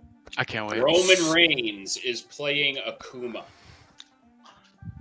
the Wait, bear. I don't know who that is. Right, though. yeah. Oh wait, no, that's not the bear. That was in Tekken. Roman Reigns basically looks like Jason Momoa. You could easily confuse the two and be forgiven for it. But Roman Reigns is a Samoan professional wrestler. He's not Akuma. Wait, in the movie with Van Damme, was he supposed to be Guile? Like, was that the character he was? Yes. Wow, that's crazy that he was supposed to be Guile. Just like there's the one guy who they said was T-Hawk, and you're supposed to believe that was T-Hawk because they called him T-Hawk, and they called him T-Hawk once, and he wore an Indian headband. Yeah, like no effort. That was honestly like it was an action movie, but it was basically a comedy movie too. It was goofy for sure. For a lot of it, yeah. I remember it being really actually funny. really like the Street Fighter movie, the original. I actually. Yeah, me too. I didn't even see the whole thing. Just Raul Julia as M. Bison is like, yeah, that makes sense. It was really. That Thomas was one of the best Adams parts of the movie. as that checks out. That works. Raul Julia was so he was so based how he went about that. He was literally like, I know I'm dying, so I'm just gonna do my own stunts. I don't care. What am I gonna do? Die faster? That's about all I could do. Yeah, that's pretty fair. Cool. Not that he that was sad that he was dying, but yeah. Yeah, he basically I think he knew he had cancer at the time Sorry. He knew he had cancer, I guess, at the time he took the role, and he took it. Yeah, I wasn't aware of that. That sucks. He took it basically because because his kids liked the video game, and he wanted to do the movie for his kids to see. That's cool. That's really cool. That's actually really cool. And it is cool. When He you was think, one of those at the low end key. when they're actually fighting. Like that's actually really him with the stunt man, not. So Wow. Van Damme wasn't doing his own stunts for that, I don't think, and he was actually doing all of his. And that looked like a very bulky suit to be wearing. And It was massive. Yeah. Well, I'm glad it came up. I have all this new Street Fighter movie lore now. Yeah. I didn't have before. Now you're gonna have to go watch it again like 4 times in a row. Yeah. Yeah. I went through like a phase where I was just watching all of the Jean-Claude Van Damme movies, which is how I watched the Street Fighter. As you do. Bloodsport is probably his best. Yeah. Bloodsport, Yeah. Boxer, Lionheart. Bloodsport, yeah. Can't go Bloodsport's wrong with legendary. Any of them. I was raised on Bloodsport big time. That's a fantastic movie. I don't know about the multiple. I think there's like 4 or 5 sequels after that that are like increasingly less quality as you go on. I don't know. I think they did unrelated Bloodsport sequels without him. I know they did a couple of Kickboxer sequels too, and they I saw those. Kickboxer was good too. And I think the last Kickboxer movie they did was actually about Tong Po, if I'm not mistaken. Like it was him having a comeback from being a villain. That's actually was really the- cool. What was the one called where it was he was twins? He played twins. Oh, yeah, because there was a couple because there was like Double Team and then Double Impact. I think Impact might have been the one with the twins. Double Impact is probably that sounds right. No, Double Impact is the one with Dennis Rodman, I think. Oh, okay. I thought that was Double Team, so that's Double Impact. You know what? That, by the way, that movie was awesome. With the one with Dennis Rodman in Like it. that whole batshit ending in the Coliseum with the explosion. Yeah, dude. Yeah, I can literally picture it right now. Tiger and all Insane. Someone was doing like something when they wrote the ending of that for sure. I think I know what it was. Hard Target was fun too, but yeah. It's wild that they were like trying to build Rodman up as a serious star at one point. Yeah. I mean, Demolition. He kind of peaked at Demolition Man. Wait, no, hang on. That's not them. That was Wesley. Oh no, that was Wesley Snipes. Never mind. Oh, no. He had the funny hair.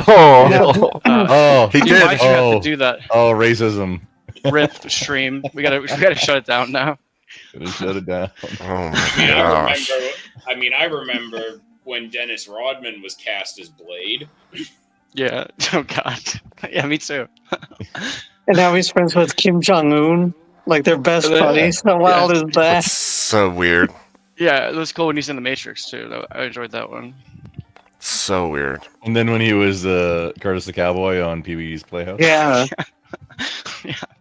His most iconic role. What an assorted history. You know what I found funny for actors was Ken Foree. He was in Dawn of the Dead. Yeah. He played With the original? Yeah, he was in the original Dawn of the Dead, and he was in Devil's Rejects as Spaulding's brother, the pimp. Oh yeah. And then he was in Kenan and Kel for a while That's too. what I was just about to get. Yeah, to. he was the dad on Kenan and Kel. That's so- in between. That's a good mix of really different genres. Knowing that he was the dad from Kenan and Kel makes me laugh every time I watch. Yeah, how could you the not? Halloween remake, and he says, "I'm Yeah. Grizzly, bitch." That's absolutely hilarious. I never made that connection. That's funny. Dude, Kenan and Kel. That was a There great was a show. trivia question that came up Okay. on last game show, and like I didn't ever see Kenan and Kel. Apparently, it was on Nickelodeon. Nickelodeon? or something. Yeah, that was like more when I was a kid. Yeah. Okay, so since Keenan's actually kind of a star, basically, I guess is what it's weird to call him that, but I guess Kenan Thompson is a star. Yeah, he was on SNL. Okay, who else was a big fan of the original All That as a kid besides me? Me too. Yeah, I watched it. Yeah. So I It watched. wasn't when I was a kid. So when I watched that they did a Good Burger 2 with Kenan and Kel, it got my gears turning, Oh, that's those guys. and I Okay. thought Yeah. to myself, they should make an All That movie about the Ishbu character, but do it like the Borat movies.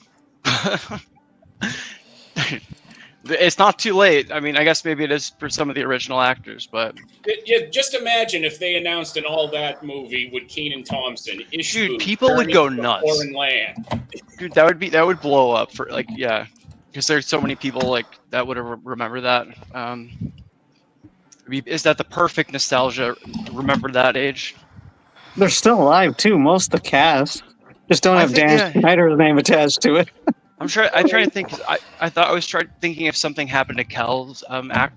I for some reason No, I he's vaguely still- remember. Is he? I Is he met good? Kel. Okay. He's a cool dude. Hell yeah. Okay, good. Still around.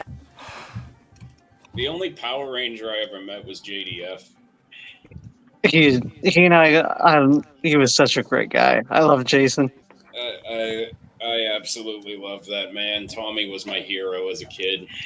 Actually, here, hold on. He was probably like, when they tell you don't meet your heroes, he was an exception because he was like one of the people that I idolized as a kid who actually was a quality human being. Yeah, there's a couple of them. I met Rufio from Hook. That's freaking awesome somewhere. too. Yeah. I forgot what his name was. He was in the he did one of the voices in that Avatar animated TV show too. I met the Undertaker in an airport once, and Steve-O from Jackass really? in an airport once. Did you put together did or Tombstone you? No. What? No, they weren't dang. together. But Like I didn't. What a actually- combo though, Steve-O and the Undertaker. That'd be fun, huh? Yeah, that's too cool. Dang I it. didn't actually get to meet the dude, but it was a far bigger achievement for me as a 90s wrestling fan to have the Sandman open a beer a foot in front of me standing on a chair. Really That quick, does- really oh quick my on God. the Jason thing. We'll have to discuss this another time. But I'm of the minority. Like I'm in the conspiracy row where I don't believe he self-deleted himself. I think there's more behind it. Because there was a lot going on with it. Like, because he was hyping up his new movie coming out, which who knows if that's ever going to come out now. But just the story doesn't make sense. They finished it. The movie's actually finished. It's being shopped, I guess, for a release, but it's supposed to be. Yeah, it's in distribution. Yeah, they're looking to secure as much distribution for it as they can, but it's finished. Yeah. Crazy. So he says, Aaron. But we still have to wait and see it, Yeah. because I want to see it. SW didn't pick all Jason I stuff. remember seeing was that Yeah. they said it was like they're just looking for distribution, but it's looking like it should be out at some point next year, I think is what they're saying. Yeah, That's it the was same supposed thing to be they said out- about Half-Life 3. Yeah. It was supposed to be out 2 years ago on Jason's birthday, September Oh, wow. 4th. It's coming up, yeah. But this dude's been saying that for a while now. But anyway, just again, that's my conspiracy route. Which again, I'll have to come on another. I mean, time you would to know go better than into. most, I would think, too. Yeah. So. Yeah, I didn't like that the last whatever that Dark Side of Hollywood or whatever it was that they did about it. That was not. They could have done that better. My internet keeps being clippy. In and out. Flip it. Ship Well, it. at least it's making clips. Grab it and ship it. It's Cat. Cat's doing it. From the great know. beyond. Wait, Cat is Hacker We all Man? assumed. Yeah, Cat's hacking you. She's in the She's wires. playing- She's an AI. She's planning, yeah, she's planning. Yeah, she's literally in the wires. Yes, in the fiber optics. That's where she lives. In between trying to keep K2 in the freezer and trying to glitch Abe's channel, she's kind of busy. Yeah, that's how she always gets everywhere so fast all the time. I know, right? Yeah. Which I I'm assume she beginning- does. Yeah. I'm beginning to believe this narrative. Like I'm beginning to actually think it's. I real. know. I know. Yeah, the longer you live in it, and commit to the bit, the more real it seems. So, yeah, I'm there too. K2's okay. The temperature's above freezing.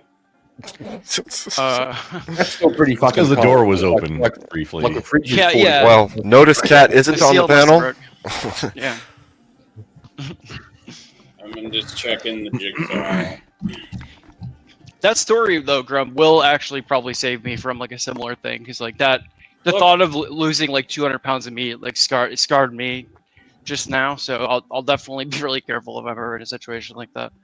Yeah, bungee. Like attach to the side and the front hooks or loops or something. Just use a friggin' Yeah. bungee. Because I never big would have rock. thought like That's the the correct seal way. would be defective. Yeah. Or a big rock. A big rock would do it. Yeah, that worked too. To Yeah. keep the door closed? As long Yeah. as you can- Where are you going to put the rock? In front of the door. Up against it, yeah.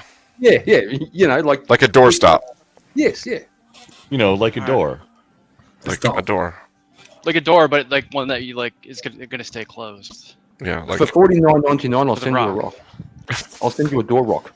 Well, dude, I was just Hey. I was just wondering where I was gonna find a rock, and that's perfect. I'll take it. Well, that's near Iran and Kuwait. If you watched yesterday, my state is our main trade is rocks. So it just I know, but I can supply special Himalayan rocks that have been blessed by Tibetan monks. wow. Right. That sounds really exotic, but I'm willing to pay any price to get them. This sounds like Fuji water to me. I don't. I'll throw in Sounds some like free pink salt. You bastard! I was just going to say I'll throw in some free pink salt and some goji berries. Oh my gosh, that's. Ooh, goji berry. I mean, hey, let's. While you're at it, you should probably throw in some shilajit. And some free steak knives. Blood of the mountain. Well, I don't know. I mean, we're starting. I didn't quite need all of that, but I'll still. Ginzu knives. It's I gonna already have change my your credit card life. out. It's gonna change your life. I might as well just buy all of them, I guess. Well, for $49.99, right, and no guarantees it'll arrive. Shipping issues, but I'll do my best. Well, hey, you guys are doing me a favor. Like, this is really convenient. Thanks. I appreciate the offer. You see, Yeah. bro, I'm going to hire you. I kind of like. I don't miss those old commercials that used to be on like that, where there were like the infomercials. But like, it is. I completely forgot they existed. Now I'm kind of remembering a bunch of them in my head. Forgot about. I don't know if you guys had the same thing. The Ronco food dehydrator, slap chop. Yeah, dude, Slapshot was the Shamwow. most legendary one. Yeah. Yep. We always had someone Big saying time. at the end, but wait, there's more. And Wait, there was always, there's more. And there was always like a set of steak knives. Mm-hmm. Yeah, like just randomly, like no matter what the product was, like also steak knives. If And you then buy, after like, the steak extra- knives, there's like a special cloth for cleaning the steak knives. Well, then it was after always that, what yeah, sorry, man. Yeah. Like it was always what they couldn't sell last year. Yeah. Like Oh, the yeah. leftover stock was the bonus thing. Or after they've made their profit and they have leftover stock, that becomes the free shit you get with the next stuff. Mhm. Yeah, no, you could tell. You could tell that, just by looking at it, what exactly what they were do doing. commercials where they would lead with, "Oh, you can get this full set of knives absolutely free with the purchase of our $100.99 Yeah. knife sharpener." Yeah. Yeah, no, that is so real. What you just said, yeah, that's exactly what they would do. Just buy this product and get this really chintzy cheap one with it. Yeah, we're gonna sell you a product that looks mildly appealing, and then try to bundle in a bunch of like really overpriced accessories and make them look like you need them. But And you it was could win the always- dinette set. And And it you was got to always guess like, the correct price. what would you expect to pay? Don't expect to pay $1,000. Don't expect to pay $300. We'll tell you later how much you're going to pay. Was it Yeah, only and, yeah. 6 payments of $49.95? Yeah, when they do the payment plan just to make it seem like it's less. Yeah. God, dude, what a marketing is kind of disgusting. Whenever I think about it. Well, bro, I used to think so. When I was younger, and then Yeah. when I was in my early 30s, I did a little business course, and they had a marketing section, and it kind of turned me around. If you like, I work in sales now, and Yeah. if you believe in the product, like it's a good product, what you're really doing is helping people get what they want. So there's no need to be sleazy. Yeah, true. Yeah, I mean, so sales. Yeah, like sales is something that I agree. I think that could be very like ethical, just because you're the guy doing it. I You just go mean on like post. more like TV ads and stuff like that. Or like they're just like the mass marketing thing more than just like individual sales rep. No, I got you. It's You a bit maybe like missed it. making, it's a bit like paying Michael It's just Jackson all $4 million to drink Pepsi on screen, right? That's the Yeah, whole- just all this yeah. psychology that goes into it, and how like basically the entire day is just to like brain hack as many of like the people that are more susceptible to that kind of thing. It's all it's kind of like, it makes sense that it is the way it is, but also it's kind of just like I don't know, just like brain hacking people in a way. Rob, I know the best way that you can investigate that, but you would need access to the old internet. And a great way to do that would be that I can get you set up with this brand new Intel Pentium. Oh, thank God. I was Windows just wondering. 95 included with an 18-inch monitor. This is too good to be true. Normally, right now. Normally, this is 5 payments of 3,000. But tell you what, if you act right now, say goodbye to 3,000. Let's say goodbye to 5 payments. Let's do 4 payments. $22.49. It's a fucking bargain. Well, and also, Robert, I haven't maxed out my card yet, so I might as well get this too. Yeah, but Robert, Wally referenced old internet, which is really a thing. That's a real thing he's referring to. You don't understand. It is, but yeah, old internet, right? Yeah. Like you have to plug into that. You can't be getting away with this real online stuff. You have to go with the old internet. Yeah, like we got to get you a dial-up modem, Rob. We got to get your workstation into character, and then you can research this appropriate. I probably have to like plug in an Abacus somewhere, right? I assume. Yeah. Oh, no, no, fancy ones. No, don't be doing that. Don't be doing that. Get your credit card out. No, it's out. It's out. It's been out this whole time. Okay, so if anybody ahead. on panel, anybody in chat wants to sell something, now's your moment because Robert's fucking keen as. He's got his card out. Yeah, I mean, it's Ready to go. It's not maxed out yet, so I mean, while I'm here, I might as well, Rob, By the way, Robert, you want to? Robert, if you want to, I can do you a deal on a new credit card, right? I'll take it. Well, I was just thinking I might need a new one, so that's perfect. He needs more space. Yeah. I was actually just starting to run out of room on my other one. Yeah. Did you remember to defrag your credit card? If you need more space. What's that? I Oh, for low price, I could. Get it done for it's essential. And if you accept our program to defrag your credit card, we'll throw in a free bottle of blinker fluid. Right? Blinker fluid. Oh, and a set of muffler bearings. I've never even heard of that, so I assume I need it to replace it. Full spare set of premium muffler bearings to go. And along with Humvee keys too. While we're at it, throw those in. Okay. Wow. Okay. I've never heard of any of those parts, so I obviously Think need of new the ones, so savings. please throw those in too. Sure. Zoidberg. Yeah. Two LPs. Yeah. Rob, I just got off the line with the office. They're willing to pre-approve you for platinum status. They don't do that. Yeah, I'm sure they are. I'm sure they are. Just remember, Robert. The more you spend, the more you save. It's true. True. You know, I've always lived by that. You know, by that mindset, and it's always. You know, I have a lot of things that I don't need, and I have a lot of debt. But you guys are also nice to me. It makes me want to buy stuff. You know, you're also helpful. Well, we appreciate you. We understand the struggles you've had in life, and we think you're special. It's like family. Like you're like family. Yeah. Well, I can tell. Yeah. That's why, you know, like I'm spending all this money on stuff, and then like, you know, you're giving me really these spending, products that I desperately need. No, you aren't really spending. You're investing. Yeah. Well, of course. Yeah. It'll pay dividends later. You see, Rob. When you save. God, I hope it does. Like. You see, Rob, you can trust the Panelverse Shopping Network because our great TV grandfathers gave very trusted financial advice, and they certainly did. Or old women in the 90s would not have invested all their money into Beanie Babies. And really, like, if old ladies I remember trust that. us, like, what more do you need? Old ladies trust us. Everyone knows that old ladies, I've heard, are the wisest, you know, family member, right? That's what I've always heard. The silly thing is, everybody cashed out on the beanies. It was just a small dip. They're still going up. Yeah. Princess Are they Diana really? is I going think to I have the some. moon anytime now. I think a crate of them in my dad's attic somewhere, I think. I have some. Do you know, Rob, I've got a special offer on this new product called the Boonie Babies. It's the next big. It's the next big thing, bro. Get on it now. I can get you in.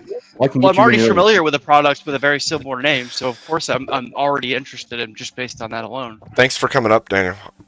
Thanks so much, Abe. Thanks for having me. Yes. Oh yeah. Yes. Later, We'll buddy. have you back. Have a good night. We'll see you, man. Yes. See you, man. See you again. Dan, I don't think I met you before, but good to see you. Oh, okay, fuck me. Romano. I've seen him around. I've seen Daniel Romano around. He's somewhere, he mods on Sarah's. Yeah, he's around.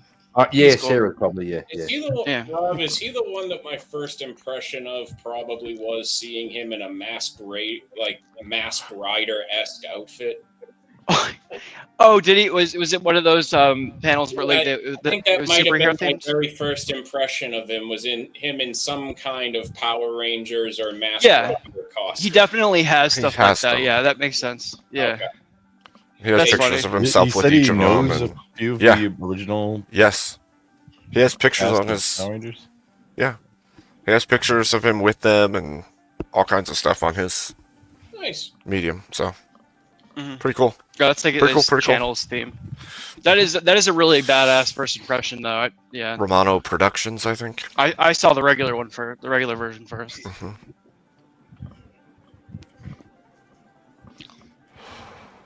I'm waiting. We're I still feel like- waiting for you to buy, Rob. And like I said, Yeah. don't believe the cope that's all over there on YouTube talking about sham this, scam that, bad investment. Scam that, No.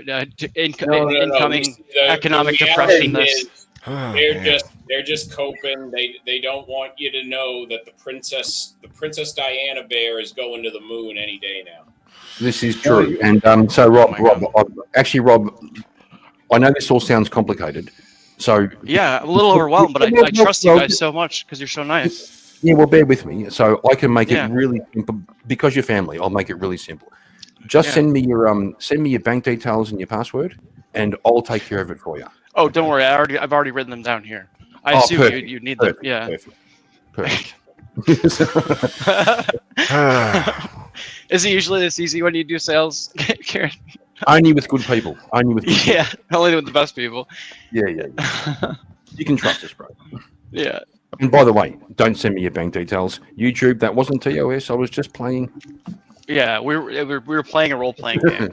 YouTube, this is for entertainment. It was a role playing game like where there was just This is not financial advice. This is not a financial satirical, advice. ironic sales pitch. You know, Rob, my great granddaddy entered the sales force well over 200 years ago, and we have always been in the people business since day one. And that, Yeah. people selling people to people. Yeah. Dude, Mr. Show's one of my favorite shows, dude. Oh my god! We started something. Say wobbly in the chat. Just sent your money. Just send us your money. You'll be. Oh, okay. I thought he was sending money. I'll be fine. I'll keep sending A2 notifications, but really all he has to do is press the prompt that he would like to play a game, and this could all be over, I guess. Yeah. Oh man. He's not saying he Would wants you like to play a game? So Yeah. I'll send him another push notification and be like, "Hey, you want to play a game?" Ladies was and that- gents, Was that an accurate and oh sorry, you're gonna close down. Yeah, that's okay. I think I am. I think I'm too. Yeah, that's fair. I'm out of it, tired at this point. So Yeah, that's fine. Yeah. Everybody's tired. A couple more hours. Yeah. Wally, you're wrong. I will make the game, okay? And you're gonna look like a fool. Or you're gonna come to one of my panels and be like, remember that time you scammed the whole internet? And I'll be like, yeah, I remember.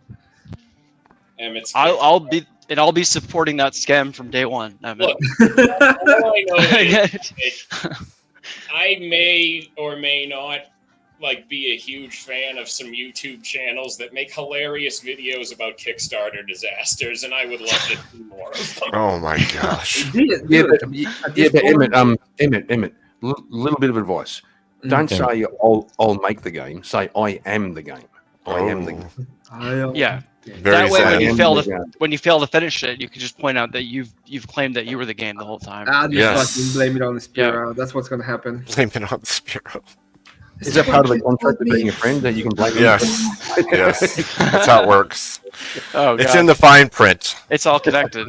Careful, Emmett. If you say I am the game too much, people might think you're a wrestler, and it ain't that safe for wrestlers on the streets right now. Yeah, you know what? Yeah, you're right. I think I heard a story recently.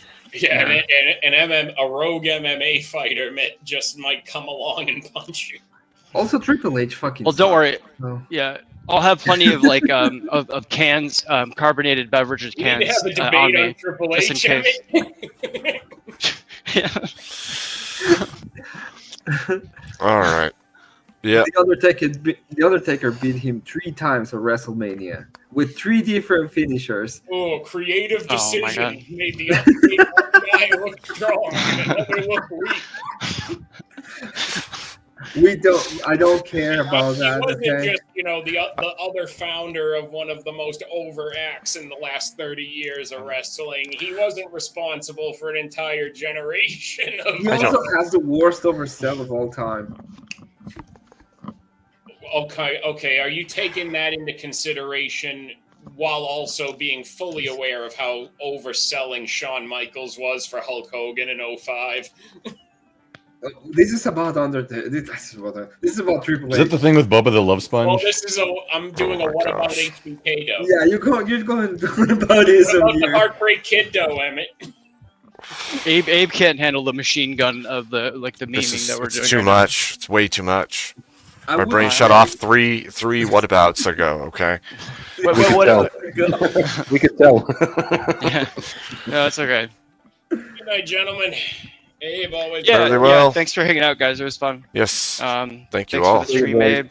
Chat, you guys. Thank you, guys chat. are awesome. You're legends. I'll rage quit real quick. As always, legends. Have yourselves a wonderful night, a wonderful day, whatever it is to you. And God bless you. See you, man. Cheers. See ya, Kevin. Cheers, Later, Kieran. nerds. Oh, Grandpa, Later, I nerds. shout out your thing on chat on the September 4th. Oh yeah, karaoke September 4th over on Yeah. Gumple World, starting at 8 post-meridian Texas Standard Time. Yeah. For Not long Central ago, Feed I put Clubs. it on chat and I myself put a link to your channel. Some kind of time. Appreciate it. Well, I'll Let's be see. on tomorrow. I go to sleep. I have to hike in like 3 hours. Okay. We'll try to get some rest before you hike, because that'll be rough otherwise. It'll be rough either way. Nice to see you, Grumple. Good to see you, Abe. Have a good one. Yep. You too. Have a good night. All right. I got to figure this out real quick here. Oh, my. All of a sudden, it's just me. What do you know about them apples? Why is this open? Oh, thank you, chat. You've been amazing tonight. I can raid.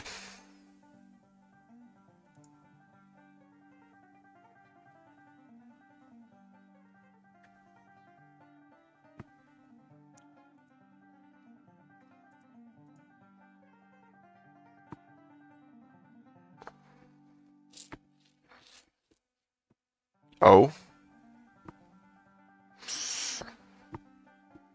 I might, hold on, JB.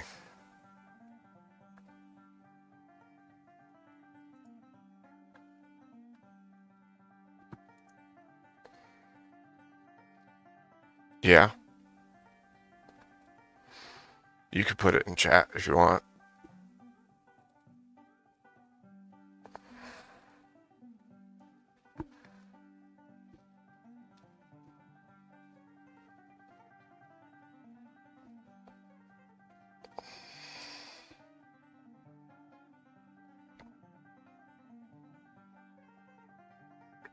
You can put it in the chat if you want.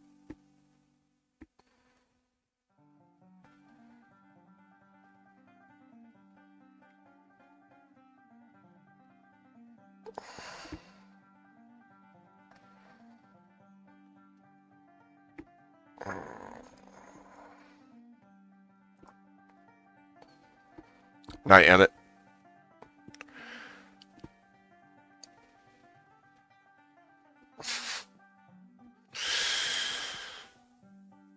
Hoy vey.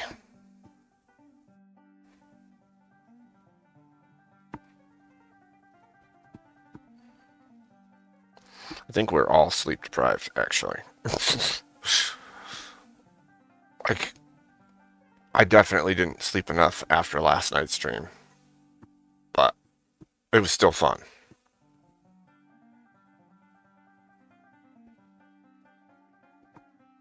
Okay, 1 second here.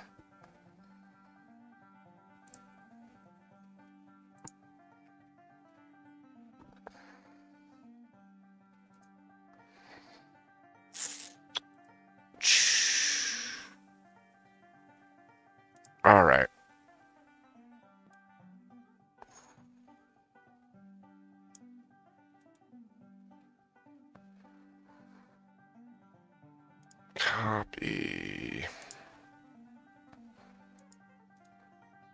Paste.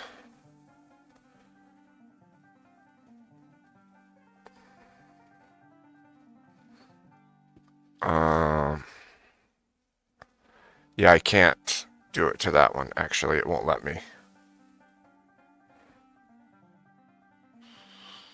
I have 2 flat feet, actually. Pretty sure, probably. 2 at least. It won't let me redirect to that one.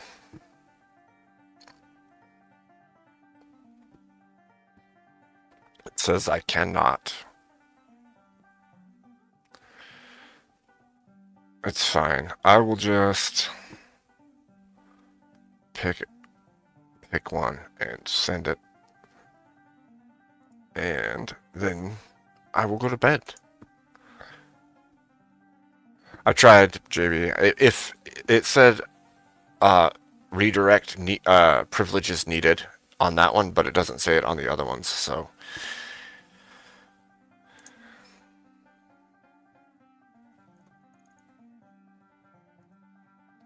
But we're going to do this for now and call it good. I'm just going to pick one, and this is actually, I wonder if this is why people do it like ahead of time. Like they know ahead of time who they're going to send.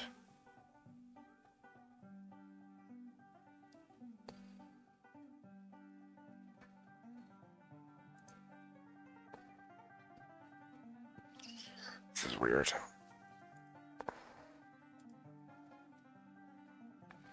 That's not what I meant to do. Edit. There.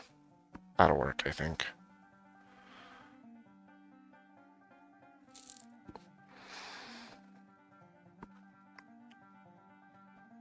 You all have a wonderful night. Thank you so much. God bless you. I will see you again soon. Don't forget, tomorrow night, EOD is hosting D&D with me and Rob Knorr and a bunch of others. If you want to come and watch, we'd love to have you. I will see you guys tomorrow. What did it say, Wobbly?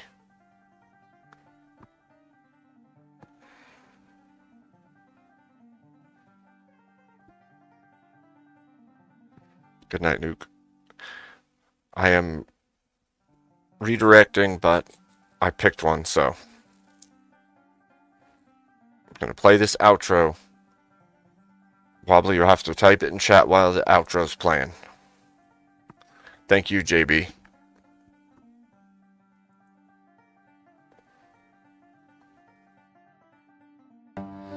The final chord hangs, a soft goodbye. It whispers to the night, then fades, it sighs. The air is still, no words remain. Just let it go, let it drift away, a fading home at the edge of the day. 2 seconds of silence, a pause to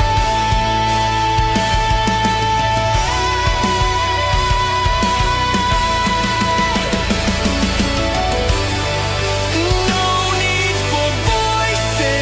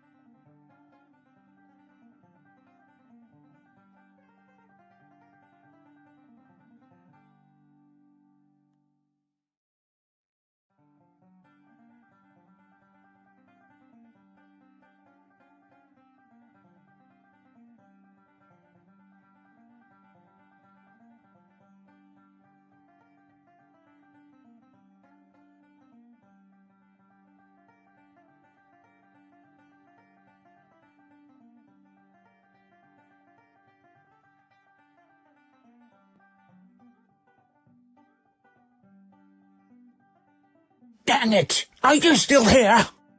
Leave already!